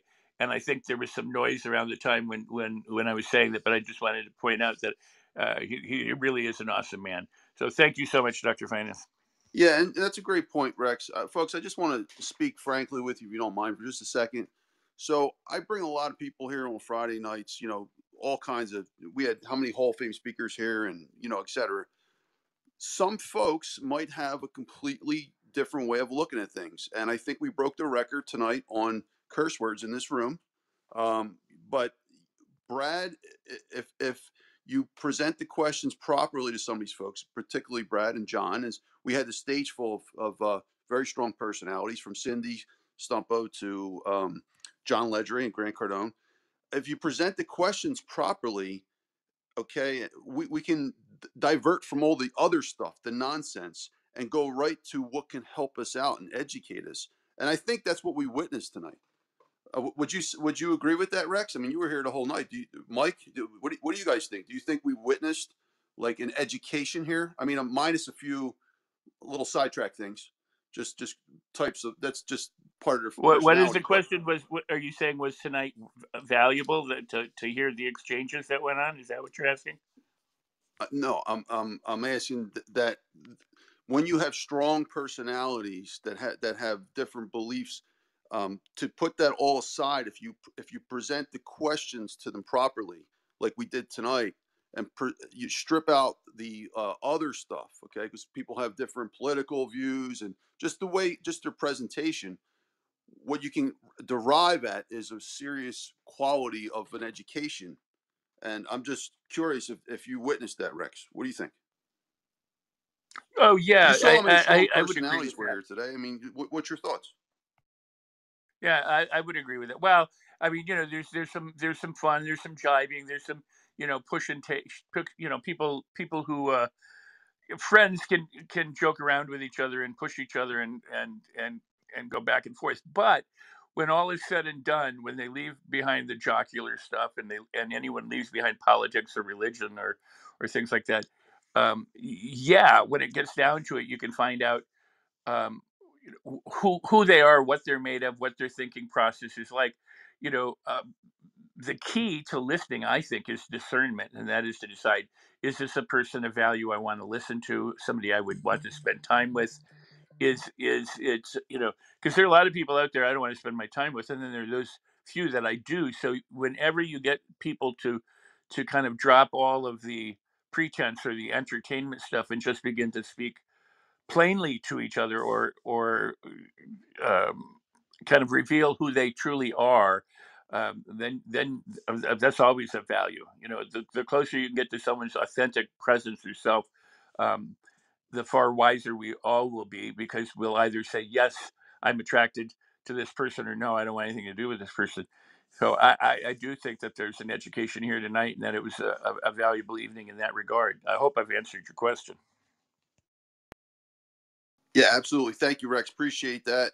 Appreciate your support. All right, folks. So I'd love to hear your opinion of that question as well as we advance through the night and everyone gets to chat. With that said, I want to thank all the and American Super Moms up next. I want to thank some folks first. I want to thank Diamond D for helping, Rex and Mike and Credit Ninja for supporting tonight. It really was a great stage, folks. As you just heard, we had so many really. I mean, it was a billion-dollar stage. Everyone on here in the first like 3 rows was doing something with billions, whether it's billion in sales, billion in net worth, you name it. Thank you, Sharon Shannon for being here, and Barbara Majeski's here. Barbara, by the way, I just added you to that room. So if you click down your bottom of your profile, you'll see at the Finance Club the event for the first week of January. You're now as a co-host. So thank you, Barbara, and thank you, Savannah, for being here. Thank you, Heidi and James, for all your help. James, appreciate your support. Great questions tonight. America's Supermom, thank you, Alistair. And I want to welcome some other folks. We've got a lot of other folks just coming in here tonight. Thank you, Christine and Noah and Richard and Fred and Darlene, John the Bomb, Lady Jules, Anita. Folks, you guys been sitting like warriors and troopers just hanging out tonight and listening. I appreciate your support. Sometimes the rooms can get a little heavy. We got a lot of really big personalities here, and it's hard to get everyone to talk. It's not like a smaller room. We had almost 400 people in at one shot at one moment, so it's hard to manage a stage. I hope you guys can understand from my perspective. It's hard to get everyone to really get in at any moment with a stage like that. So I just want to share that with you, but I definitely appreciate all you folks. Thank you, Ella and Bella and Consuelo and Michael and Helen, Yvonne, David. Welcome, David, and Jennifer and Allison, Ramona, Edward. We got Damien in the house, and Scott and Beverly. And we got Pamela and Fran, and Lauren, and Ron. We got a huge stage here, folks, with just so many amazing people in the golden panel, including Tiffany and Julie and Sally and BJ in the house. And BJ Brad gave you a shout out as well. Ursula and Doc here as well. Miss and Hiromi and David and Jackson Crisp. I think he's here if he's here. All right. Arpit and Michelle. Folks, we had another folk that was here earlier that stepped in. Appreciate Jackson Crisp for making that intro.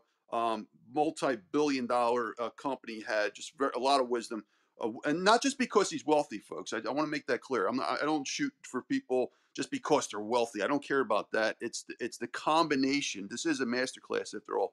It's the heart and what they've produced. If they can really add value. I mean, look at me, folks. I'm not a billionaire, but I've spent the past 20 years in education and finance, and I have experience on the field as well as 10 years in university. So everyone has their own thing to bring to the table. You don't have to necessarily be a billionaire per se, right? So thank you, Wilson and Ibrahim. Thank you, Hope and Mary, John and Megan and Anna and Otis and Delilah, Pete, and so many other folks. I see a lot of folks hanging out in the speaker box as well. Feel free to come on up. But yeah, we got America's Supermom up next, and we're going to continue this discussion for about another hour and a half or so. So stay tuned, because this is when it really warms up. And you never know, sometimes celebrity speakers pop in at this point of the night because they see the room dies down a little bit. Like when Tim Story showed up for 2 hours that one time. He's Oprah's best friend, guys. If you don't know, he was our main speaker about 2 months ago. So we got America's Supermom up next. America's Supermom, what do you think of this incredible stage tonight? Well, I don't want to influence your answer. What's your thoughts, America's Supermom? Welcome. Well, thank you so much, Dr. Finance, for the opportunity to share. I did have to pop out for a while. One of the things that resonated with me was the conversation around family, how family is not always your blood relatives. I had a call that I had to take during the presentation for just that very reason. But um, what really also stood out was the fact of how Cindy was able to express what um, how she is inspired by Brad's presence on Instagram and things like that. I think she said it very well, because that's one of the things that resonates with me, with his ability to be authentic and be his true self, and no matter what the camera's around. And, it's really hard sometimes to capture that when you are trying to train or teach other people. But when you are clear about who you are and people are just capturing you in your element, there's a gift to be able to do that. And that's one of the things that really resonates with me, with his personality, because he talked about how you get to the truth of what people's objections are. And the way that you can do that is when you show up to a situation, you have yourself squared away, so you don't have to worry about thinking, oh, are they concerned about my hair or my delivery or something like that. You are able to really focus on the business at hand, and you're able to see clearly what the situation is. And so you don't have to worry about what's going on with you. You can focus more on the other person, and you can really be effective in finding out what that answer is, and getting that solution. So he demonstrates that all the time. I mean, he used to be on this app, and I would love to go in his rooms because he just had a way of really getting people to face the truth. And I think that's so important. When we think about trying to please other people, people interpret things differently. And there's room for error and room for confusion. But when you're direct and when you're clear about what it is you're trying to get from somebody, it eliminates the ability for them to get confused on what you're asking and what it is that you mean. So it sounds like he delivered like he always does, which I've witnessed, and glad to have been here this evening. And I'm definitely listening to the replay. Incredible. Thank you so much. Appreciate you and all that you do, America Supermom. Yes, I am listening to the replay too. I mean, there were some little just gems that sometimes you just got to let it play and see, and see what people say and slow it down. Because if you just slow down certain parts, the one or two sentences can really become maybe possibly even your mission statement. Right. And, Barbara talks about writing. I agree with her wholeheartedly with that. Writing with your physical hand, like physically writing things out. I'm a writer. I got 3 books. And tying it back to what you said, like organizing your mind in a way where when you write things down, it helps to shape your thoughts. So going back and listening to the recording, there could be certain things that might resonate with you that you might have missed the first time. So great point, America Supermom. Appreciate you Hey, Dr. and all that you do. Finance. Yes, Heidi. It's Heidi. I'd like to throw in just a quick idea about the writing. If you're looking for a Christmas gift or a holiday gift, I went on Amazon and I bought beautiful pens for under $20, gold, silver, and I sent them out and direct to the people in my life that I wanted to share. That might be a great gift last minute. And it just goes with the whole writing piece that we're talking about. So thank you. Back to you, Dr. Finance. Thank you, Heidi. Appreciate that. You know what else is a good gift for Christmas, folks? If anyone in here wants to help your fellow family members or good friends out, and especially ones that really don't know much about money, I have 3 books up here that you guys can learn from. The Necessity of Finance from 10 years ago, and then the Most Important Lessons in Economics and Finance. And you'll see that as the cover of my second profile picture here. And then the Survival of the Richest. It's a great gift for dads, great gift for moms, great gift for even kids, I would say. Well, not the last one though. Aunts, uncles, buy them in the hundreds. Buy them in stacks of 100. Did I close you, Heidi? Did I close you on that? I'm looking at this. That's a great idea. How to You might close want to put anyone? I the don't know. link Did I up. close you? You want to put that link up to one of the books. I would do that. Absolutely. Yeah, I'm just keeping this one link up for just a few more minutes, folks, and I Makes will a definitely great put that. stocking stuffer. Some great You stocking can add stuffers. a $20 bill inside as the bookmark. Hey, I owe Grant $100. I told him I would do it. I have to wake up in the morning. It's the first thing. Hey, Dr. Finance, this is Tiff with the Pink Bubble Gum. Are your books Hey, on Tiff, auto? how are you? I'm great. How are you? Great, I'm thank you. wondering, I'm wondering, are your books on audible.com by any chance? Yes, yeah, I have all 3 on Audible. I have them on digital and the regular printed book too. And are you the Absolutely. one talking? Are you the one reading it?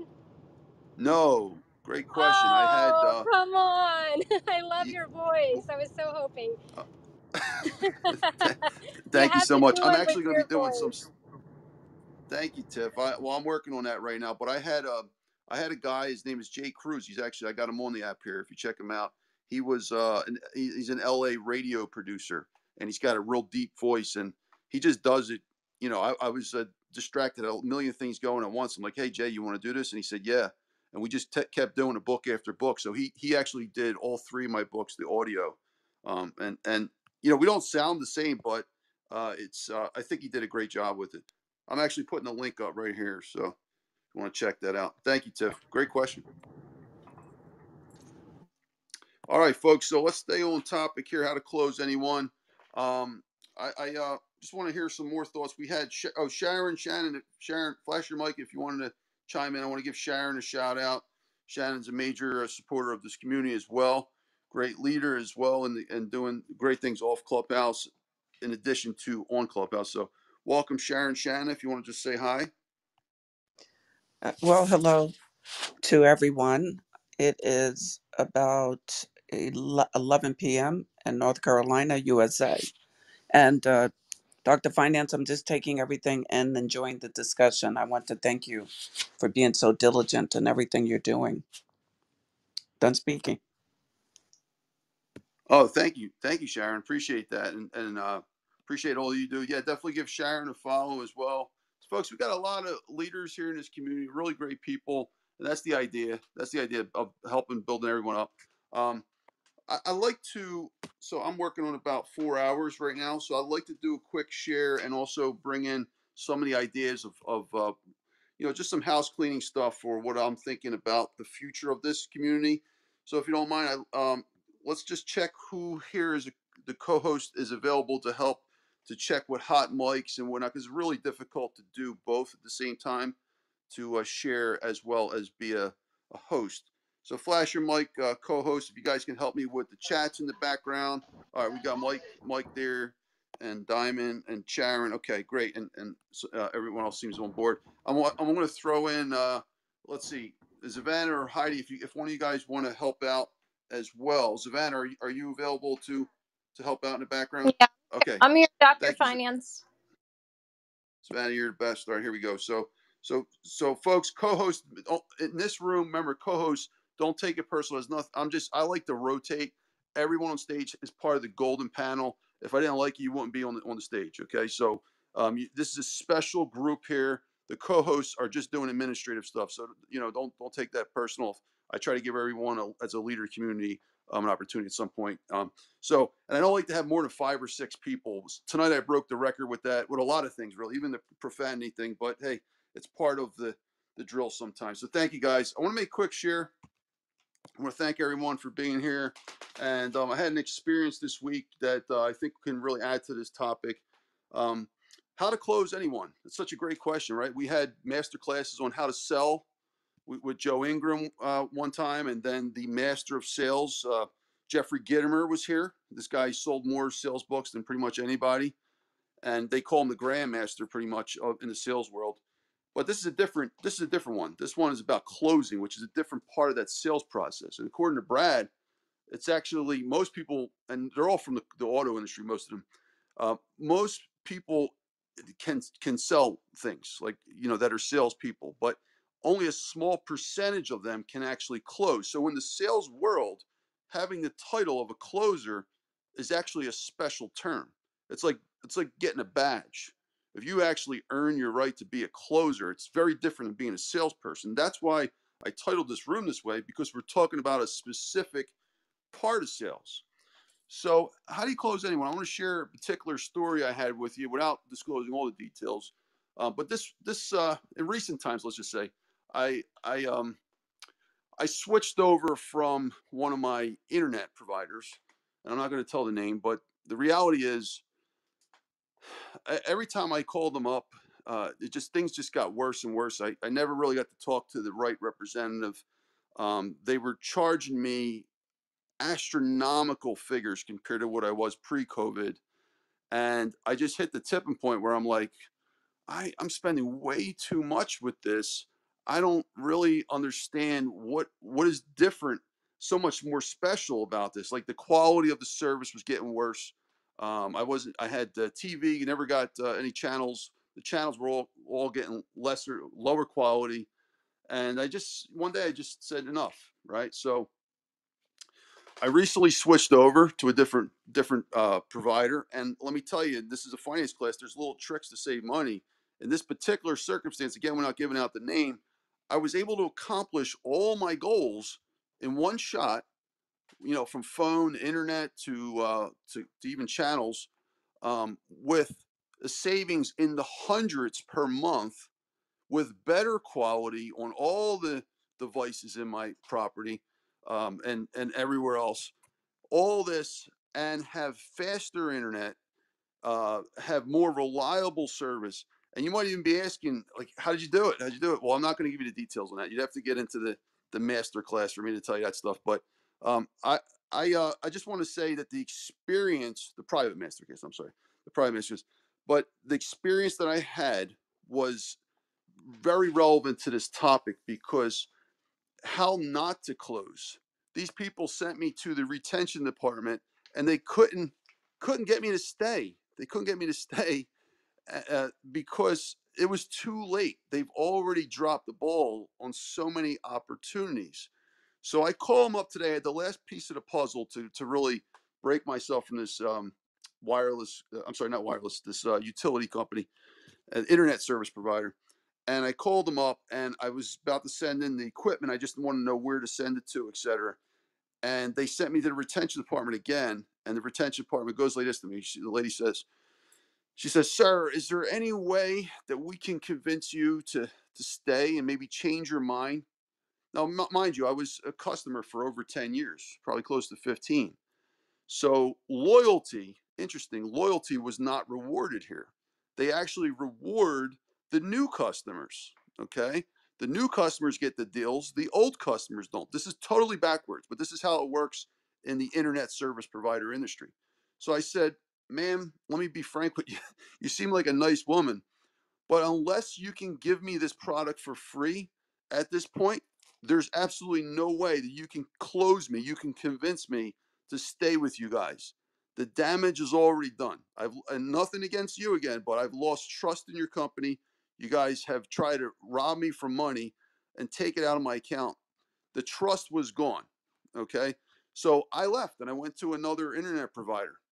And my experience has been completely the opposite in recent times. And the reason I'm sharing this story to you folks is because what happened is not just about how to close people, how not to close people. How do you not sell, right? Everything that we've talked about in these master classes, from having Stephen Covey here, Master in Trust. He's got one of the top books on trust out here right now, right? All these different qualities are a combination of things that you need. And when you start missing any one of them, particularly all of them, at a certain point, your customer is gone. And when they're gone, they're not coming back, because everything that you needed to close that person is not present anymore. Right. So I wanted to share that story with you. I also wanted to tell you about being authentic. Okay. But before I do that, real quick, just want to read you a passage from my second book, The Most Important Lessons in Economics and Finance. If you want to check out the book, the cover is the first position on the top of the stage here. So page 32.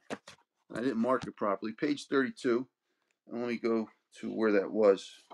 Yeah. Oh, geez. Yeah. So, sorry. Principle 1, actually, page 32. Apologize about that. And the most important lessons in economics and finance. I'm actually going straight to the very first principle out of 218. It can take a lifetime to build a solid business and moments to destroy it. Fellow co-hosts, if you could write that in there and also quote, remember, always cite your sources, folks. I'm an academic here, so I'm telling you from the scientific standpoint. Whenever you do anything and you quote somebody, it's so important to cite them, because you want to give respect to folks, because if they quoted you, you want them to do the same thing to you. Okay. So it's the most important lessons in economics and finance, page 32, principle 1. It can take a lifetime to build a solid business and moments to destroy it. So let's analyze this from the story I just gave you. So I was a loyal customer for almost 15 years with this internet service provider. And just like that, over a series of time, they did things to me. But when that moment, that tipping point hit, there was no turning back. I'm not a customer anymore. Now I'm a vocal person. Obviously, I'm on stage here, right? But there's how many people out there don't speak up? They don't tell their feelings. They don't analyze their feelings. They just go. So if I'm going, I can only imagine the truckloads of people that are leaving this company right now, right? So in this case, going back to the principle, um, a lifetime to build this. I don't know how long that they've been took them to grow to this level, but I'll tell you, they're a very wealthy company. But in this particular moment, it was destroyed, at least from my perspective. As a customer, I'm out. All right. And I know a lot of other people that I've talked to are out too. And if they continue this, they'll be gone. So the lesson here, folks, is you want to close someone, you have to listen to them and listen to your customers, number one, and always be sensitive to their feedback. Right. So another point I want to make about how to close anyone is be authentic. So for each and every part of you, and this is pretty funny actually, what just happened. I want to tell you something. When I say each and every part of you, a few weeks back, I had a friend of mine and said, and I mentioned this on stage, I believe last week. I said, um, you know, he said to me, he said, you know, I hear you on Clubhouse, man. I met you on Clubhouse, and you everything you're doing here is completely different than this other guy from the other social media platforms. You got millions of followers or whatever, and you know you are the quotes that you have and all these pictures on Instagram. I just don't see it. Like I don't understand the connection. And if you heard my thoughts last week, folks, we're complicated people. We're not this like we're not just one static person. We have all different parts of us. There's a little bit of silliness sometimes, and depends on the mood. But the reality is, if you look at all my different social media, it's just an extension of me, just in a different way. So that's what I was recommending. You know, go out and check out these folks on stage. Check out Diamond Diva's Instagram profile. She's got over 100,000 people on there. I guarantee you're gonna see Diamond in a different way. Check out America's Supermom or Mike or Credit Ninja or Sharon or any of these folks on stage here. Check out their other social media. You will see them in a different light. I mentioned this with Ella and Ellie. You know, like when I saw their Instagram, I'm like, oh wow, that's a different way to look at them. And I'm sure people were looking at me the other way. So my point of this story is be authentic for each and every part of you. So I'm still being authentic, but it's a different part of me when you go to different social media. We're more complicated than we may seem. All right. So I want to reverse that analysis with something I experienced today. Now, I don't know if you guys follow me on Facebook, but that's where I got a lot of my followers. I got over 1 million there. And they have the opposite scenarios, you guys. They don't know me the way you guys know me here on Clubhouse. They don't hear me speak or any of that stuff. They don't see my podcast, my videos. Even though I share it, they don't really see it because of the Facebook algorithm. It kind of demotes anytime I put a link from Clubhouse or YouTube. But anyway, I posted a profile picture of me 2 days ago, and I put my picture that you see here, and I uploaded it. And this was the weirdest thing. Like I woke up, I think it was this morning I was looking at it, and I get 2,500 likes and like 50 comments in like a couple days. And even Dan Clark, Hall of Fame speaker, was posted. I'm like, what is going on here? And I didn't realize that Facebook actually posts every time you change your profile picture. So I'm like, oh wow, that's right. That posted that. So I went and read it, and I'm like, oh my gosh. And I'm looking through, and everybody's like, you know, is this the same guy that makes all the quotes? So they didn't even know that I was like, they didn't even know what I looked like in some cases, which is, I guess, partially my fault. But now I'm aware of it.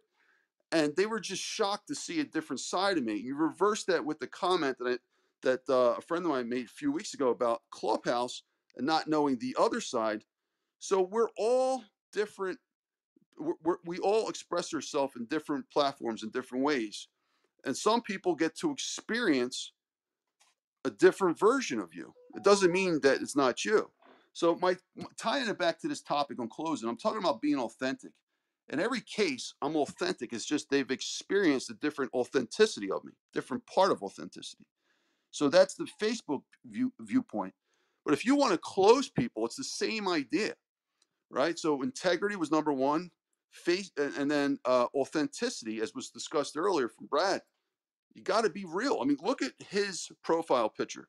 I mean, all his social media, the tagline, the at, and then his name is what? His handles is at the real Brad Lea, the real Brad Lea. So that's his whole thing, being real. And that's why it might offend some folks, but he's just being himself. So whether or not you like him or not, it's still, we still got to give him credit for being himself, right? So be yourself, and that's how you'll close. You're not going to get everybody. If you're selling something, no, you're not going to sell to everybody. You're going to find the people that attract to you. But if you're fake, you'll attract people that when they find out that you're real, not only will they not buy from you anymore, they'll probably never talk to you again. And you did all that energy, spent all that energy for nothing. So that's my shares tonight. I also wanted to talk about there are many other qualities that we didn't discuss here, like trust. Again, Stephen Covey's stage. Check that out in the replays of the Finance Club. How that's an important quality if you want to close, not just close people, how to make friends with people, right? So um, trust.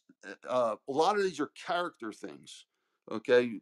Character traits that you can learn, you can build it, you can work on it. If you're not a person of integrity, I believe anyone can change, even the worst of worst out there. They have to be ready for it. So another thing I want to talk about is creating win-wins. All right. So if you want to close people, this is what I've taught when I've interviewed some of the biggest closers out there, salespeople out there, including many on stage tonight and some still here. Win-win. Win-win. That's the key word. Tim Story talked about this. We were in a private discussion offline, how it's important to create win-wins in sales. Now, this term, folks, is a very important term because if you create a win-win for both you and the person you're doing business with or making a deal with, right? If you create a scenario where everybody can win, although this is a rare situation in business, most people try to win, I win, you lose. The best know that win-win always trumps all because that person will keep doing business with you. All right. So creating win-wins, for example, this Arizona mastermind that I had to link up, I'll put it up again in a few moments. I'm designing it the way I'm designing these stages, but presenting it in a physical format. I want to create a win-win where everyone walks out there where their life has changed. We figured out what their problems are together with all these superstars and and our attempt is to make them come out of it with better solutions of how to deal with business, their personal life, whatever it is the problems are. Okay. So win-win, and that's the key. That's the key. Helping people to win, and you'll never lose with that. Okay. So I want to finalize this with how can you create a win-win situation for all future deals? For any future deal you do. I don't care what business or industry you're in. How do you do that? So you incorporate some of the things that we talked about tonight, but this will ultimately be your choice. So I want to pose that question to you, and that's your homework. Personally, how do you create a win-win situation for anything you're about to do in the future? How and second question, a follow-up question, how can you create a win-win situation for this community as well? We're here as a group learning tonight. We're also here as a group hanging out, helping each other, right? So if you have any ideas of how we can continue to grow and build each other, I'm all ears, folks. So which leads me to the final point, which I want to tie into as we progress in the new year. Okay, so we're gonna have some changes, not too much, but just enough changes that I can justify 4 to 6 hours every single Friday night. So stay tuned, folks. I'm gonna be spending the next 2 weeks. I'm actually not doing podcasts for the next 2 weeks. I am just focusing on finishing up the year, relaxing, get my mind together, taking 2 steps back because I want to have a strong 2023, figuring out the game plan to keep this going. I've been doing it free for over a year and a half. PBS reminds me of a potential benchmark, but I think the best thing to do, folks, is to create more value added where there are money opportunities to fund this in the background. So If you have any ideas of how to keep bringing these rooms together and making the community make money, fund this particular community, I'm all ears. Um, yeah, so that's what I wanted to share tonight. And again, thank you, folks. I hope that you've learned how to close anyone. Remember, you can't close everyone, as Brad said. That's the most important thing. Like, if you don't want, a certain product, you just don't want it. Like, I didn't want that product anymore. You're not going to convince me, right? Like, it's for anybody, for any product. So you can't close everyone, and you can close anyone, but also only in certain circumstances, and if you are really interested in it. But the key to what Brad was saying is not. I don't like it either. I've had people recently tell me, you're a great salesman. I thought that was the weirdest thing. They said, you don't understand. You persuade all these people to come on stage and do all this for free, and that's salesman tactics. I'm like, but I'm not a salesman, and I think sales is it's sometimes it gets like Brad was saying, it gets the wrong impression. People, the wrong connotation. People think of it in the wrong way. I like the way he describes it. Don't even think about the word sales. Just, are you helping people? So if you look at it in that way, then maybe those folks are true. But I think that if you take the idea that you're helping someone and you truly mean it, then it's not. You don't have to worry about the idea of selling. It'll just happen naturally, and your business will grow. So that's enough for me, folks. I appreciate all that you do. Stay tuned for more meeting. We got a lot more. We're gonna get some cool stuff the next 2 weeks. We're just doing a party, so we're just gonna have something different. We never really get an opportunity to us just hang out in the same room together. So let's do that the next couple of weeks. And I may need some folks from our leadership community to help co-host that, because I probably only going to put a few hours in, maybe 2 or 3, not normal, 4 or 6. So back channel me if you have my number, and my back channel, just let me know if you are available to help out the remainder 2 weeks as well. With that said, thank you, everyone. Appreciate everyone for being here, and let's keep this rolling. Diamond, Yep. thank you for your support, and yeah, off to you, Diamond, if you want to do a quick reset. Thank you so much. This is Diamond, and I just want everyone to come off the mics for you, Dr. Finance. That was absolutely Absolutely. amazing. Thank you, Bravo, Dr. bravo. Finance. Let's thank Dr. Thank you Finance. for all you Yes, do. you're the bomb.com. Thank you so much, Really appreciate Dr. you, Dr. Finance. And Real blessing, brother. you're done, Diamond. Absolutely. You're done with the reset. It's Savannah. I would just love to add something for Dr. Finance. This is Diamond, and absolutely, I'm actually going to be resting my voice. You can probably hear it's a little scratchy still. I haven't recovered for Wednesday, but I did want to say a couple of things, and then I'll do the reset and pass it on to you, Savannah. Dr. Finance, I just want to say thank you so much for what you created here tonight. I mean, this was absolutely an epic room. I saw all the wonderful comments in the chat and all the great things that you created for us. I mean, this was absolutely a $1 million, $1 billion, $1 trillion plus stage. I heard you propose that question. So I will say it's actually priceless, right? When you can get together literally titans of industries to have a real conversation about things that matter.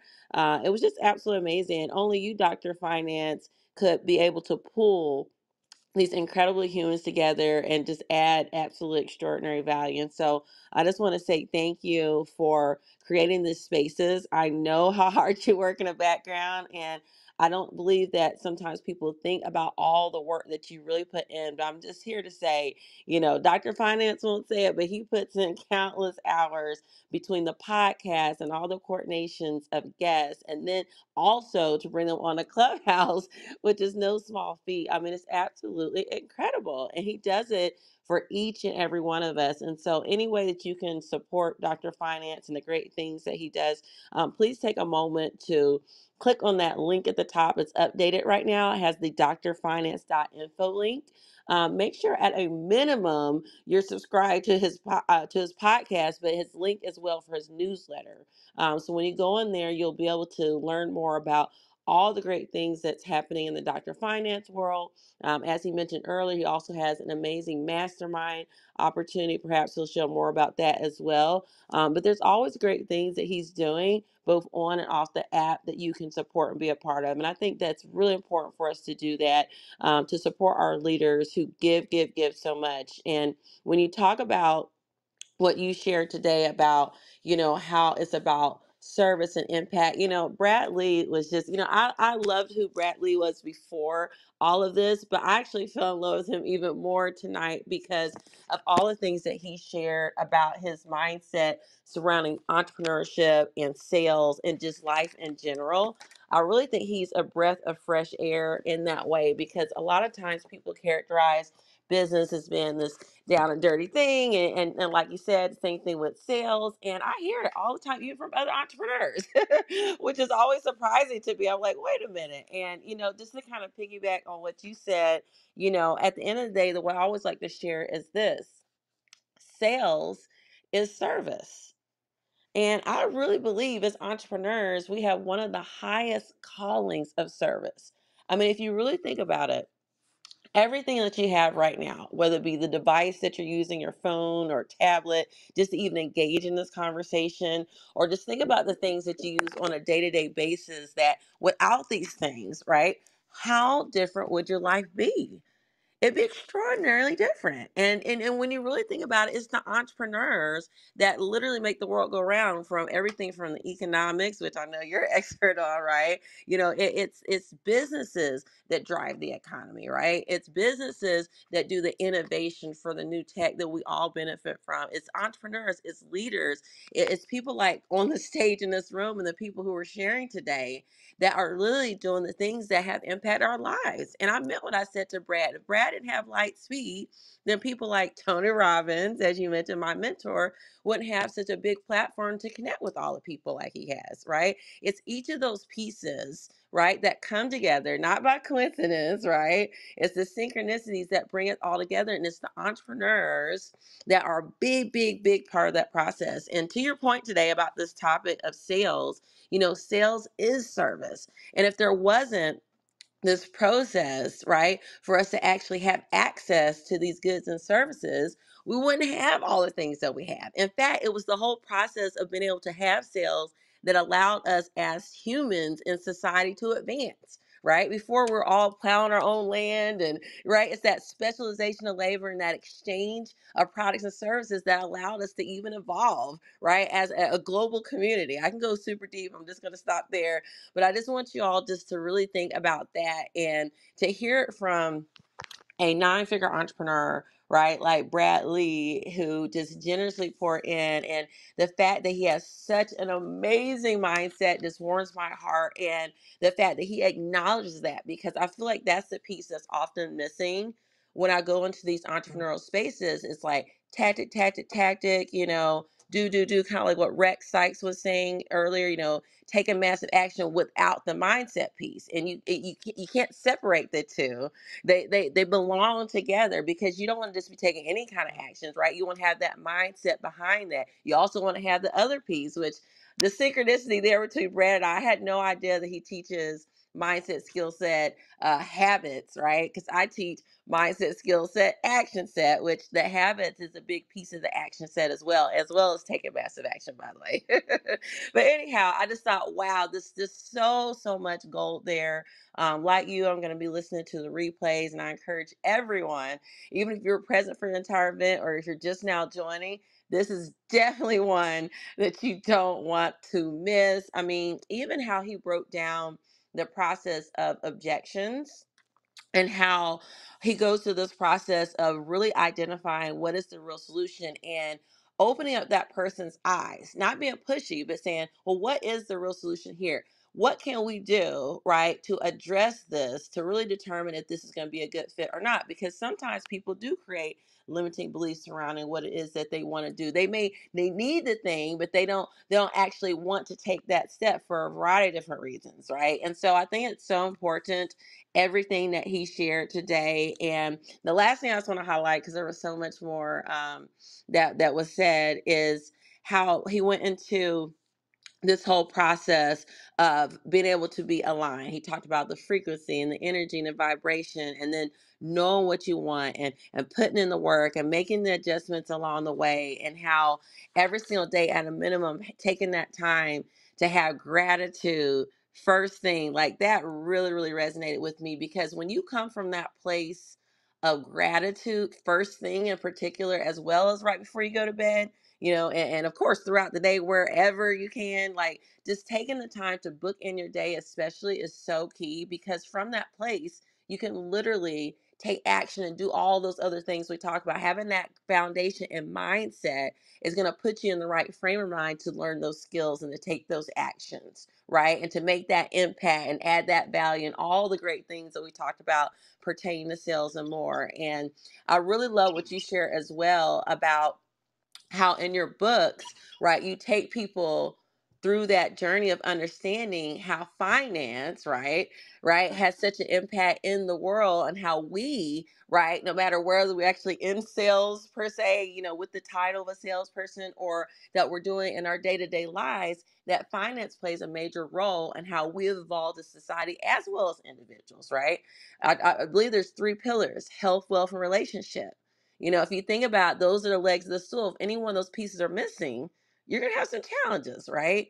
And that finance piece absolutely falls under that wealth pillar. And I just want to just thank you. I'm still processing, as you can see, all the great things that were shared here. But you've really put a nice bow on it, as always, with your generous share and with your generous time to make this event possible. And I just really, really want to emphasize that. If there's anything you can do to support Dr. Finance, sharing the room, tweeting it out, tapping into his links for the mastermind. I see it's updated now. Subscribing to the newsletter, do all the things, because he deserves that and so much more. And I just want to say thank you, Dr. Finance. You are a rock star and a legend. I cannot appreciate you enough. All right. And so I just want to do this reset, because I know Savannah also wanted to pour in. And so if you're just now joining us, welcome everyone to the Finance Club. Click on that greenhouse and become a member of the club today. And like I said, not only are you going to get absolutely the best advice or information, if you will, on finance and economics and all those wonderful wealth building tools, but you're also going to access to some of the most incredible people that otherwise you may not have in an intimate setting, no doubt, which is really, really powerful. And so if you're not yet a member, click on the top, that greenhouse, become one today. If you're already a member, nominate some friends, because this is the space and place that you want to be every single Friday around 7 p.m. Eastern Standard Time. We had a great conversation today on how to close anyone, sales masterclass with Brad Lea, and we're actually moving into the next round of the evening. We're not done yet, so make sure you still have your pens, pads ready, and be a part of the conversation. We'd love to hear from you and your thoughts, the notes that you took as well. We also encourage you to click on that link at the top for the mastermind retreat. This is absolutely an extraordinary opportunity to connect with Dr. Finance deeper, as well as some rock stars like Sharon Lecter and Mark Victor Hansen and others. And I will tell you, when you're in these spaces and places, and that's one of the things that Brad Lea talked about as well, how important it is to model, right, after people who achieve those goals that you desire. He said, find someone. They say no, find someone else. Well, when you're in a mastermind, which I'm a huge fan of, you have that ability to learn from the people who are willing to share, right? And so take advantage of that as well. And I also encourage you to connect with Dr. Finance and Dr. Finance's team profiles, right? If you haven't yet, make sure you're following both with those bells set to always, so you always get a notification, because he made us open this room a bit earlier than 7, and you want to be here for all the pregame and the after party. Always value at every end of the spectrum of this room. And I really encourage you to not just stop there, but connect on the social medias as well. We've talked about that today, right? The Instagram, the Twitter, both are linked in the bio. And you'll also find that with millions of followers across platforms, Dr. Finance has a huge community on Facebook, his YouTube channel with the Dr. Finance Live podcast, and more. So make sure you're tapping in everywhere. And I also encourage you to connect with every single moderator, speaker, and guest in the room. Now, normally I shout y'all out, but you can hear I'm a little scratchy. So I'm just going to say thank you to the co-mods, Savannah, America's Supermom, Credit Ninja, and Sharon in the house, and sending lots of love to our entire Gold Bad Squad. You know I will shout you guys out, but you can hear I'm a little bit rough, which is why I'm going to pass it to Savannah soon. But again, I really want y'all to go row by row and tap in, because you just never know, right, who that person could be that could be a game changer in your life, or you could be a game changer in theirs, right? That's what we're here to do, is support one another. And so after you take your time to, oh, I see Jackson as well as co-moderator. I just saw you, Jackson. Welcome. Also, I encourage you to go to the bottom of your screen. You guys have been crushing it tonight with 222 shares of the room. Isn't that phenomenal? You should just reach over and give yourself a pat on the back for that. That's outstanding. So if you can go there with me right now, let's keep on sharing, right? Let's keep sharing the room. Let's share again. I thank you for that rock star and legend who just shared. You're amazing. And after you've taken the time to do that, go back now to the square with the arrow pointing up. That's the number 223. After you've done that, I want you to invite some people into the room. I found this is very effective for building a powerful conversation, because sometimes people miss the hallway, but they typically receive those pings. So ping away, inviting your friends, share the link where the links are accepted, tweet the room like we did earlier. That was a great demonstration, as well as sharing on Facebook. And I just want to say thank you again for everyone, right, for joining us today in the Finance Club. This is Diamond, and I am complete. Thank you so much. And over to you, Savannah. Woo! Thank you so much, beautiful Diamond. Can we all just put some hearts up for Diamond and Dr. Finance, and just unmic and give a round of applause, you guys? I mean, how amazing has this room been here tonight? Unbelievably amazing. Yes. You guys are awesome. 2,000 people came to this room. You guys are phenomenal. Amazing. Thank you guys so much. And Diamond, I mean, every single time you have a share, it is just so good. Every single time. It is so good. And it's because, you know what? You intentionally listen. Every single time somebody is speaking, you intentionally listen. And I love that about you. And I think that that's something people should really take away. And Dr. Finance, I wanted to say, listen, you have got me fired up, okay? There's a couple things I wanted to add. First off, Dr. Finance, when you get into flow state, if you guys agree with me, let's just put some hearts up or a GIF or something. But Dr. Finance, when you get into flow state, I am like lit up. Like I am like, wait, what did he just say? Wait a minute. And it's like literally you get me fired up. So I had to just give you recognition for that, because that's what it's all about, you guys. And that's such a huge gift to be able to have that, right? When you just get into that flow state and your authentic self, it really, really shines through. So I wanted to thank you for that. And I wanted to add, Dr. Finance, you know, your share, you guys put some hearts up again. Your share was so powerful. Like I literally felt your share tonight. When you were talking about, you know, the internet provider, and I actually laughed at first because I think we might have had the same exact internet provider. So I laughed. But you know, I really wanted to touch on this because that's so huge, Dr. Finance, right? Because they could have easily just said, no problem. And why I want to add this, you guys, is because this is a finance room. I just want to add in here something serious and you know, business oriented.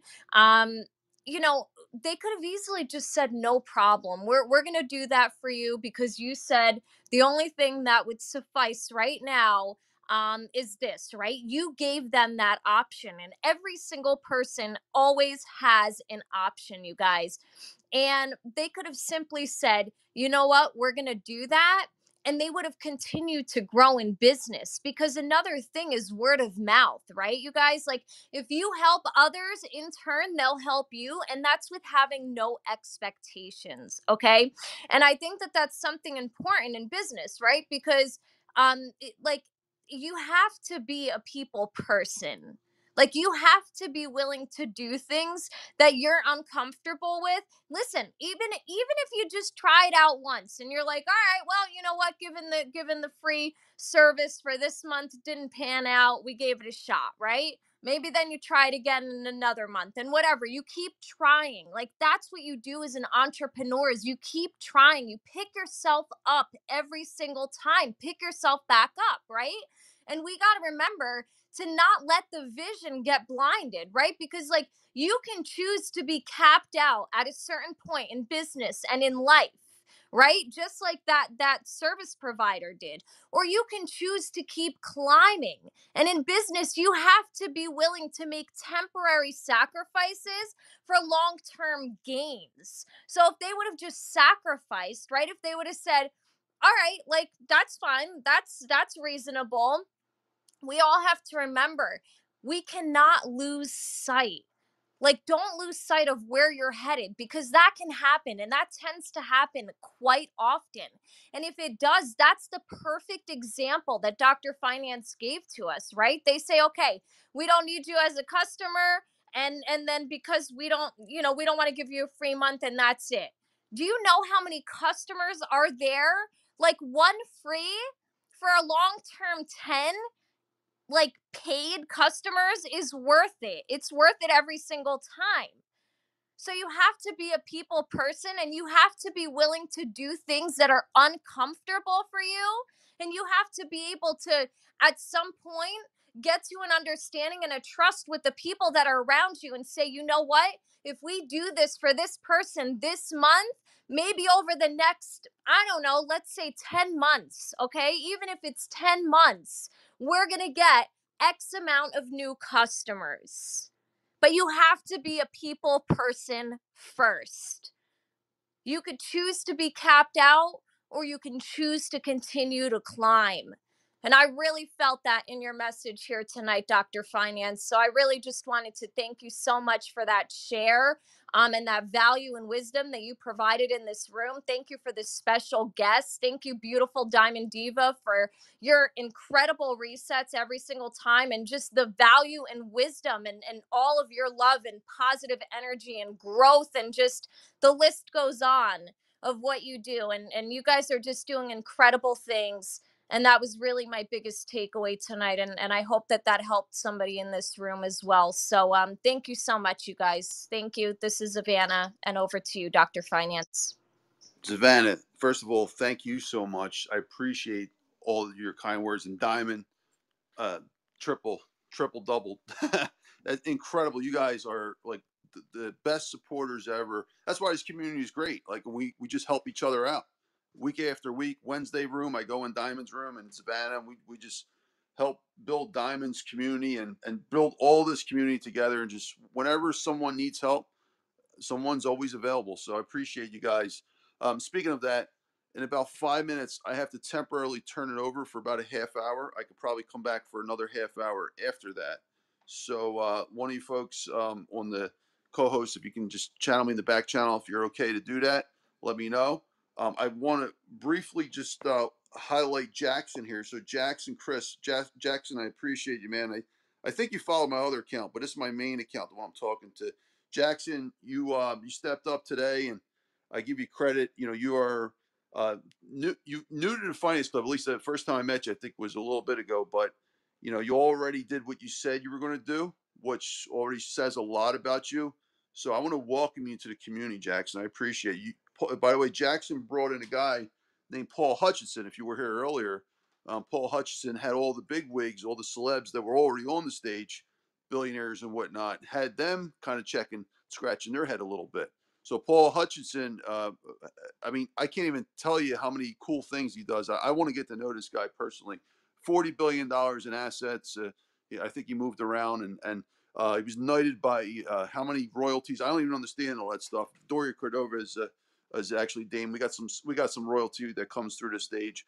They would understand it better, but I do understand this. 12 honorary doctorate degrees. That's pretty incredible. So Jackson, again, hats off to you, man. And yeah, I'm very curious about Paul. I think, folks, I think millions are going to happen behind the scenes tonight.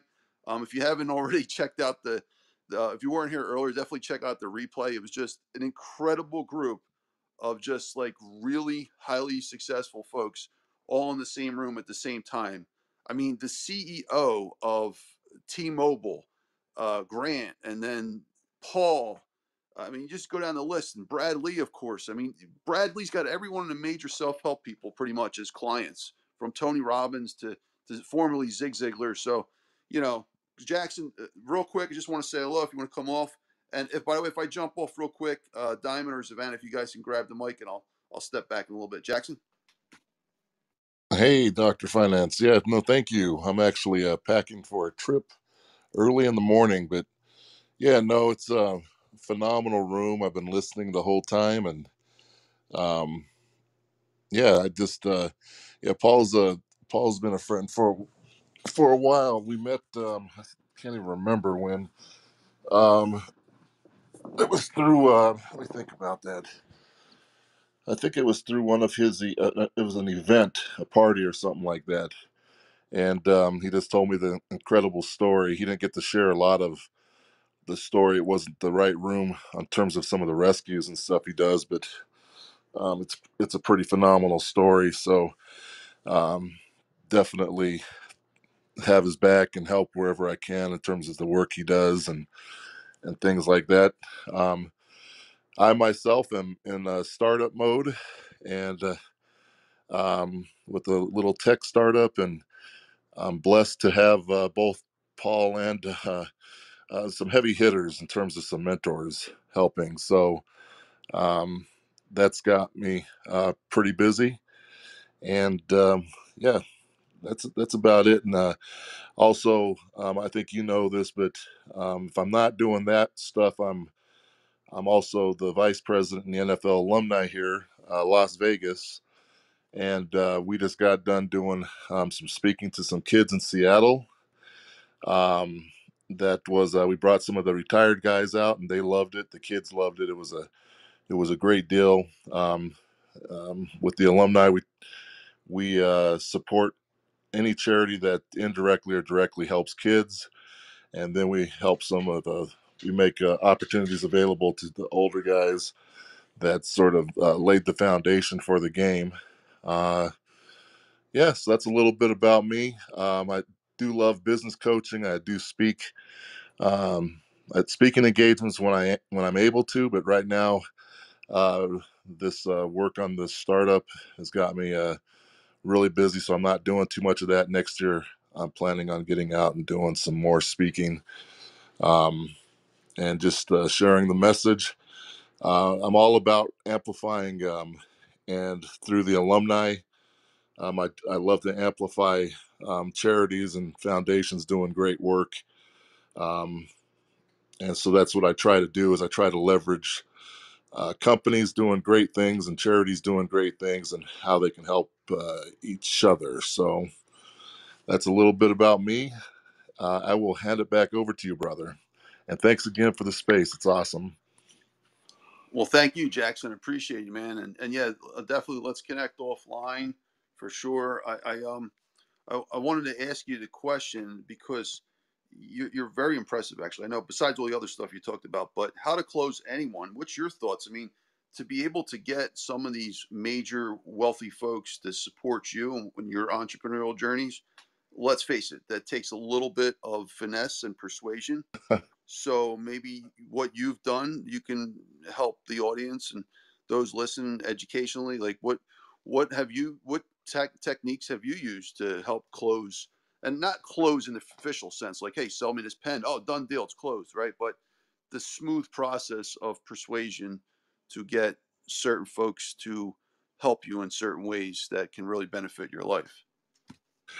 Yeah, I always say it's just being genuine, and always, I know people say this a lot that you don't really care on if someone's not in vibration with you or connecting. I don't really. It's just not meant to be in the moment. And so I think people um, are always observing you, and how you're doing stuff, and are you doing what you say, how you're treating people, and these types of things. And I think that that's how I meet and stay in great connection with a lot of these people. I'm pretty fortunate because um, I was just yeah, Paul, and there's a handful of other highly successful people. I won't mention all that, but I've made friendships with over the um, last several months and years, and I think that that's it. They just you know, I don't ever ask for anything of anybody or expect anything of anybody. And in the case with Paul, the work that he was doing was so important. I was at one event talking to one of the Green Berets that helps him with some of those missions. Um, and I again won't mention names and all that, but just a phenomenal guy. And some of the stuff that they encountered would just send chills down your spine. So I just truly uh, get into those discussions. It's heart centered. You know, um, you've not met me yet in person, but also I'm a pretty big guy at 6'8". You're not going to miss me. I'm not going to sneak in anywhere. That's for sure. So, um, that helps a little bit in terms of when I go to an event or something like that. The physical stature stuff definitely lets you notice that I'm there and all that. And then some of the work, like I said, I'm doing behind um, the scene is also, um, with the alumni and all that. So, yeah, I would just say being heart centered. I don't want to ramble too much, but just being heart centered, being true, following through with what you say. Um, in the position I'm at right now with the NFL alumni, there are a lot of people. People are always trying to take, or want you to do this for free, or use the shield for to do things to help them.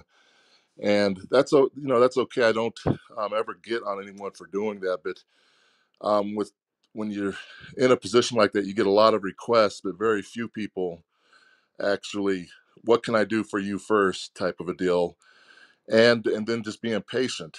So one thing I would say also is a huge thing is folks that are successful um, and doing these things or involved in networks like this, they don't forget the people that are consistent and always there, um, even if it might take months or years, right? Or just so keep checking in, keep being consistent. In my case, I already know people that when something happens or a certain opportunity comes, who I'm going to reach back to help me with something or ask for something. Bring them ahead with me as well. Um, they don't forget that, and so I would just say being consistent, not being impatient, um, not feeling deserving of people's time. That's a big one. We're sort of in this instant gratitude society, and people always want stuff instantly or want your attention instantly. If you didn't get back to someone right away, there's something wrong. Don't be like that. Be helpful, and trust me, people don't forget that. And then when the opportunity does come up, and you're fitting the thing that's needed there, or you will come to mind and be pulled forward or pulled up, a hand up. So those are some of the things that I've noticed in terms of attracting amazing people doing amazing things, and sort of helping move everything along. I'll pass it back to you, brother. Thank you, Jackson. Great way to land your plane. And by the way, Jackson, perfect example of the last few sentences that you said was you. I mean, I had like almost 400 people in the room tonight at one moment, including very strong personality people. And to manage that, I'm pulled from so many directions. And you've been coming on here for at least a month that I know of, and you were just persistent. And you talked about the right moment. Well, you stepped up at the right moment. You found that right moment, and brought you to my attention a little bit more, right? So, and don't take it personal. It's just so many things to do being a host on these type of events, but you found a way to just help out and wait for the right moment, understand about patience. And I have other things going on, and here you are. So and hopefully we can connect offline and do other amazing things. And by the way, NFL alumni, I just want to talk about that. I had I don't know if you know Jerry Maguire, the movie Jerry Maguire. Well, I had Lee Steinberg on the podcast interview a few weeks ago. He was the inspiration for that movie. So Yeah, I was going to say yeah, Lee Jack. Steinberg. Yeah, he's a good friend. Another guy over the last year and a half. Yeah, I was. He's a phenomenal guy. I mean, and what you see is, I mean, he's pouring in all the time. He's going to with his schedule. He doesn't have to do near the things and his demand that he does. He's yeah. That to say that he goes above and beyond is crazy. But I was on the board of directors for that's also where was some crossover with Paul, but for Unsilenced Voices, where we're combating human trafficking and domestic abuse, both domestically and abroad. And so I got some of the players involved to help Michelle. If anyone wants to check it out, it's unsilenced with the dvoices.org is her website. We just had a fundraiser for her, but I got some of the football players together who all poured in, and then we got Lee Steinberg also involved with her, and just really amplified that whole foundation doing an amazing thing for humanity. You know, again, just a real dark subject, and Lee's contribution to that, and continuing, not just the one time. He's on, he's on our phone or Michelle's phone for helping whenever she needs it. And so that's just the type of guy he is. He's committed for the long haul, and I also work with have some things I'm working with him with Marlon through the foundation as well. So no, great guy. Again, just doing amazing things when he doesn't have to be in terms of, and his schedule's full. So yeah. Well, thank you, Jackson. Appreciate you, man, and definitely looking forward to connecting offline and seeing if we can help each other in any way. I mean, I'm sure there's plenty of opportunities. So I'm there for you. Got a lot of good causes that I stand for as well. So I'm there for you. Thank you, Jackson. Appreciate you. And folks, I'm actually going to. I've been doing this for about 5 hours now. So Savannah, I believe Savannah or Diamond. I think Diamond was resting her voice. But it's Diamond, of course, if you want to step in, obviously. But Savannah will be taking over for a little bit, and then I'll come back for maybe a half hour. She'll step in, and then another half hour I'll do, and then we'll close the room. But I want to hear from a lot of our superstars here. We got a lot of stage full of them on this topic, not just necessarily the topic, but what you've learned maybe tonight as well, and your thoughts. But let's try to keep it on point, no more than a minute or two per person, just because I want to hear from everyone on stage, give them an opportunity, and check the rules out in the rules section as well. Basically, no pitching on that stuff. Real quick before I turn over to Savannah, again, folks, check out this mastermind retreat. This is a serious thing, folks. It's really could be life changing. Imagine getting one of the top nonfiction writers in history in the same event as the leader in financial education, Sharon Lechter. She's my mentor, and the reason I'm on this app. Co-author of Rich Dad Poor Dad. She wrote Think and Grow Rich for Woman, was a financial advisor to two presidents, wrote a book with a third. She's going to be there with me and Mark's COO, Preston Weeks, and many other folks. I'm probably going to bring 2 or 3, maybe 4 VIPs, surprise guests at minimum.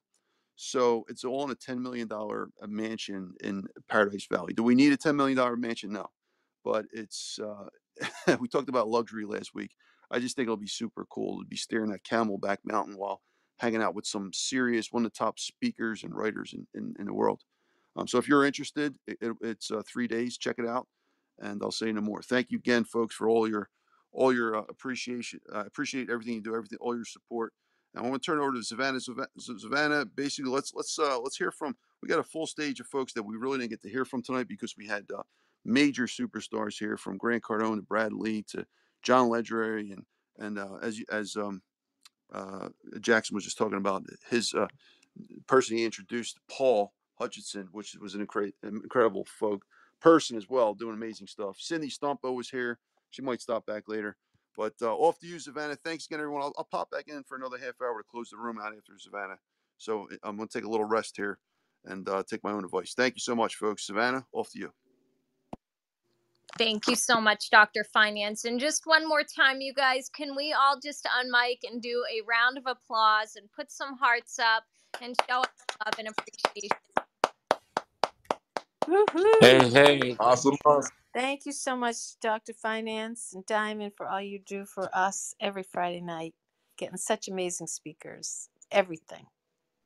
Thank you so much, Heidi and Savannah. Appreciate it. First of all, before I turn it over, Savannah, just real quick, I just want to make sure that you're fired up. Are you fired up, Savannah? I am always fired up, Dr. Finance. Okay. All right. All right, folks, don't fall asleep. We got to make sure everyone's active on the stage and double check, make sure everyone's active too. Because remember, folks, to be on the stage, I want to make sure this is a real stage full of real great folks. And I don't like squatting. I want to make sure everyone's an active participant. You can't get this anywhere in the world in history. Can you ever find a tool where you can have all these folks on stage at the same time the way it was happening today? Never. Like, you can't. So all I ask is just be active and lively, share the room out, support wherever you can. You may not always be able to talk, but definitely listen, take notes, and figure out a way to maybe you can do something to help the community out, and vice versa. They can do something to help you out. Okay. But as Jackson said, always start with how you can help others first. So ask not what you can do for your, what was that old saying from I think it was the president. He said, do for your country. What can you do for whatever? Like, that's the same idea. The same idea Ask is not basically what your country could do for you, but what you could do for your country. America's Supermom, right on point. Thank you, America's Supermom. Sorry, apologize. 5 hours to run the stage, but that's it. And you can take out the word country and just substitute for community, and there you have it. All right, thank you, folks. Thank you, Vanna. Back to you. Absolutely, Dr. Finance. And yeah, I really want to start a queue because I know that I added to this a little bit and I'll add a little bit more soon. I just want to hear from some of you that are up here. Some of you that have been in here all night. That masterclass with Brad Lea was wow. It was so good. It was so good. And you know what? I love it because he was just so straightforward. He said it how it was. And he had so much value to give, right? And I loved his perspective about being a good person. So thank you so much again, Dr. Finance, for putting these rooms together. And thank you to each and every single one of you that are here. Thank you for being here. Thank you for listening. If you are a moderator, if you are a speaker, whatever it is, we appreciate you being here. So thank you so, so much, you guys. I'm going to start a queue here. So if you want to add to how to close anyone, okay, or Dr. Finance's powerful share that he did like literally 30 minutes ago, that was really good. So if you want to add to that as well, would love to hear your thoughts. But anyone that wants to add to this topic, you guys, how to close anyone, just flash your mics and I'm going to get a queue started here. Or even takeaways, you guys. What were some of your takeaways from Brad Lea? I mean, we had special guest Brad Lea that was here in this room. What were some of your takeaways? What did you learn? So Michael, yes, I see Michael. And just keep flashing your mics, you guys, just so we could see. Okay, Megan. Oh, Megan, it is so great to see you here. Okay, so let's do Michael, and then we'll go over to Megan, and then I'll go back around and just double check if everybody is awake, if everybody is sharing this room right now, and if everybody is ready to continue to learn and be inspired. So, Michael, thank you so much for being here. Who was not fired up for this room tonight? It was like such a master class. I mean, I've never, I don't know why, but I was feeling that I had to take a lot of notes to kind of ingrain it in my memory. So there was a lot of notes, but I was putting it in the room chat. So if you do listen, there's a lot of notes I took. I think I got almost every major point that Brad Lea shared, and a couple of gems also from Grant. And of course, Dr. Finance. It was just such a powerful room. And one of the takeaways that I had tonight, first of all, also, I just want to say, Savannah and everyone else in the room, including Diamond, Heidi, Dr. Finance, everybody, We're all rock stars and legends, like Diamond says. And you know what? It was just such a powerful room. So I wanted to say that. Peace and love to everybody. I love being in this room. And secondly, I wanted to say that one of the takeaways I got was like, and I've heard it before, like look in the mirror and don't forget your self-worth is your net worth. So love yourself. We hear it all the time. Self-love, self-care. How many of us take that time to look at ourselves instead of going through the mind poop?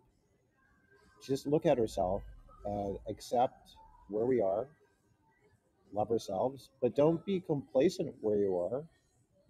Like, keep moving forward. He had some really good points about the goals, like how to get what you want. First of all, figure it out. What do you want? Then figure out how to get it. Ask someone who's doing it already. There's two other points I think he said. I forgot them right now, but I think it was maybe practice and repetition. I can't remember. There's so many good points, but like it's so important to listen to this one again. And if you could listen to any masterclass, any of these uh, rooms that we had in the podcast, I'd probably listen to this room tonight. That's how powerful it was.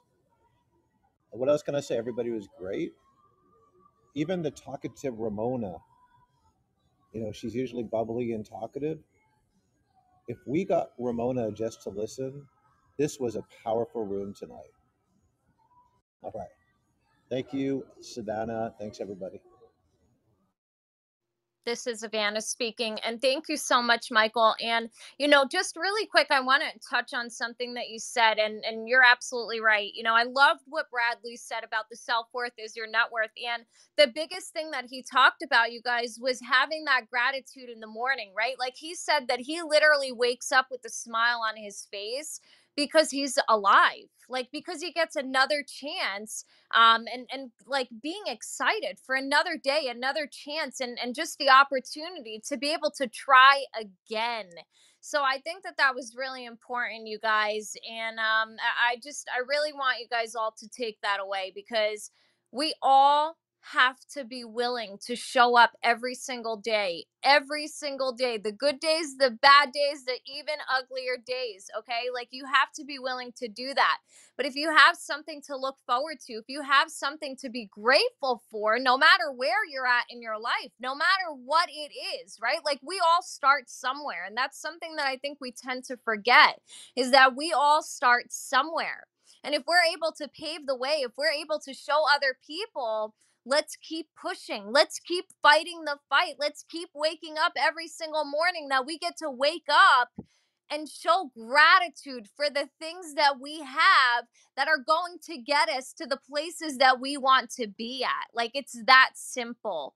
So thank you so much, Michael. I really appreciate you adding that. And I really love that share by Brad Lea a lot. So thank you for mentioning that for those that might have just joined us. And I want to make sure, I know that some of our moderators up here, some of our co-hosts did not have a chance to add and to share, like America's Supermom. I don't know if you had a chance to share, but if you would like to share, I would love for you to have that opportunity as well. But for now, Megan, we're going to go over to you. Thank you so, so much for being here. It's great to see you. And I would love to hear your thoughts. Well, thank you so much, Savannah. And I'm so, so disappointed that I was unable to join you all earlier tonight. I came in around 9:30 Central Time, so 10:30.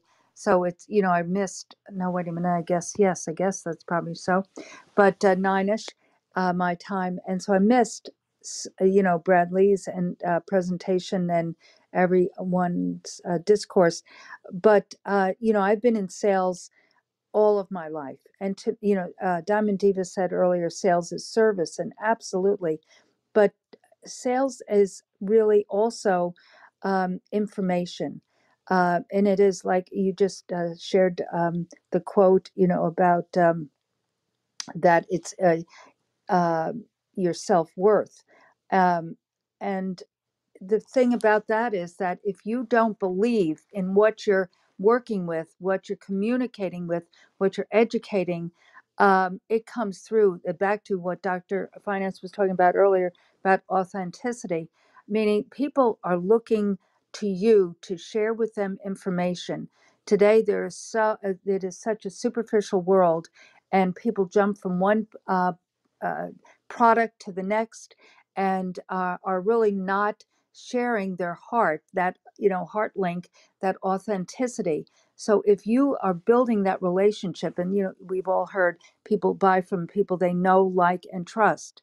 But if they don't know you, so your authenticity, and that comes through with that like, then trusting you, because you must have that information.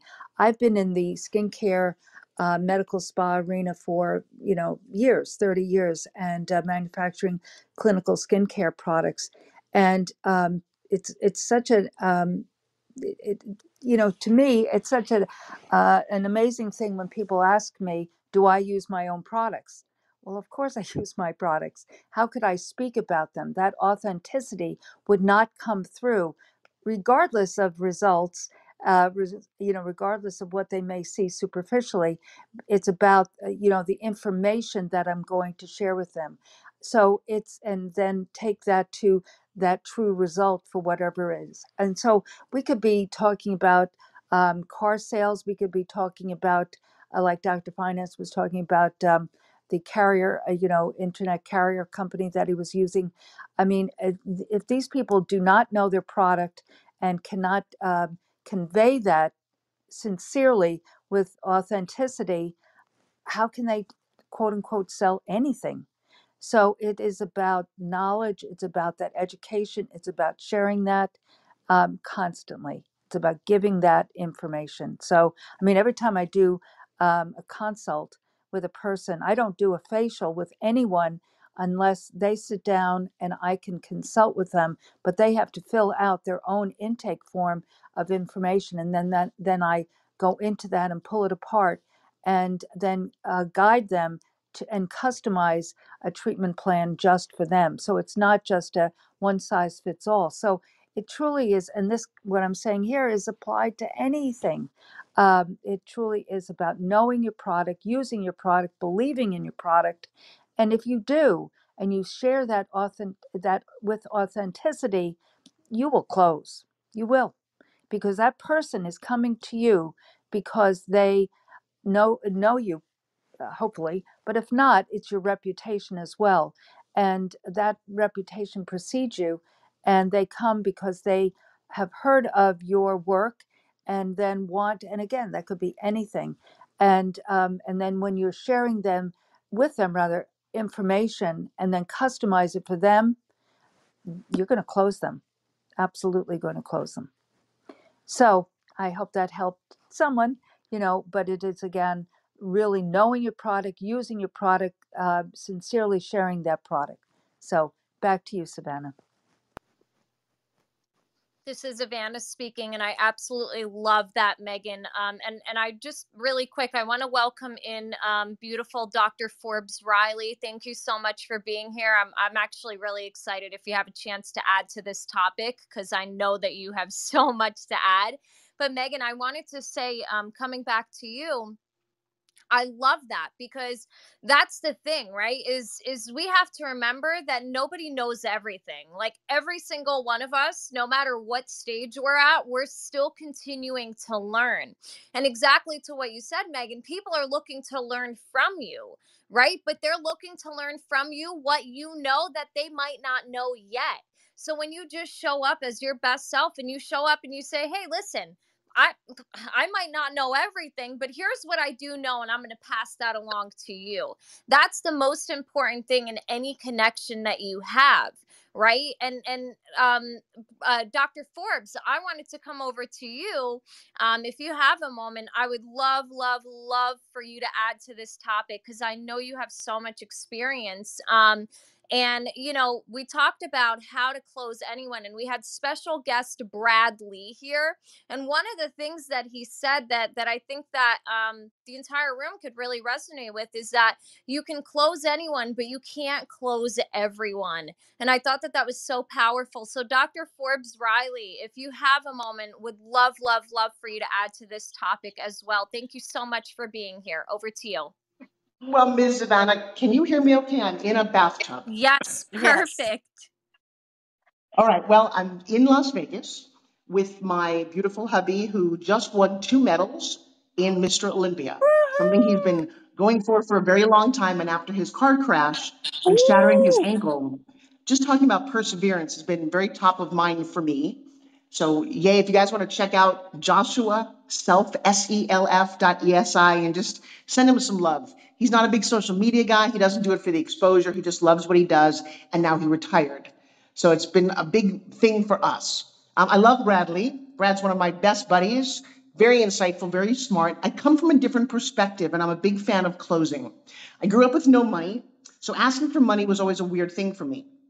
But right before that, there's nobody better. I've closed $2.5 billion worth of sales and products on live home shopping and infomercials and the internet. And so what's one of the secrets to my success? Well, I'll tell you what. Number one, and this is for all of you to write down, believe that what you're doing is the perfect solution for somebody's problem. Because when you're the solution for someone's problem, they want what you have. If you sell water, you wouldn't go to a banquet where there's fluids flowing everywhere. Go out to the desert or to a gym and say, hey, anybody thirsty? Yeah, water. And your sale and your close becomes easier because you're not fighting or selling somebody into something. And so I've taken it on my own. I now teach pitching, Savannah. I love this art of pitching. And for all of you, happy to give this away to you, what that means, what pitching means. And listen carefully to this. It's less important what you say versus what the other person needs to hear. So very often I'll take pitches from people, just like you guys in the room, and you'll start telling me the statistics and it does that and it does this, but you never really looked at me or listened to me to figure out if I'm even interested in those things, if that's what I need at the moment. And maybe one of my skills comes from being a magician. So here's the cool thing about magicians. I walk into a room and you have no idea what I'm doing at all, but I know that in about 15 minutes, I'm going to do a trick that's going to have everybody in the room say, oh my God, that was so amazing. But I've already calculated what it is. Now, I'm not going to do it while everybody's busy eating and talking. I'm not going to do it while they're busy signing in. I'm going to wait till they're at that moment. We call this an open door, where they're like, all right, receptive. And then as a magician, you start to set the stage. Sometimes people, when you go to close, you don't set the stage in terms of what's important to the listener. So I have a fitness product, right? I have a handheld fitness product called Spin Gym. When I walk up to somebody, and this is the funniest thing, I always have it in my pocket. I always have a couple to sell. I never say to somebody, hey, do you like working out? Because the answer is no. Hey, do you want to get in better shape? Well, yeah. Savannah, here's what I say word for word. And you can answer this. So Miss Savannah, will you play along with me? Absolutely, Dr. Forbes. I'd love to. All right. So would you like to see something cool? Yes, please. Okay, that's exactly what I say before I take out my Spin Gym. And so we all needed to understand, and Savannah and I did not plan that, but everyone always says, yeah, sure. So now they're receptive. And then I put my little Spin Gym on their fingers. If you've never seen this, just Google or look up Spin Gym. And I'm at a party or in the sauna or on a bus. And you, my girl, you're Spin Gymming. And you're like, and then I don't say a word. I don't tell you what it's made of. I don't tell you that I'm in the National Fitness Hall of Fame or how important it is to work out. I completely shut up. And here's what happens about 10 or 15 seconds into this. Savannah, you're going to be playing with this and tugging on it, and you're going to say to me, oh my God, this is so cool. Like, I really feel it. You're going to sell yourself. And I know that may sound simple to you guys, but for 2 years, I went to conventions and I paid all that money for those booths and I hired people and we worked on selling this thing. We got a lot of pushback because we were forcing people to work out or answer hard questions about their weight and their diet. When I got my team to just say, hey, come here, you want to see something cool? They're like, yeah. In about 10 seconds, they're like, oh, this is really cool. Where do I get one of these? Turns out less words is more. Savannah, does that resonate with you? Oh yeah, Dr. Forbes, there's a couple things I want to add because you got me really fired up, Dr. Forbes. That was so good. So really quick, I just want to say, I and that's the most important thing, right? Is intentionally listening. And I love what you said about that open door moment, because it's like, that saying, the curiosity kills the cat, right? You become curious and you're like, well, wait a minute. Why isn't she going kind of deeper into this? Like, I like this product. I just said I like this product. Why isn't she going deeper into this? And I love that, because you said it perfect. This is literally why you are the pitch queen. This is literally why you are the queen in anything and everything that you do. But it's exactly what you said, is you're going to sell yourself, right? I'm going to jump in there and I'm going to say, oh, I love this. Or, oh, you know what? I've kind of been thinking about getting something like this, or I've been looking for something like this. And I've already told you it's done. I want it. I'm interested. Let's talk about it. Let's figure it out. And saying less is always more. Sometimes the less you say, the more people want to know what you have to say in turn. So, whew, Dr. Forbes Riley. Yes, yes, yes, queen. I love your energy and thank you. All right, so I've got something else to tell you because I really do love this concept and it does end up in closing. I have a new thing that I'm promoting called 1 Minute to Millions. And the idea that when you go to introduce yourself, you do a couple of things, and if you did them more effectively, you would in fact close people. By the way, closing isn't always about getting money. Closing is closing down a relationship, getting a business card, wanting to move forward, doing a follow-up. Closing is very, very cool. So if I said to you, Savannah, if you said, hi, my name is, and then you said, I'm known as, what would you say? I would say my name is Savannah Dova, and I'm known as a TEDx speaker. Okay, can I coach you? Yeah, are you kidding me? Yes, please.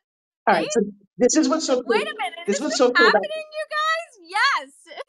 Yes. Well, I'm on fire. I love this. All right, so before you even answer the question, you have to figure out, why are you talking in the first place? So if I told you there was going to be about 10 things that you're going to say, I'm known as, because, an example of what I've achieved is, and a couple more questions. But at the end of it, the person listening is going to want to take an action, like a close, that you want them to.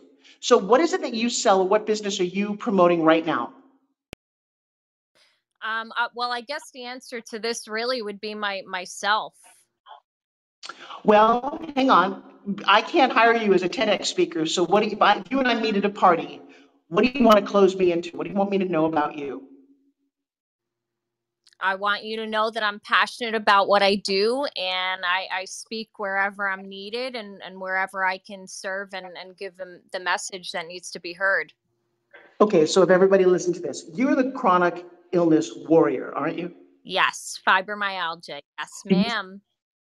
You sell people into understanding how to feel better when they have to deal with that immunity problem. Now let me ask you too, because I know you're about to drop some serious value here. Now let me ask you, because I always shared about my story, right? And that was always something that I was able to help other people with.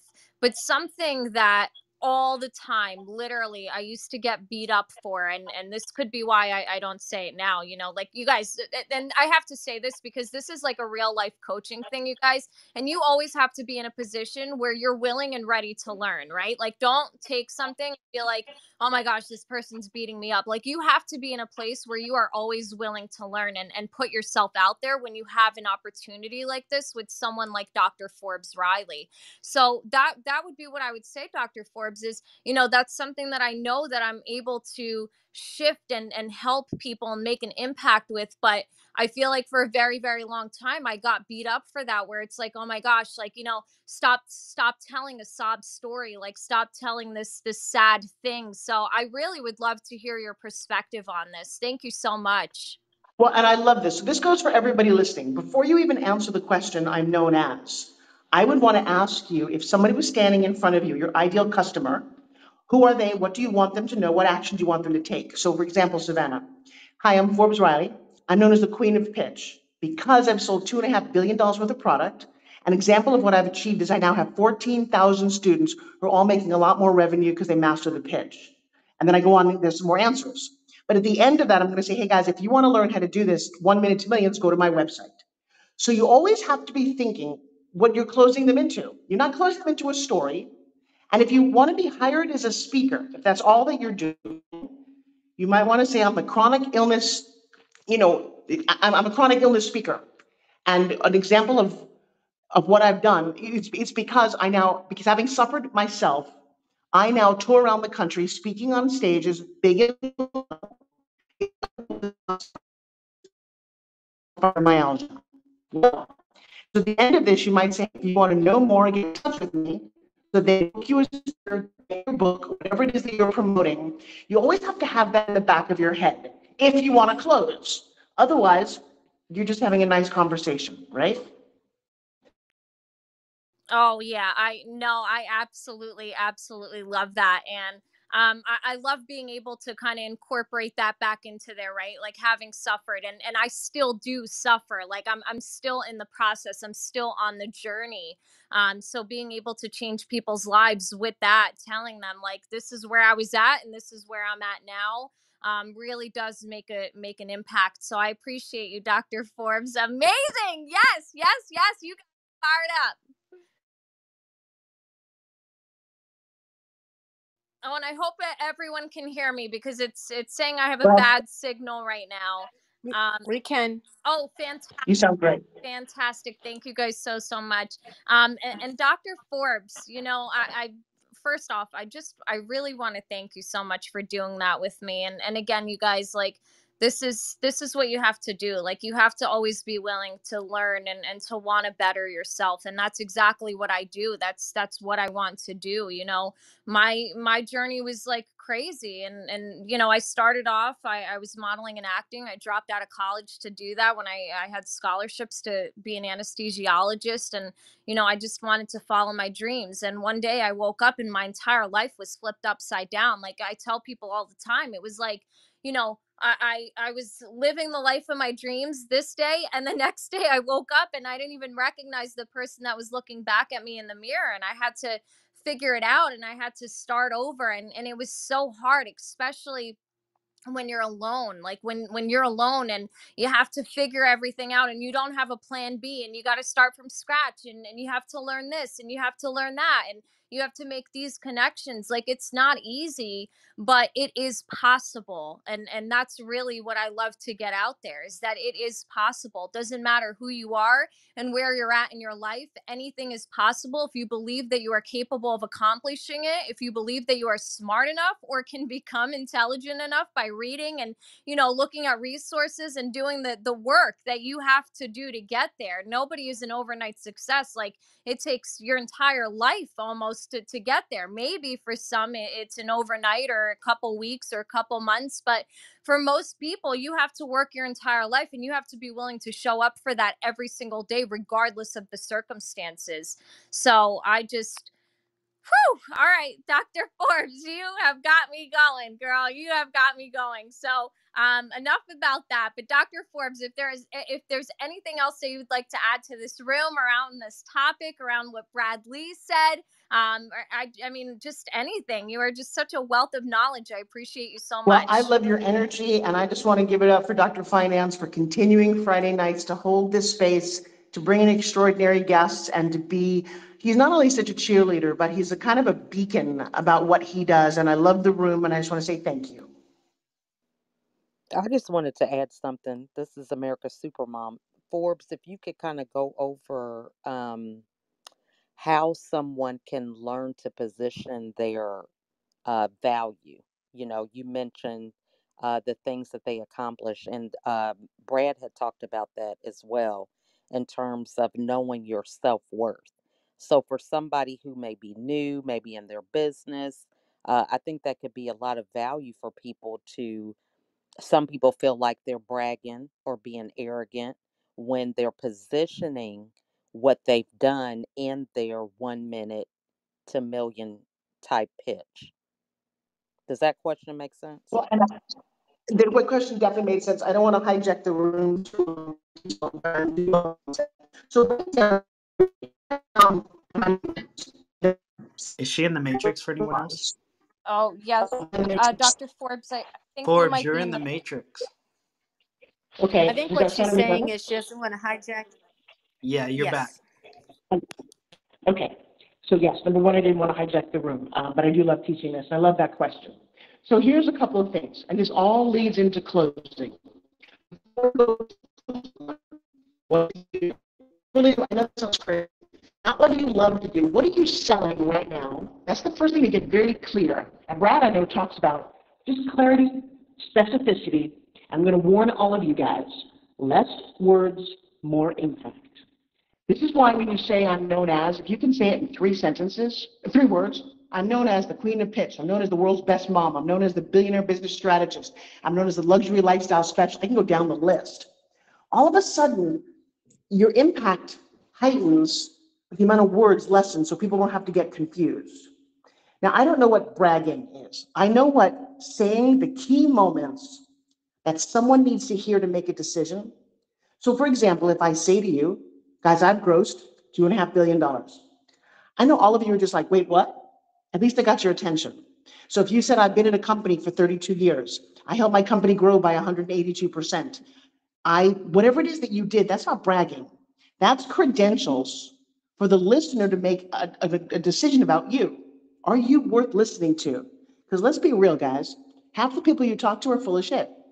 I mean, say a bad word, but you know what I mean. They ramble, oh, I help people grow their business to 7, 8 figures, and I like to get them to transform. What bullshit, really? I have a 4-week life coaching training thing. I take no more than 30 people. It costs this, and I love doing it. If you want to join me, go. Really small amount of words. And the other thing in negotiating, shut up, stop talking. Hey guys, here's what I offer. Here's what I'm doing. If you want to come train with me, it's $50,000 for the year. And they get to fill in the blank. And I'm going to tell you, we're not taught this in school. But if you reverse engineer this 1 minute to millions, and the reason I call it that is that I only had a minute on an infomercial to make $10, $100 million. If you go to buy a minute on the Super Bowl this year, 2023, do you guys know how much it costs? Go look it up. 1 minute is $14 million. Well, damn. The people who make that commercial had better be pretty specific about what they want, what they're going to close, what their intention is. And that's before they shot the commercial and had to spend all the money to make it. Wow, that's interesting, right? So, and what I would love, America's Mom, do me a favor, unmute and play along with me. Is that okay? That'll be fine. That'll be fine. All right, so hi, my name is. Hi, my name is Lachelle Atkins, And I'm known as. and I'm known as America's Supermom. You broke up. You're in the Matrix. Oh, because.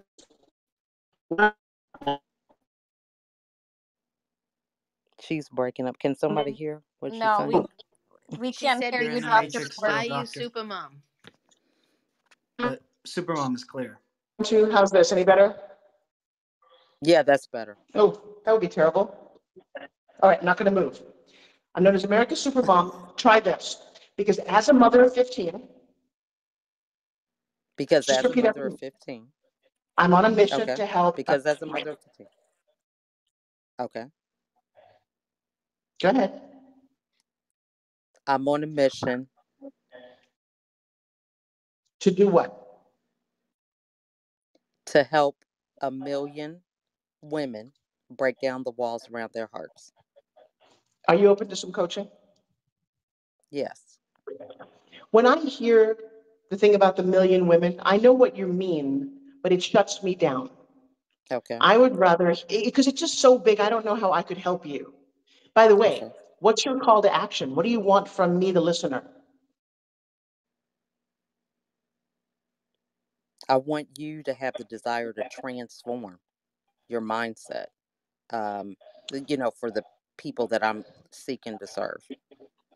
Well, but think about that. You want me to have the desire to transform. How are you closing? How are you getting my money?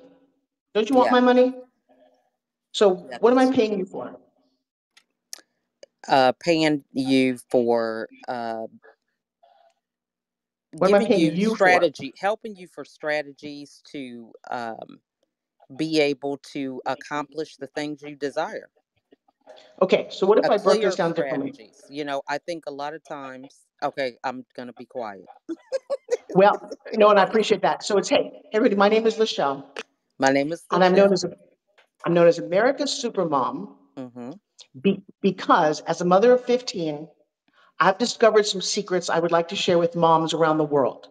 An Mm, example of what I've achieved is I do blah, blah, blah. And one of the keys to my success is that I've overcome 13 years of depression, hospitalization, and I am mentally on fire right now. Woo. mm, Now, what I'm up to is helping women like you and anyone you may know who, as a mom, is still suffering. So mm. you see how that doesn't include the word millions, but it's very impactful? Yes. And then the call to action is something like, and I want you, I'm holding a fundraiser for children for the holidays. I would love you to be a part of it. Can I reach out to you? Yeah. So, guys, that goes, and thank you so much for doing that. This Mm-hmm. really speaks to what you guys are talking about. There's a secret, there's a formula. I use a formula to close down people. And if you do this over and over again, you're going to be blown away by how you attract the right people. The last thing I'm going to say, and then I will give the floor back, is I personally don't believe in that avatar thing. Well, you have to know exactly who your customer is. Do you know what I do?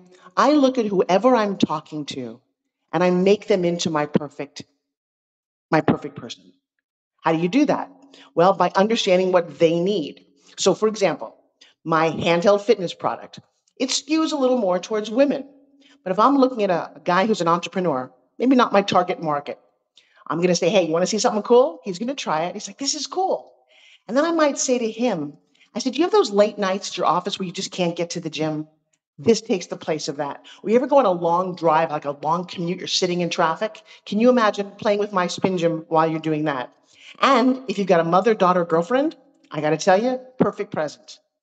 So I just took a guy who was not at all my avatar, figured out how he could utilize what I've got and why he'd want to buy it at that moment.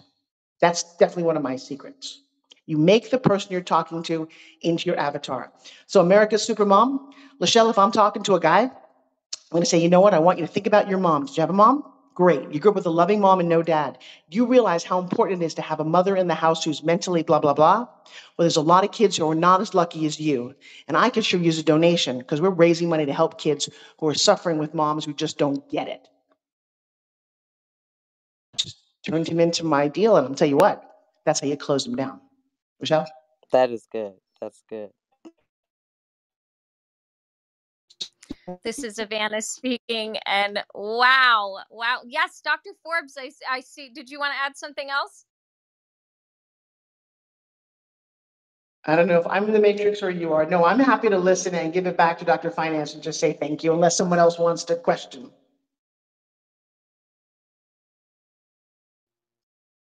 Nobody else has a question for Dr. Forbes Riley. I'd love to Nobody. hear her do Well, another Oh, I example. have oh, a okay. No, question. can everyone hear me? Yeah, we Yes, can we Yeah. hear can you hear now. you. Oh, fantastic. Okay.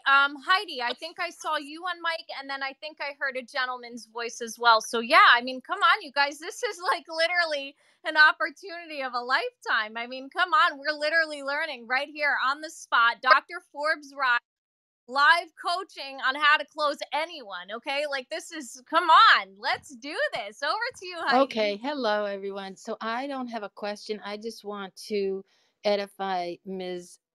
Dr. Forbes Riley. I have been a student of hers. I'm in her community. I actually have met her because I asked asked if I could, and I think that anybody who wants to position and pitch and know how to present, it would benefit you to come into her community and her world because she is amazing. That's what I have to say. Dr. Forbes, I love you. Back to you. And congratulations to Joshua. Please give him a hug for me. Thank you.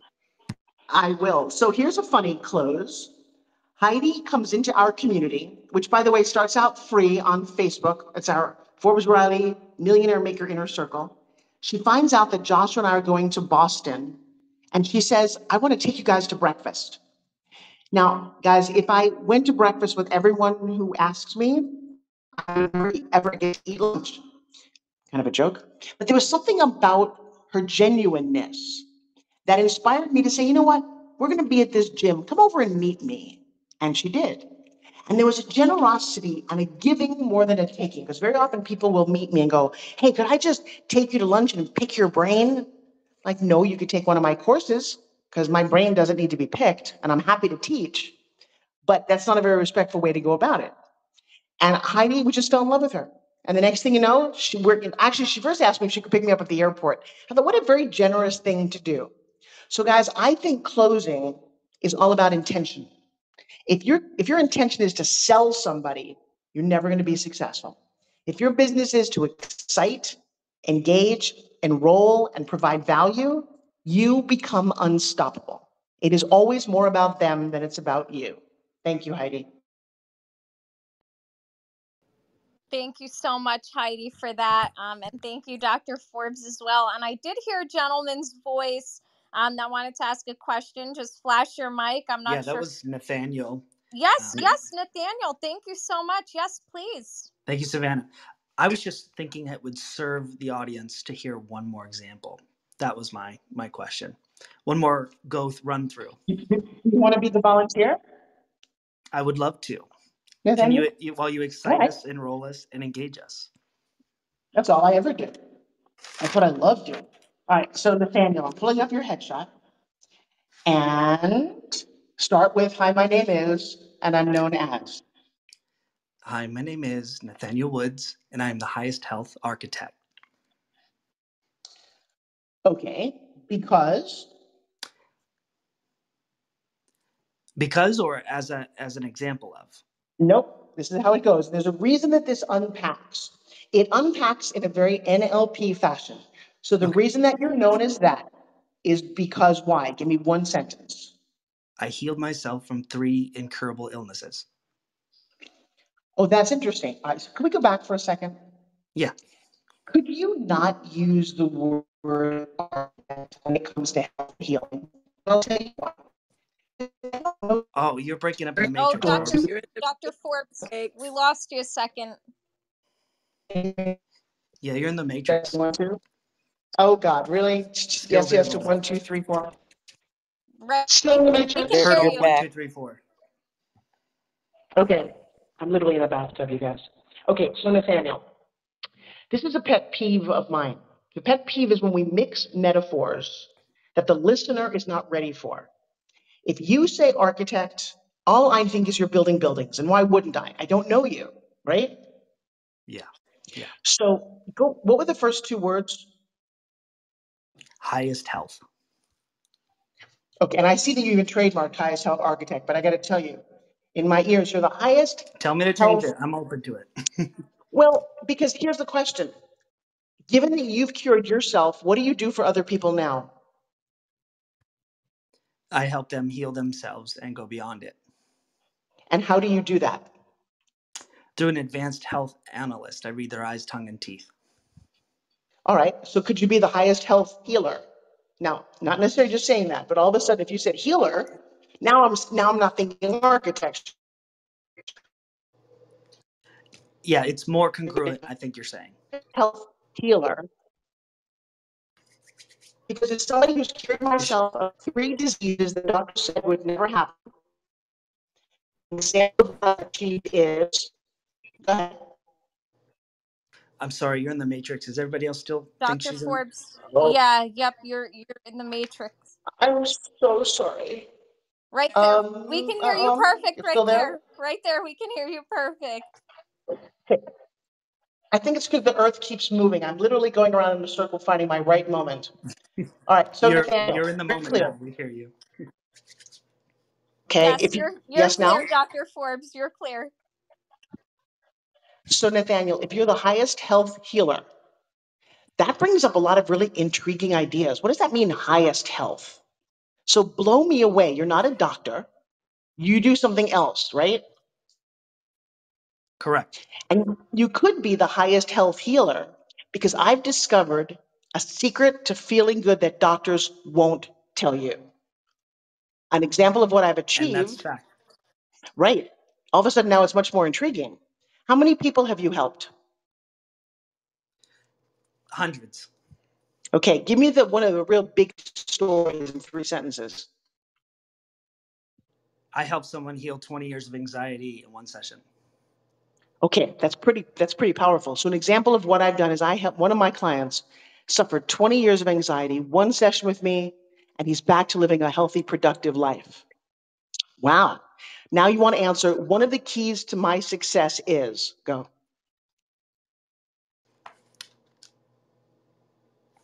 One of the keys to my success is not following the conventional wisdom that you're taught.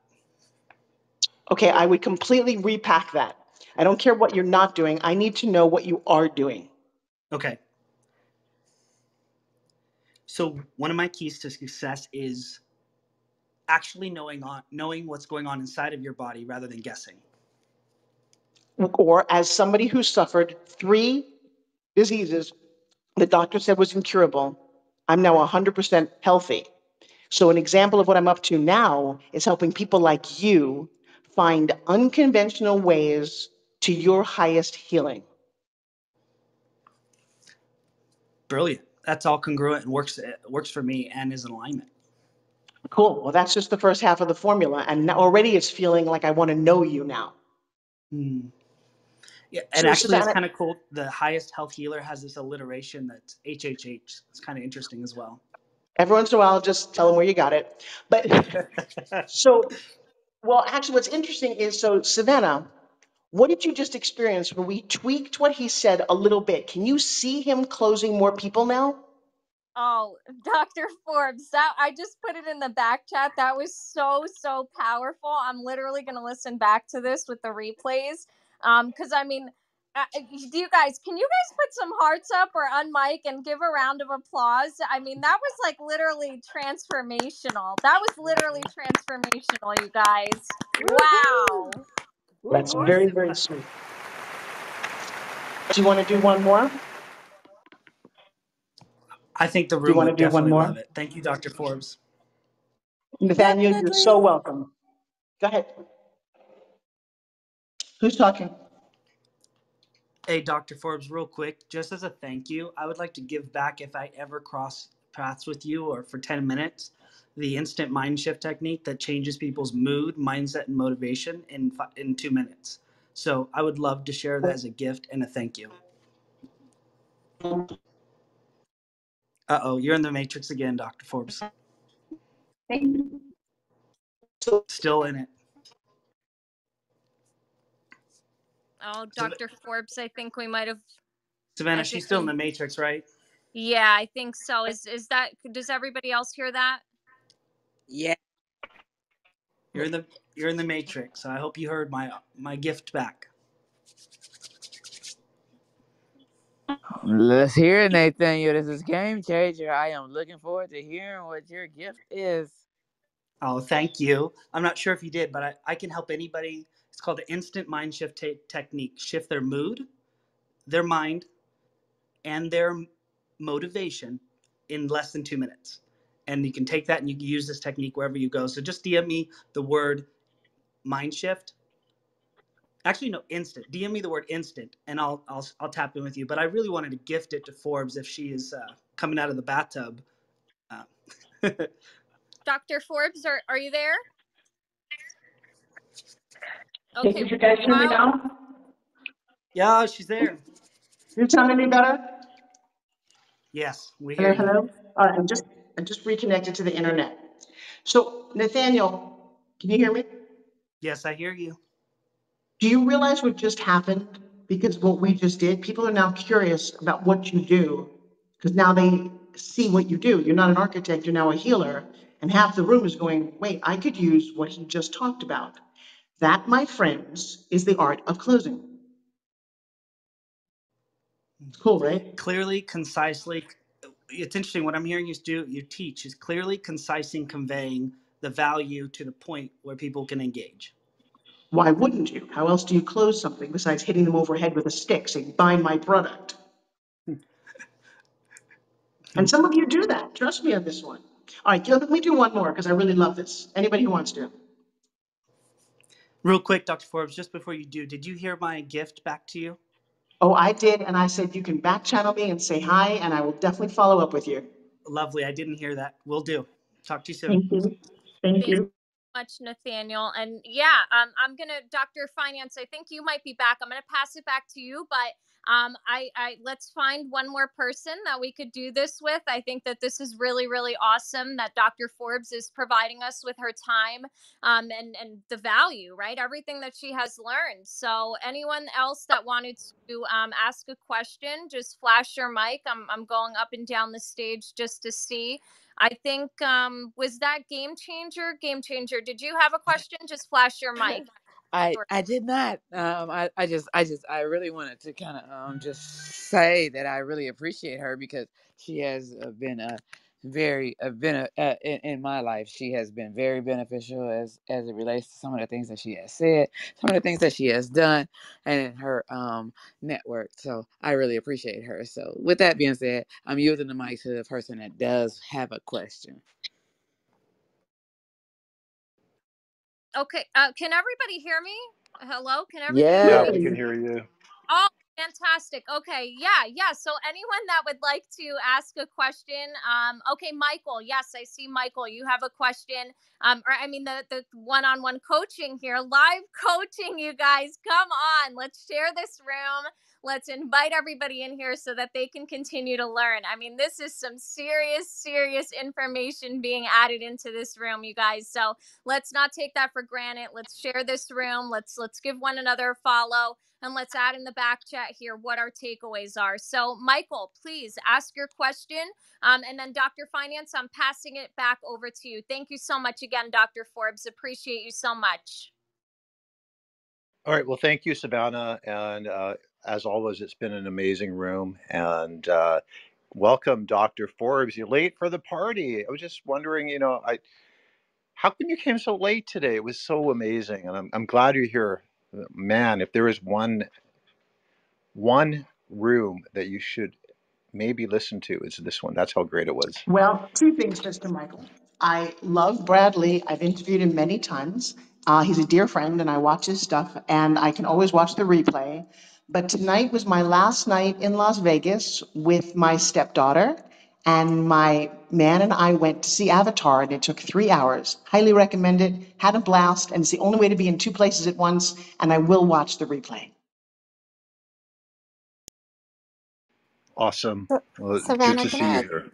say something to Dr. Hi, Sure. Forbes? Consuelo. It's Yes, we'll have it's you because go, Consuelo, and then I'm going to pass it right back over to Dr. Finance. So go ahead, beautiful Consuelo. Thank you so much. thank you. Hello, Dr. Forbes Riley. And it's just I just wanted to attest to her training programs because I was one of her get your shit done training, GSD. Training, creating ebooks, and come on, guys, 3 weeks with McKenna and her championing us, and it was just a beautiful experience just to see them work as a team. And we celebrated her birthday at her daughter 20th, and let me tell you, the powerhouse. She's been here before, but Dr. Forrest Riley, I just wanted to tell you just the testimony of what I witnessed under your training. And thank you See. so much. It's Consuelo. Consuelo, thank you for being part of our mastermind. Guys, one of the myriad of things that I love doing is I've gotten to a certain age and income where I now can give back and I don't have to ask for a lot of money. I give to a lot of people because just like what Consuelo and Heidi and even Michael have done for me, the testimonials, the love, that's what I want to be doing. And so one of the many programs that we do is a thing called GSD, Get Shit Done. And again, if you ever want to know about anything, just back channel me.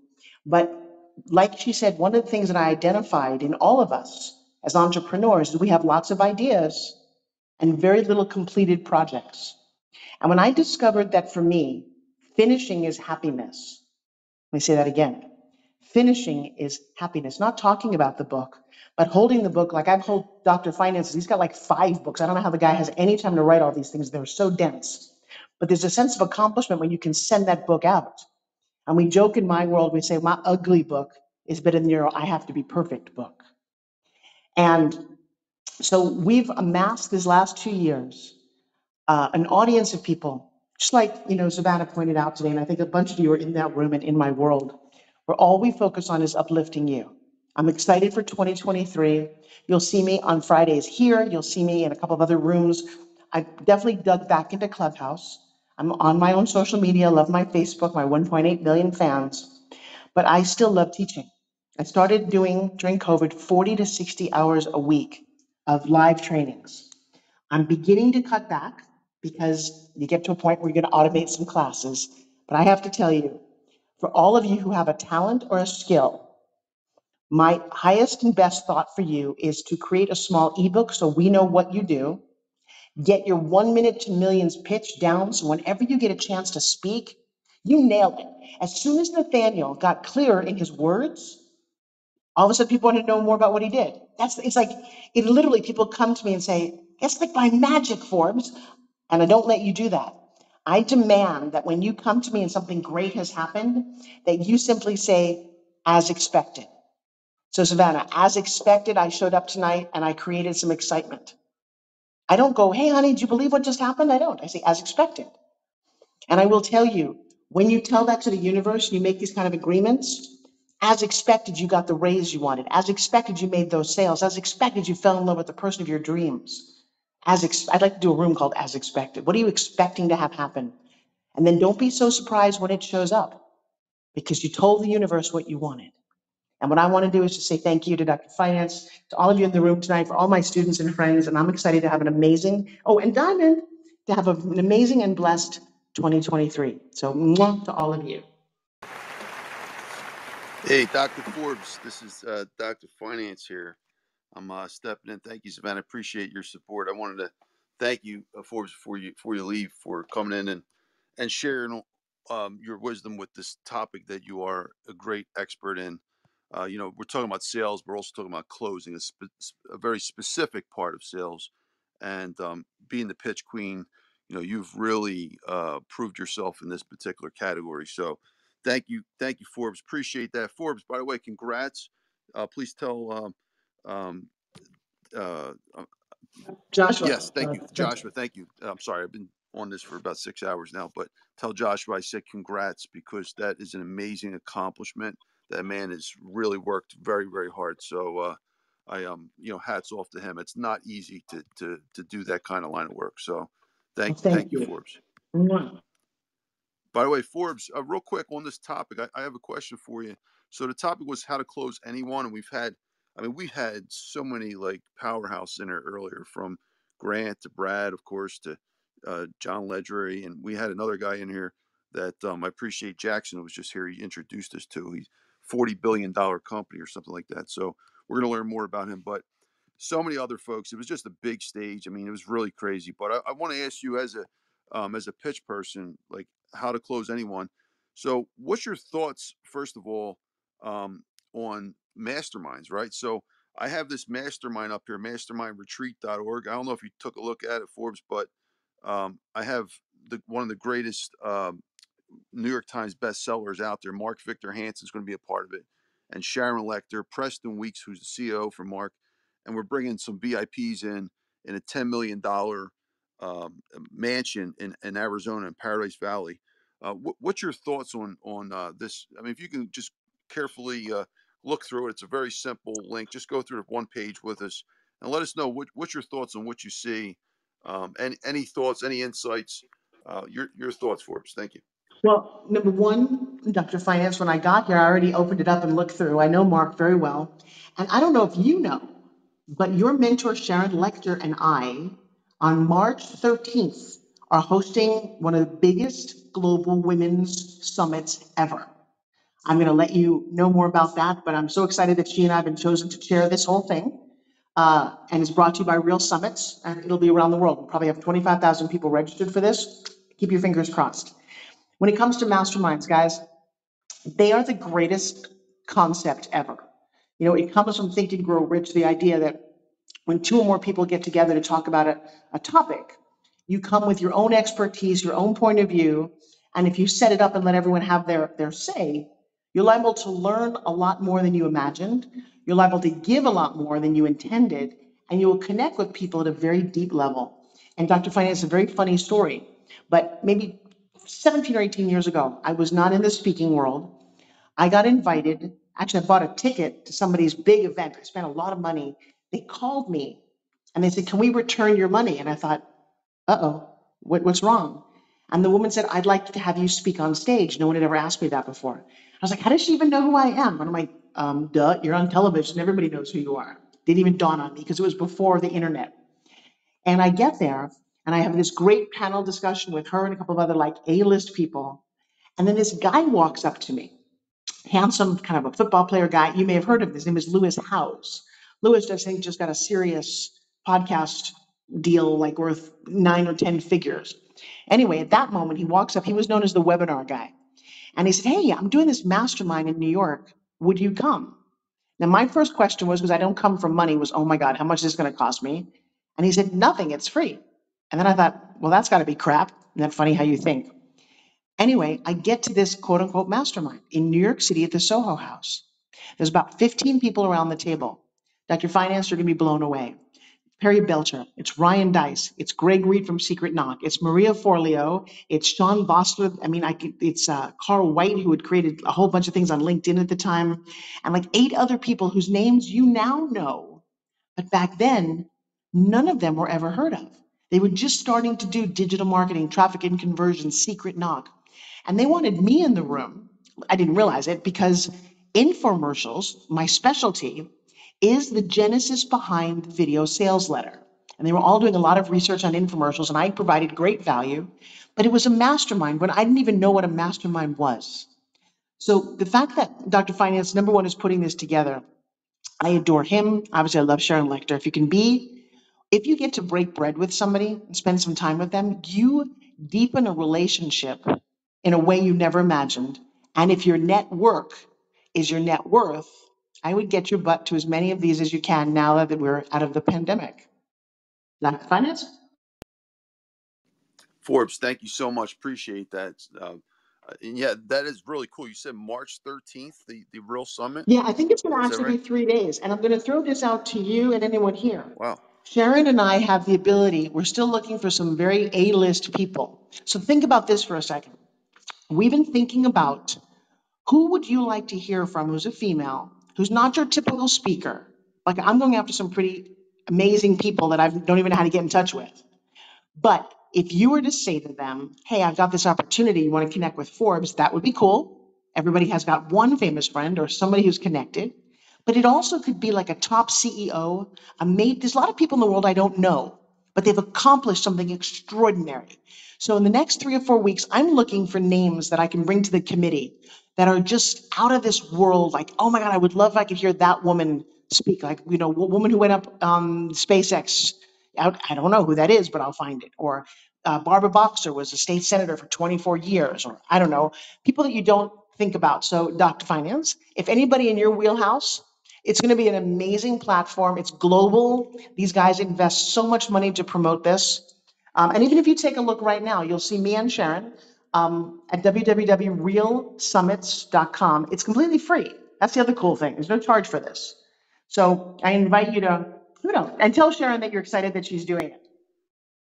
Yeah, absolutely. And yeah, maybe we could brainstorm offline, Forbes, because I have a few ideas of people who could be a great fit for that, particularly that came through this community or that I interviewed on my podcast. I'm about 90 plus now on the podcast, and every one of them's been a superstar like yourself.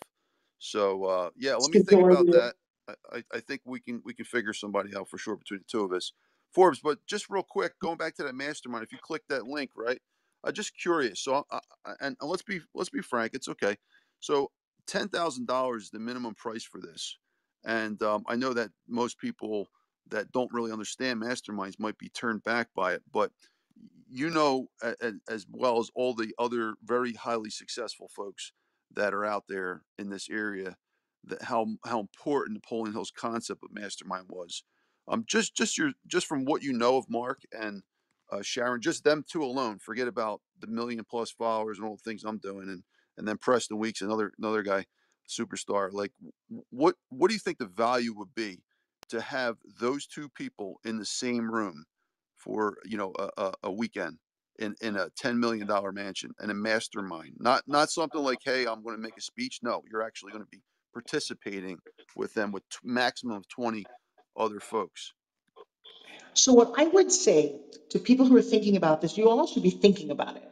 But then you have to say, wait a second, am I ready for this? If I could talk and get information from Mark Victor Hansen, who sold billions of dollars of books, or Sharon Lechter, who's just keyed into the whole world of finance and Kawasaki, and then the other people in the room, even if you're not even in business, one of my mentors, when I was like 20 years ago, I didn't understand this at all. He said he spent $37,000 for the weekend at Michael Jordan's house.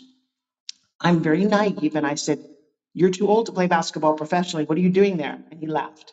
He said, "Number one, I'm hanging out with all the other successful guys who paid $37,000. And I thought, oh, well, that makes sense. He said, and he leveraged the picture of him and Michael. And he also leveraged, because he was a very good closer, ringside seats for an entire season. Come on, seriously? Was that a good investment for him? So all of you want to go, wow, if I'm thinking of writing my book or being a speaker or taking my product out to the next level, who better to have in a room that you have access to? See, when you're speaking in an audience, you're just sitting there, you watch them. But when you can get up and touch and feel and ask questions and go, oh yeah, I'm going to the bathroom, and corner them in the middle of the hallway, what would you ask them? What would you want to get out of this? And sometimes even laying seeds that then grow is why you invest in these kind of things. And I just think it's a great concept. Thank you, Forbes. Appreciate that. Now, Forbes, you know a man named Joe Polish. Is that correct? Oh my God, yes, I do.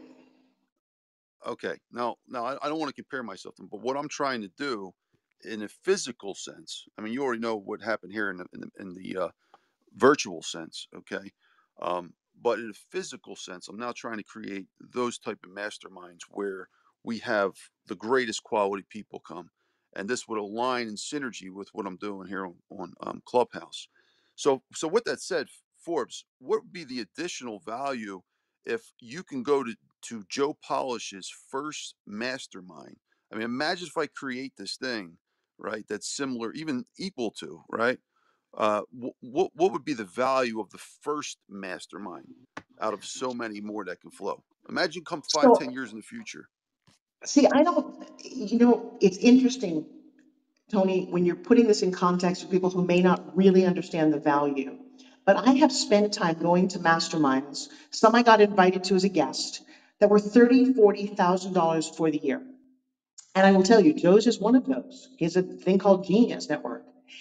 And when you meet the people in the room and you have the ability to pick up the phone, I can call so many people because of what I've done. I can offer my services. I can be an affiliate to their new programs. Guys, this is the way the world works. One of my mentors and friends is one of the sharks in Shark Tank. And the way this guy networks and what his name has become, and I'll tell you what, we all like to help new people who have great ideas and awesome intentions. But I'm also going to share with you that you should really master the art of your own introduction so you don't ask too much, so you don't throw up all over somebody, and you all know what that means. Oh, hey, let me tell you what I'm up to. I do this, this, and that. They don't care at that moment.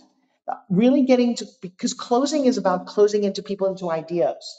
Hey, Mark, why would you want to be a part of my world? Why having me volunteer, maybe helping on your new project? How could we make a deeper relationship? Oh, Tony now mods me in his room because I showed up and he knows what I'm up to. All of those things, anytime you invest in yourself, it is a guaranteed ROI. Even if you're nervous about it, you're not sure why you would do it, I guarantee there's always something, even the unexpected, that will take you to the next level. Tony, how many days is this mastermind? Great question. Sorry, I was stuck there in the matrix. It is, so it's technically going to start on Saturday morning. We're going to have 2 full days. Let's say we have 20 people there. Everyone will have about 30, 35 minutes to speak and ask questions or whatever they want to do while everyone else listens. and that'll go on for about Saturday, Sunday. We'll have something else early Monday, and then we'll have some private dinners. That will be invite only. I'll be there for 2 weeks. I'm flying from Philly. I'm going to be seeing some amazing other folks. If you're there, Forbes, love to see. I might stop and see Brad Lea in Vegas, maybe Stephen Covey in Utah. So Dan Clark, and just want to connect with everybody. And so I'll be there for a week in Arizona, and there will be plenty of other opportunities to do just besides those 3 days, if they want to. So yeah, but the mastermind itself is about 2.5 days per se. And so the last thing I'll just say, you asked me 2 times, what would it mean to be at your first mastermind? My only response is, Tony, you never forget your first. Absolutely, Forbes. By the way, Forbes, and I'm not, I appreciate you humoring me with this, but I know that people respect you and that you understand these questions fully. And that's why I'm asking you to help out here. So thank you, Forbes, for bringing that into context. And by the way, folks, real quick, I just want to give you an update. When Grant was here earlier, okay, remember the question he asked me? He goes, are you, would you give me $100? Remember he said that to me, and what I said, I said, I'll give you $100 because I invited him to Philadelphia. Well, anyway, I just sent him over $100. Now it's not a lot of money, of course, but it's about the point of doing what you're saying you're going to do, right? So now, Forbes, today was a culmination of experiences on Clubhouse that actually you were a part of. So, folks, if you remember, the longest running room on Clubhouse began on the last day of April 2021 when I came in a room of 12 people and it blew up to 500 plus people, probably about 10,000 people in a room. And Dr. Forbes shows up. And the rest was history. It became the longest running room on Clubhouse. That's why Forbes is an honorary member here always, because of all the loyal support she has. Now, my point of this rant was to tell you that for the retreats and things that we're doing, it's always important to honor people that have helped you, and I appreciate all your support, Forbes. It's been a long journey. I mean, just look at tonight. Okay, this is the point I was trying to make. Sorry, 6 hours later of hosting, it makes you this way. But the point I was trying to make, Forbes, from that day. Let's just start with that day. Forget about the fact that Sharon nominated me 3 months before. I really didn't have much of a following, maybe 600 people at that night. But from that day, the day that you first came, I met you finally, Forbes. I knew about you before. But from that day to tonight, if you can go back on the replay and just see the quality of folks here, I mean, the amount of wealth on this stage earlier today. I mean, it's just from the first night that you came. Now, Forbes. Now, I'm trusting that you believe everything I'm saying. Um, Assuming that happened, right? Like, would you say that a person who went from that very first night with 600 followers to this in a year and a half and built over 1 million followers, would you doubt me if I tell you that I'm going to create the greatest physical masterminds in the fashion of Joe Polish? Would you doubt me after all that you know in almost You 2 years know, now? I charge a lot of money to endorse people unless I really like them. So let's establish that right now. That's what I do for a living. When Tony and I and my daughter McKenna all met, my daughter and I were high atop a mountain in Costa Rica, and it was my birthday.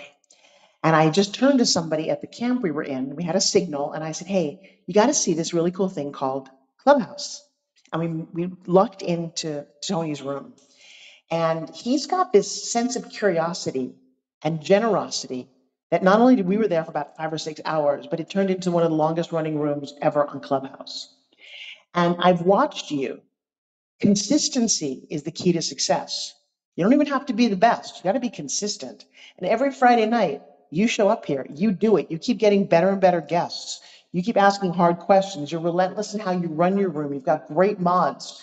So, number one, being in the room is a great space. I don't like controversial rooms on Clubhouse. I like places to learn, places to earn. I love insightful conversation. I love that Grant's popping in. You know, I was on his stage 3 years ago in front of 10,000 people. I love that man on so many levels and feel very honored that I'm part of that community as well because I show up. So when Tony does say he's going to do something, I have no doubt in my mind that it's going to be bigger than he even imagined, because that's what he did here on this room. And I'll tell you, a lot of people love Clubhouse, some come and dabble a little bit, but dude, you are rocking it. You keep making it better and better.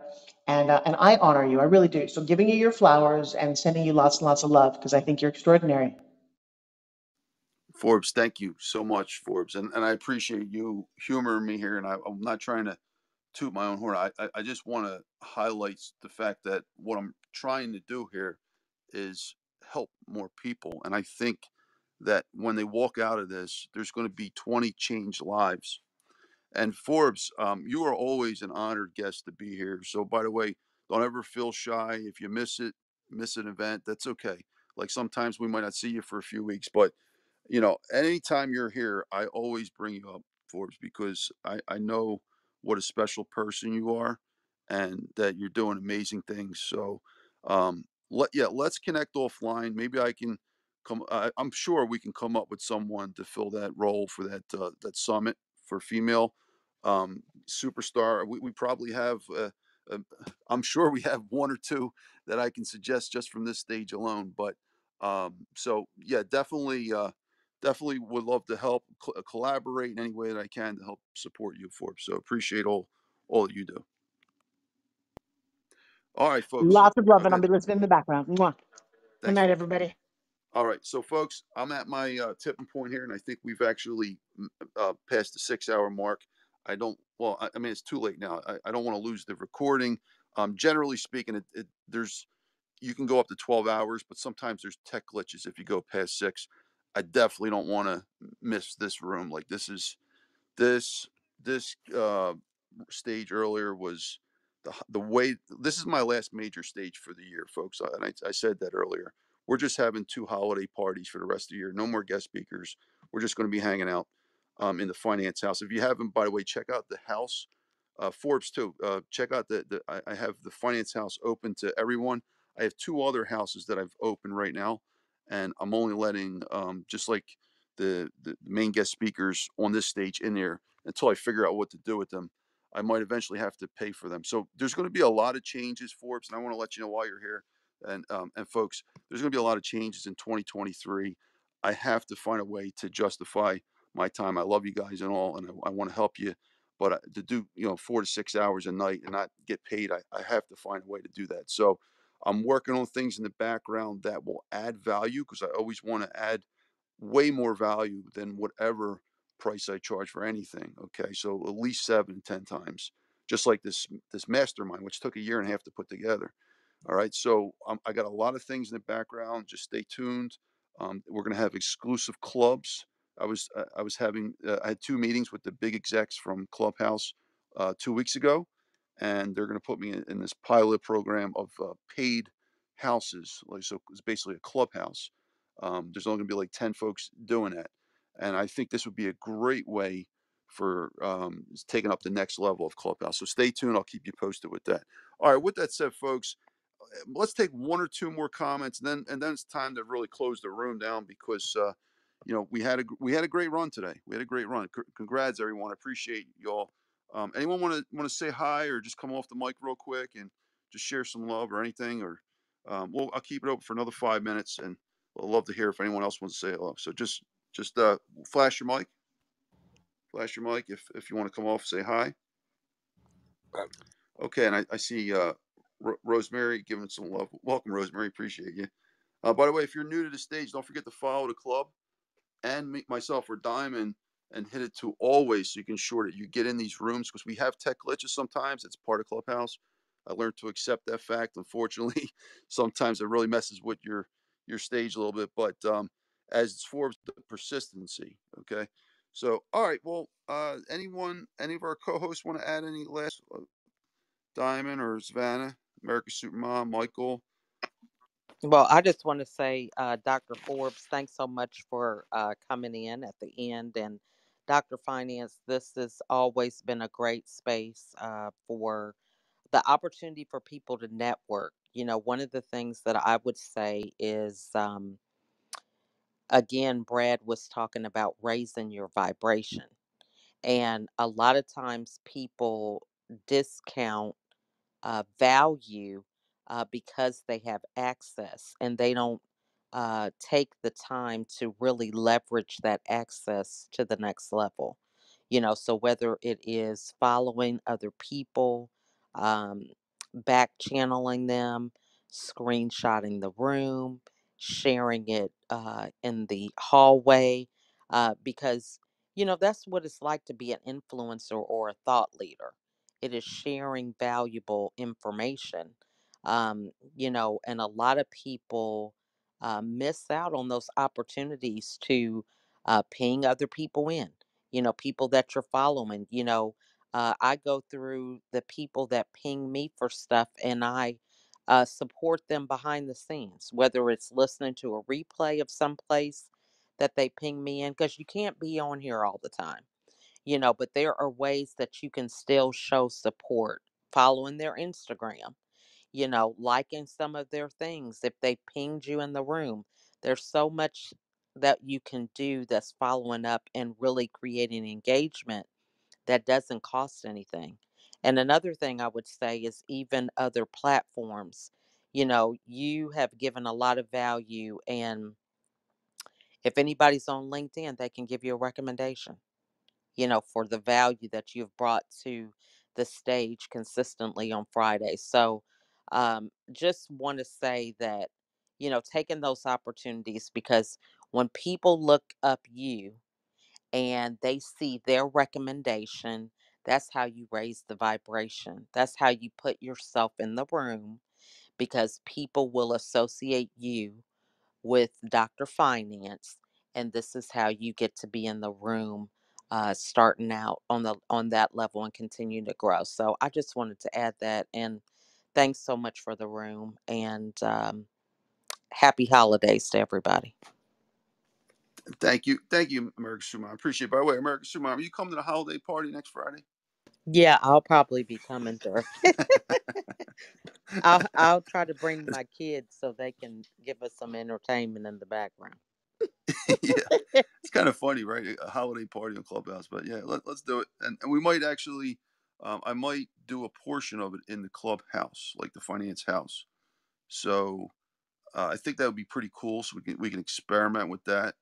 Now, folks, the Finance House is an invite only. I forgot to mention this, folks. So I have over 1,000 people on the wait. I don't know exactly what the number is. It says 999 plus in less than a week and a half on the Finance House in the wait list. And I don't want to let them in. I've seen a lot of really big clubs that are opening the houses and letting everybody in, and it's just too much work, too much backpedaling. I got to erase a lot of spam and all this. So look, I'm not going to delete the wait list. If anyone's in the house and see someone on the wait list that you like and you want to vouch for, then do it. Yeah. So I'll leave it for those. I wanted to be nominated only, the way Clubhouse was in the beginning. This way, you really think this person's going to be good. You're going to put your name on it. Your name's going to be stamped right next to them. Like how Sharon Lecter nominated me to the app. You see her face at the bottom of my profile. Just go and check it out. February 3rd, 2021. It's the same idea that built Clubhouse initially. I think Clubhouse execs figured this out, that they missed that boat. When they opened it up to too many people, they lost that exclusiveness. So you can still be big yet exclusive at the same time with their new system. So if you're in there, the Finance House, check it out. I'll put the link up at the top in a little bit, and we'll probably have the party for maybe an hour or so, and then we'll switch over to this room. So something cool, something nice to try. Thank you, America Supermom. All right, folks, I'm running out of steam. I want to just thank Diamond Diva for all your support tonight, and Savannah Dove for stepping in and running the room. Savannah did a great job. Thank you, Savannah. Always there, being a trooper and a great supporter.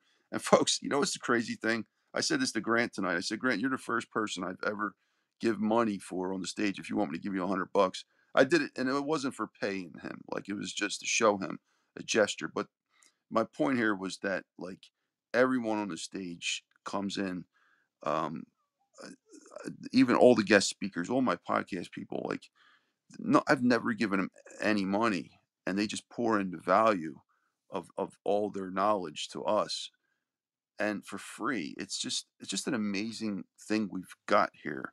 Like, I don't think if it wasn't for Clubhouse, I don't think this would be possible.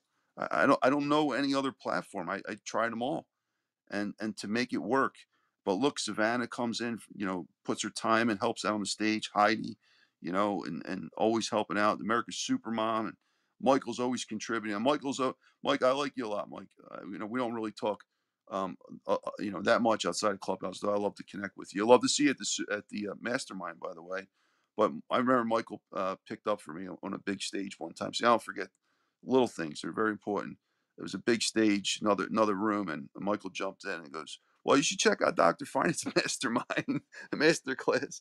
Like little stuff like that. You see that little gesture? What it did was he showed interest, right? He showed that he wanted to help support the community, and there's always ways to do that. So, thank you, Michael. Appreciate that. Thank you, Credit.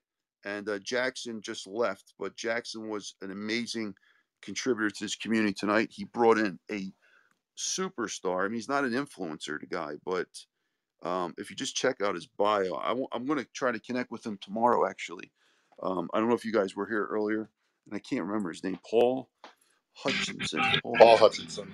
Yeah, Paul. Yeah, he's very, very interesting guy. So I want to check him out. I'm going to connect with Jackson a little bit more. Thank you, Heidi. Thank you, Credit Ninja, for being here. Credit Ninja was here supporting all night. Credit, it's Vegas, and Brad's Vegas. Two Vegas folks, and they're always hang out in Vegas. So thank you, Credit. Thank you, Christine, for being here and helping out. And Marco, appreciate your support. Ella and Bella. Ella next to Bella. I love that. It's great. And what is that? I see Glenn Lundy's face. Oh, so Glenn is running for some kind of public speaker award or something. So if you guys want to support him from Breakfast with Champions, thank you, Consuelo and David and Allison, Ramona Dorez and Dami Rock, and Beverly. Thank you for being here. Thank you, Pamela. Thank you, Inspired, and Ursula and Arpit and Michelle. Michelle, I see you've been very active in the finance house lately with great comments. So thank you, Michelle. Esther, appreciate you. And Hope Locke and Megan DiMartino. Megan, great to see you here. Always another example of a leader in this community. She's always trying to be helpful in some way. She calls me. We talk offline sometimes, and just how can I help you? How can I mean, just amazing woman. So thank you, Megan. Thank you, Anna. Thank you, Edna, for being here and support. Edna is also an awesome Clubhouse colleague as well. Thank you, Edna, for all your support. Amir is it's 3 o'clock in the morning and where he's at, and he sets his alarm to be here faithfully every Friday. Amir, No, Amir, you want to come up and say hi? Tony, Welcome, Tony. Amir. As a Dr. Finance, I'm having a beautiful conversation with my wife. It's 7:10. I'm in Italy, Venice. Believe it or not, this is my first trip since the pandemic, and it's 7:10. But yes, I make sure that I evolve my mind, my heart with you guys, with this community and Diamond. So whenever you see me not participating or not speaking, please just know that is the reason. But I want you to know also that I always say, if I have so many things, you call it like shoes or cars or whatever, that you call it clutter. But if I have so many knowledge and so many replays from you in Diamond's room, I call it wealth. And that's what I do with you and with Diamond, with the community, all of you. So I just want to send you love from Venice, and we're here for 2 weeks with the kids, and I'm again. I always say I'm grateful, I'm privileged to be here, squeezing myself among you all. Thank you. I love you. I'm done speaking. Wow, thank you, Amir. You're in Venice, Italy right now? Yes, Cortina. We came to the ski resort for 1 week, then Milan, then Florence, then we come back to Venice, and we fly back to Kuwait January 1st with my wife and 3 kids. Wow, that is an incredible trip. I love Venice. Venice is a beautiful place. I used to live in Florence, where you're headed next. If you go to Florence, make sure you check out the old bridge, they call it the Ponte Vecchio. You can do a little shopping there, so you'll have a great time over there. So, thank you, Mary. Safe travels, and maybe we'll see you next Friday. Thanks again. Thanks, Miss Christine, for being here, and thank you, Ivy and I'm Karen. And listening to your replays, Dr. Finance, and apologize for on being busy tonight with my meetings. But I missed your segment tonight, and I'm saved. Everybody saved those replays with Dr. Finance. Savannah, thank you. thank you, Miss Christine. Appreciate your support. And that's okay. Sometimes it's better to just be a listener. I mean, I know we all have stuff to do, so I know you were there wholeheartedly. So thank you, Miss Christine, for being here and supporting. Thank you, Ivy and Karen and Rosemary and Chris and Noah's on the other line. But thank you, Noah. Heidi, if you want to tell Noah, I said thanks. And Money Penny, welcome to the stage. Money Penny Nick and Jackson again. You're here, Jackson. So again, I was just giving you a shout out and thank you for all your support and everyone that's listening. We've got an amazing audience as well. I mean, there's folks that don't always want to talk or maybe can't talk, but they're here and supporting. So, with that said, thank you, folks. We're gonna wrap it up. We had a great night, I would think. 2.4 thousand people in a room on Clubhouse these days is really unheard of. I mean, I think even like the founders sometimes they don't even have rooms that big. But Congratulations, Congratulations. Dr. Finance. You deserve it, You Congratulations. Dr. deserve it. Finance. Man, Look your what room you're is worth it. attracting. Dr. Yes. Dr. Finance, before you go, I just wanted to know if you knew who Edna is. Edna Bibb. She is powerful, and I would love her to be interviewed in your room one day. oh, thank you, Consuelo. I absolutely know Edna. We were doing the longest running room on Clubhouse. That we spent probably hundreds of stages together. So yeah, Edna, if you want to come off your mic and say hi, welcome, Edna. How are you? Edna's doing a lot of really successful stuff in the oil business. So welcome, Edna. So thank you, Consuelo. Well, all right, folks. Well, thank you so much, folks. I'll leave this link at the top here if you want to check it out. I want to see as many folks here as possible. We are limited in positions for this retreat, and yeah, no, we're just going to keep building more of these out, and I'll find other ways. There may be people that may not be able to play at that level at this point. So I will have other things rolling out in the new year where I will be able to create like different kinds of master classes in finance, more specific to some of the things that I'm actually an expert in. Okay, so stay tuned for that. I'm giving it some thought, and that's what I'm doing the next 2 weeks. I'm actually just stepping back 2 steps, and I think it's okay. Relaxing a little bit more, taking care of my health, so that I want to do 2023 strong. You saw all the guests that we had, starting from Joe Vitale from The Secret. That was the kick this year off, and look at this stage tonight. Great way to really conclude. So, uh, 2023, I think we're gonna 10x that using Grant's terminology. So let's cross our fingers and see what we can do. All right. Well, thank you, folks, again. Appreciate everyone. If we're gonna do a quick countdown. So if anyone, Savannah, you want to give any last minute thoughts before we conclude out or credit? Yes, absolutely, Dr. Finance. I sure do. Number one, Dr. Finance, I want you to say it with me. 2023 is for me because it is going to be for you, Dr. Finance. You have been bringing so many incredible guests here. And, I love what you said. I just want to touch on that quickly. I just love how inclusive your community is, and how hard you work for this community. I love that you're looking at different ways that you're able to continue to bring this value and all of this information to everyone, right? And being able to make that super, super inclusive to everyone so that everyone can continue to learn and grow, no matter what stage they're at in their lives. So I just really wanted to thank you, Dr. Finance, for all that you do every single week. I know that it's not easy to come here and show up and speak for 6 hours, sometimes longer. I mean, today we went a little over. And I really want to give you so much appreciation. And I just want to thank you from the bottom of my heart for everything that you do, for everything that Diamond Diva does. And you know what? That's exactly what it is for every single person that continues to show up in these rooms, that continues to, support you in the community, Dr. Finance. And for those that are going to be a part of every single thing that you are going to continue to do moving forward, I'm so honored and excited to be a part of all that you do, and all that Diamond does. And I'm just honored to be here with you and the entire community. And I can't wait to see what you have in store for 2023, because 2022 was definitely lit up. So over to you, Dr. Finance. Thank you so much.